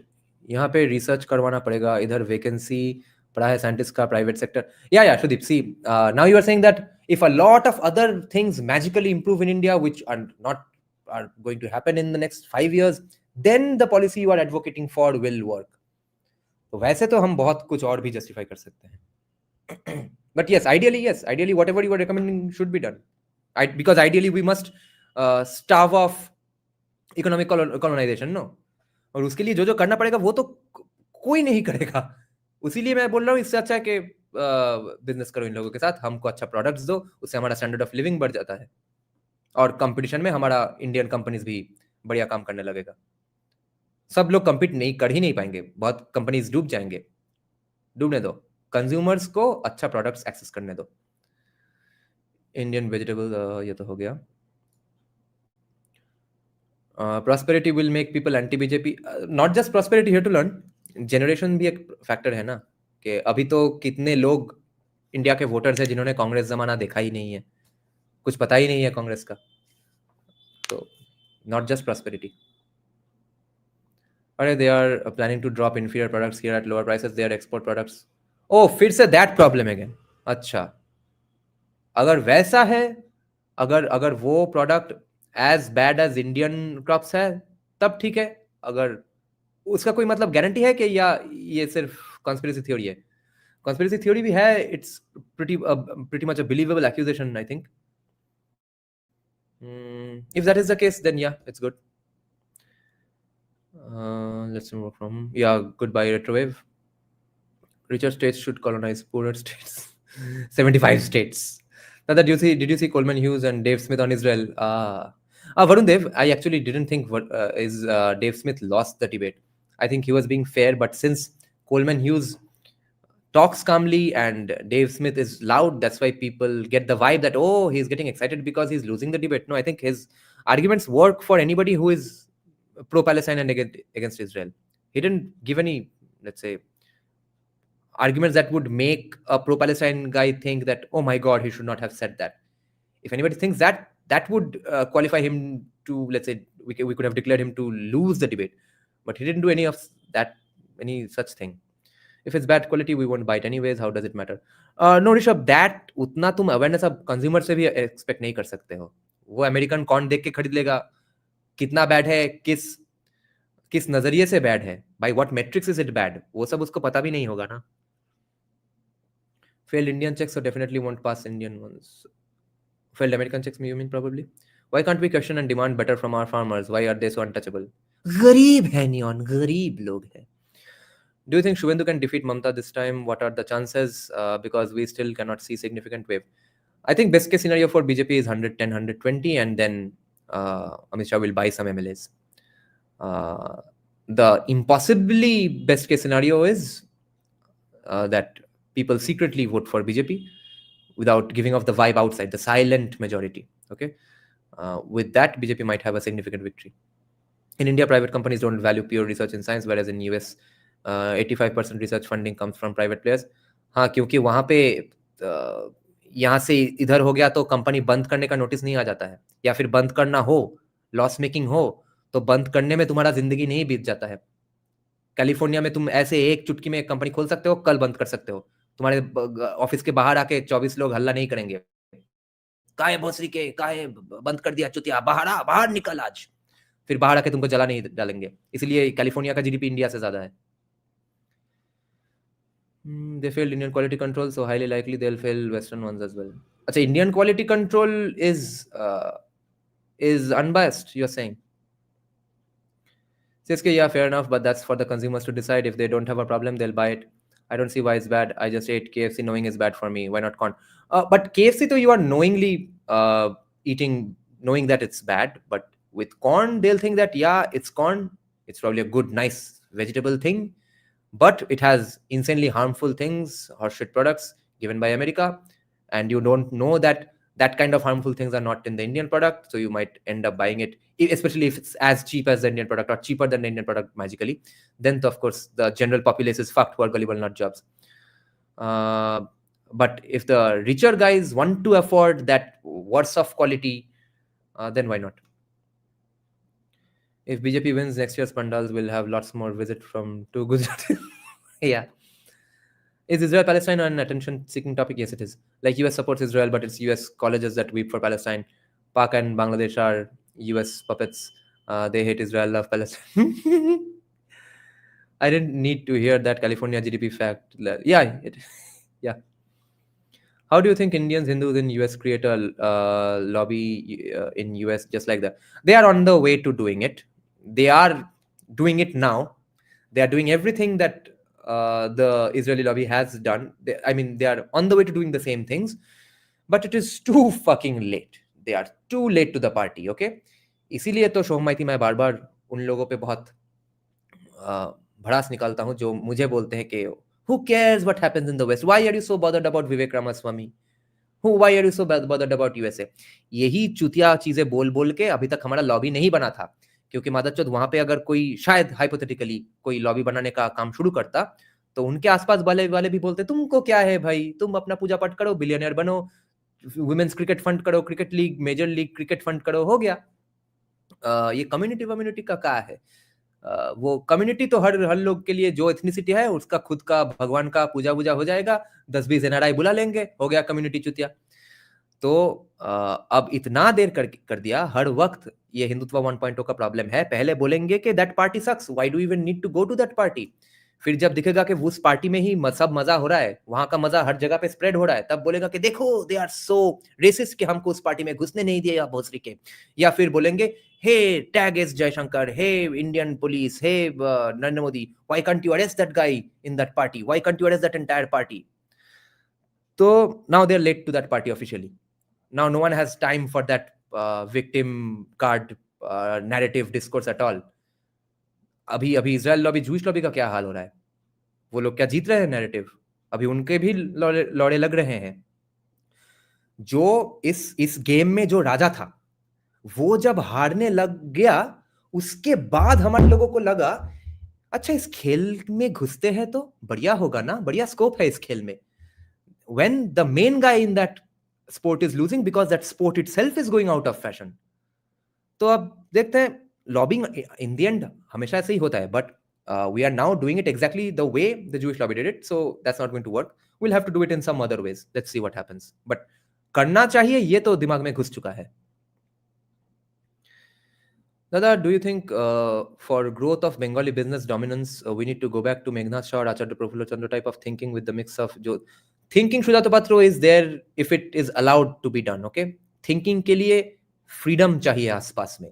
हर चीज सोचने से पहले अगर तुम 10 बार ये सोचो कि ये सोचूंगा तो अब ये बोल दूंगा, ये बोलूंगा तो पेरेंट्स क्या बोलेंगे, ये बोलूंगा तो ममता बनर्जी क्या बोलेगी, ये बोलूंगा तो मेरे यूट्यूब के व्यूअर्स क्या बोलेंगे, ये बोलूंगा तो नरेंद्र मोदी क्या बोलेगा, ऐसे तुम एक चूतिया पुसी बनते हो। पुसी बनने से थिंकिंग विंकिंग चेंज नहीं होगा। पोटेंशियल हर बंगाली के अंदर है, थोड़ा बहुत, इन डिफरेंट डिग्रीज। फ्रीडम का एक माहौल बनाओ, सब ऐसे निकलते रहेगा। कोई भाई हमारे मेघनाथ शाह बोंकिम आसमान से नहीं टपके थे, उनसे पहले भी कुछ बहुत बढ़िया इनक्रेडिबल बंगालीज नहीं आ रहे थे। हाँ, तुमको अब शिवाजी का इक्विवेलेंट चाहिए तो जो भी रैंडम जमींदार में उसको तुम महाराजा, धीराज, ये राजा, वो राजा, क्या 5-6 टाइटल लगा के उनका नाम बोल सकते हो। मगर कोई छत्रपति शिवाजी महाराज नहीं था हमारा, उसका दुख दर्द तुम पीड़ा सह लो। मगर तो अचानक उस जमीन में उस जमाने के बंकिम जैसे बीबी केस कैसे उभर आए? अचानक से क्या कुछ मैजिकल कुछ आ गया था सॉइल में? नहीं था, एनवायरनमेंट वैसा बन गया था। Western media is far more terrifying than Western. How is it that the king Jews is losing the narrative? Why is that outdated method? Because everyone has found out the game. अगर मैं college drop out, तुम लोग random college में अभी घुसे हो, तुम सब लोगों को पता है Jewish lobby is a thing, they get things done, तो अमेरिकन को पता नहीं होगा। तो खेल का सीक्रेट अगर सबको समझ आ जाए तो ये कोवर्ट खेल कैसे खेला जाएगा? Yes, a Tripura teen painter, Kali devotee is extreme. Oh, nice.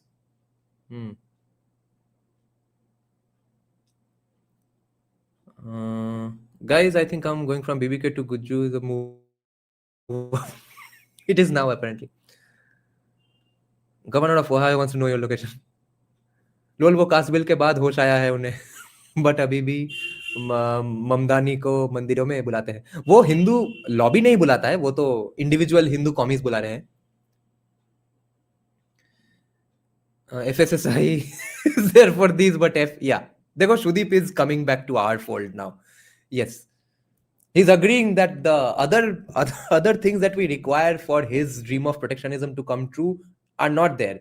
If those are in place, then yes, protectionism can work. Indian FSSAI doesn't even have a proper chemical lab, does it? Why is it always other people pointing out to our quality issues? The problem is many farmers who rely on selling us bad quality products will go out of business and BJP will... Yeah, exactly. Dada, why is it that so many pro-Israel US right-wingers are jumping out of the pro-Israel ship? Because Varundev, great question, Varundev, great question. I'll answer it. मेरा ही पानी खत्म हो गया.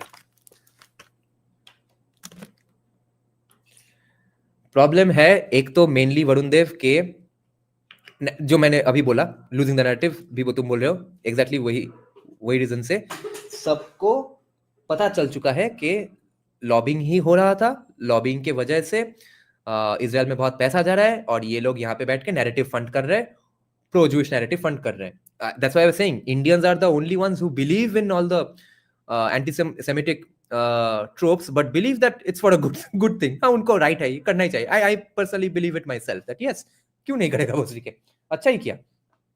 I believe that Jews influence narrative, but I believe it's a good thing that they did for themselves. किसको रोक के रखा था बाकी सब ग्रुप्स को. तो प्रॉब्लम है कि अब सबको पता चल गया है कि ऐसे होता है. जैसे I'm saying हमको ही पता है ऐसे चल रहा है तो अमेरिकन्स को सब पता है. अगर पता है ही तो मास में पॉपुलेशन में बहुत उसका रिपरकशंस फील हो रहा है उन कंटेंट क्रिएटर्स को, जिसके लिए they are forced to admit that या you know the things you all are doing in Palestine is kind of not really that good. ये जब नॉट गुड बोलने का उच्चारण करने जा रहा है इमीडिएटली उनका फंडिंग काट दिया जा रहा है और ये तब एक सेल्फ ईटिंग साइकिल जैसा है. फंडिंग जितना काटोगे उतना वो और उसका लॉबी उसका सपोर्ट बेस और भी एंटी इजराइल बनते जाएगा.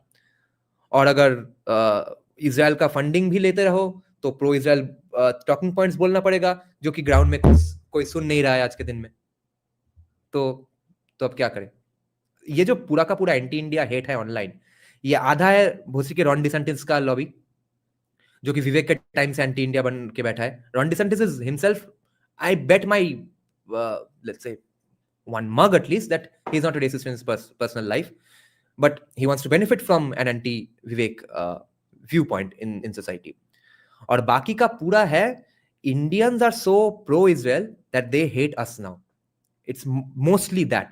And ये तो मैं कब से बोल रहा था, जब विवेक का कैंपेन चल रहा था तब से मैं बोल रहा था. तब बहुत लोगों ने सुना नहीं, सीरियसली भी नहीं लिया उस पॉइंट को कि विवेक हारा कैसे. Vivek was the first victim of the Israel lobby. He was going great, his funding was going great. One fine morning he starts saying we are not going to send a penny to Israel. Out of the blue his popularity goes away, his funding goes away, and immediately proportionately Nikki Haley's funding increases, popularity increases. Popularity चूतिया गांडुओं का popularity, क्योंकि सिर्फ वो TV के campaigns देख के उनका popularity बढ़ने लग रहा था. Because Nikki Haley was a fucking warmonger. Warmongering की वजह से उसको सब पैसा मिल गया, विवेक का सारा पैसा चला गया. उसी वजह से निकी हेली पीछे छोड़ गई विवेक को. तो विवेक जो फेस किया तब, अब चार्ली कर्क से लेके सब फेस कर रहे हैं. FDA is also abused, but exactly, Shudip. FDA is also compromised in many different ways. नहीं तो इतना सब mental health का चूतिया drugs कहाँ से आ रहा है? But उनका corruption is a different thing. It's a corruption. It's a distortion. मतलब it's a bug, not a feature. FSSAI में ये feature है. Ron DeSantis campaign's leaked paper mentions Vivek is a CSK, do you think in West Bengal they need to go an extra mile to create entrepreneurs rather than invite entrepreneurs? Because things we did with last big businessmen from capitalist को उतना तेल नहीं लगाना पड़ता है. Tax break दो, जमीन दो, हो गया.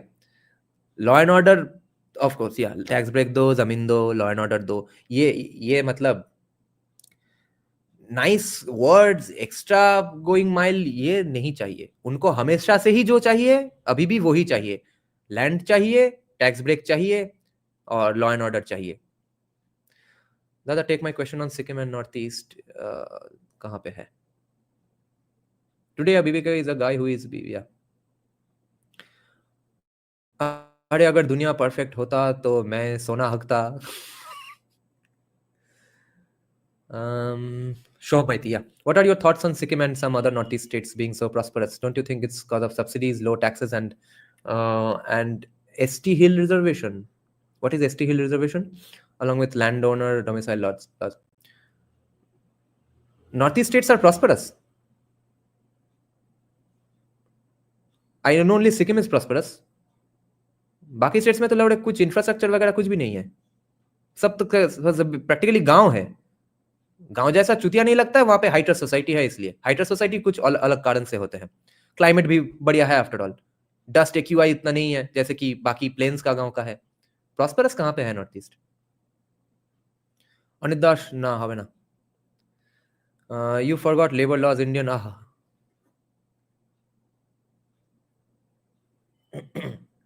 Samar, which northeast states are prosperous from? Whoever comes to Bengal needs to fix the law and order. Yeah, first and foremost is law and order. Everything else is a bhashanbazi. That the Indians are so pro-Israel that they hate us now. Who is they? Yeah, American right-wingers who hate Israel. They hate Indians because we are so pro-Israel. Northeast has higher per capita income because everything is expensive, so people have to pay. हाँ, कुछ तो है नहीं वहां पे north east में. घूमने का जगह है बढ़िया. रास्ता तो अभी अभी ठीक हो रहा है. नॉर्थ ईस्ट में है क्या? बढ़िया स्कूल कॉलेज तो कॉन्वेंट्स है. ब्रिटिश चला रहे थे, अब चर्च चलाता है. नहीं मतलब पहले भी चर्च ही चलाते थे, ब्रिटिश टाइम पे शुरू हुआ. हाँ, चर्च का जितना प्रोटेक्शन है उसके वजह से वहां पे स्कूल्स बढ़िया चलते हैं. ये है तो स्कूल के लिए थोड़ी एक जगह को प्रॉस्पेरस बोल देंगे. ST hill reservation is highest form of reservation in India for most priority. अच्छा, उसका फायदा क्या मिला उनको? That I have 21 acres of ancestral land in Karnataka. Should I sell them before Congress type? ये सजेशन देना ही लीगली स्पीकिंग बहुत घटिया आइडिया है. ठीक है, फाइनेंशियल एडवाइस नहीं लिया जाता यूट्यूब में directly. What's your opinion on Kanglapakho way of Bengali business promotion? I hate reservation favoritism based on identity. Anyway, so this is the same as caste-based reservations. Bhumiputro and stuff. Bhumiputro Ain would be the best way to fuck Bengal's businesses even more. And they think that Bengal's business is suffering because of Biharis and Marwaris. Who is stopping you from doing? Oh my God. No, Shuddha Tapatra, that's not going to work. Is the thing that prohibited non-Christians promote religion by Hindu in North? I don't think so here to learn, because RSS has done campaigns there, no? So I don't think that's legally a thing. Writing of US hate India with church interference. And frankly, they read only commie sources. Because they have an educated right-wing academia, right-wing think tank class, as well as left-wing academia, left-wing think tank class. So they think whatever's coming out of India might be also a mixture of the two, but they don't know that in India, all of that is entirely commie. It's the same logic as African countries having higher GDP per capita than India, but that doesn't mean they have a better life than us. I knew this day would come that Israel-Palestine is a Western. Dada, even Europeans hate Israelis. I don't think they hate Israelis. If they do, it's because of either these new things that, oh, why is so much of our money going to Israel? I don't know if they follow so much American right-wingers that they might end up thinking that. Otherwise, it's a bunch of commies who like Palestine and therefore hate Israel. Europe is very left-leaning, no? Europe's biggest right-winger is probably Democratic Party guy. Do you think we should be so pro-Israel on the internet? Like, what exactly is the use? Used to है कि भाई victims of the same people should band with each other ideally. They get too many benefits and behave anti-national. Sometimes have Jewish and missionary presence. Jewish presence northeast में कहाँ से? Along with illegal aliens like cookies and other Yunnan provinces, so Israel can't be trusted. Yeah, national security में trust करने को तो नहीं बोला. ये trust का काम तो हमारा तुम्हारा नहीं है. We are no one to trust or distrust Israel in this particular context. वो तो जयशंकर और मोदी का काम है. Did you read Varna Jati Kas? No. Dada, share your thoughts on Nick Fuentes on PBD podcast. He was pretty nuanced on it. Yes. Nick Fuentes was more nuanced on Dave Smith's podcast as well. I've been following him since before he got banned everywhere. Since nobody knew of him in India. So the America First phrase was itself coined by him. It was his movement. Vivek hijacked it. अपना national libertarianism को America first बोल दिया. उसका idea था America first सबसे पहले. Tripura one is acceptable. अच्छा. Oh, are Jews so hated? पहले तो they used to be hated because they allegedly killed Jesus and stuff or conspired with the Roman Empire to kill Jesus. Now they are hated because of jealousy. कि सब जगह पे क्यों वो successful है. Indian state should be cool with Israel. If BJP wins in Bengal, do you think it will help Sikkim BJP unit to fight better in their next assembly elections? No, there's no relation between Sikkim and Bengal. Because that's a completely Nepali state. This is a completely Bengali state with some Nepalis whose homes are not really in Sikkim, who are either from Bengal or from Nepal, not Sikkim. Some conspiracy theory, Israel will not continue to exist after 2230 or 2030. I don't think so. Excuse me. There is one right-winger in Europe and we made her our national... Oh. Europeans have forever hated Jews. It's in their blood. Communists hate Jews because Stalin's beef with Trotsky. There's nothing to think about. You can't control internet. Being anti-Abrahamic is common sense. So being pro-Jewish is stupid. I don't see how. That's understandable. But why do desert homies hate them? Because of historical reasons. Because of theological reasons. उसके लिए तो तुमको Islamic theology पढ़ना पड़ेगा. Do you love to read fiction as well? The only kind of fiction I like is epic fantasy. Modern epic fantasy, Lord of the Rings kind of stuff. Lord of the Rings is not modern, but today's authors like John Gwynne and stuff. Nothing else. And I really miss reading epic fantasy every now and then for an intellectual, psychological break. But I'm not buying any more epic fantasy books because so much non-fiction is due. I see, Shrudeep. Indians has the same effect as Salters. If you were to be Bengal's CM, then what would you do?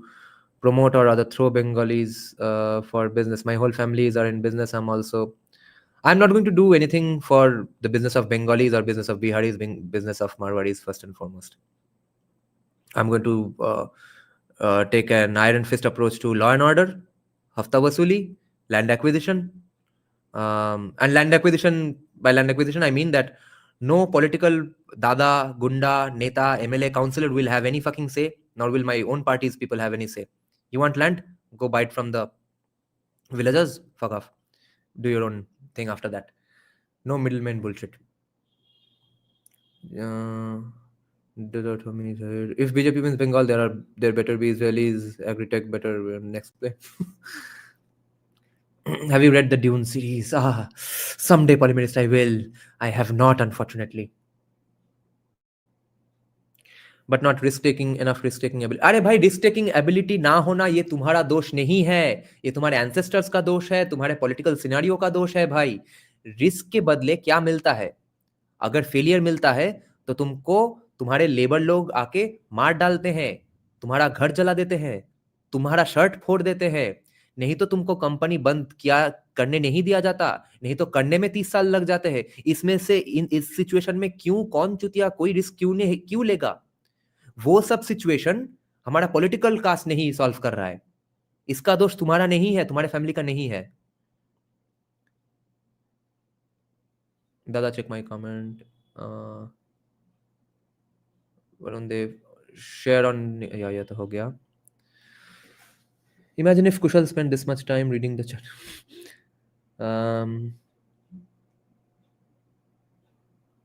Have you read the news? Someday, yeah. Okay then, guys, it was a nice, fruitful, constructive live chat. After a long time, I think. Have you read Are Orchishmande? You are our old viewer, no? Were you not watching our channel for a long time? बहुत दिन बाद आए क्या? I know everyone else might be laughing in their minds as well. Orchishman, state reorganisation पे जो book है, एक book doctor Gautam Desiraju ने, by the way I got to learn from some other people that he is a regular viewer of our channel, he commented once. तो firstly Gautam Desiraju का जो book है on state reorganisation, वो 2 books है. पहला book उन्होंने खुद लिखा है, सेकेंड बुक उन्होंने लिखा है with a guy called Dikshit Bhattacharya, a corporate lawyer, who came on our podcast twice already, once in Bengali as well, because I like that idea so fucking much.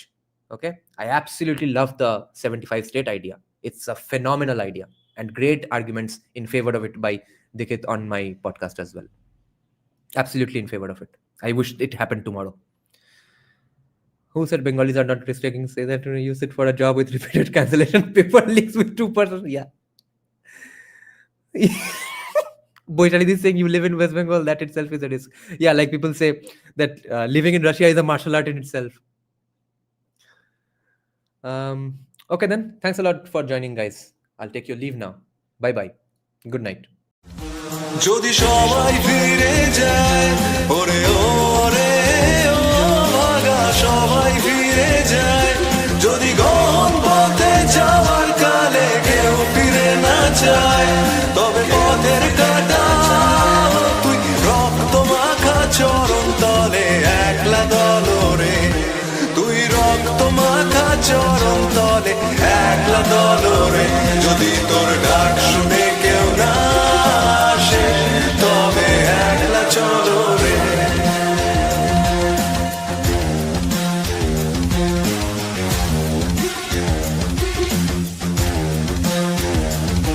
যদি আলো না ধরে, ওরে ওরে ও ভাগা আলো না ধরে, যদি ঝড় বাদলে আধার রাতে দুয়ার দেয় ঘরে, তবে বজ্রানলে আপন বুকের পাঁজর জ্বালিয়ে নিয়ে একলা জলরে, আপন বুকের পাঁজর জ্বালিয়ে নিয়ে একলা জলরে, যদি তোর ডাক শুনে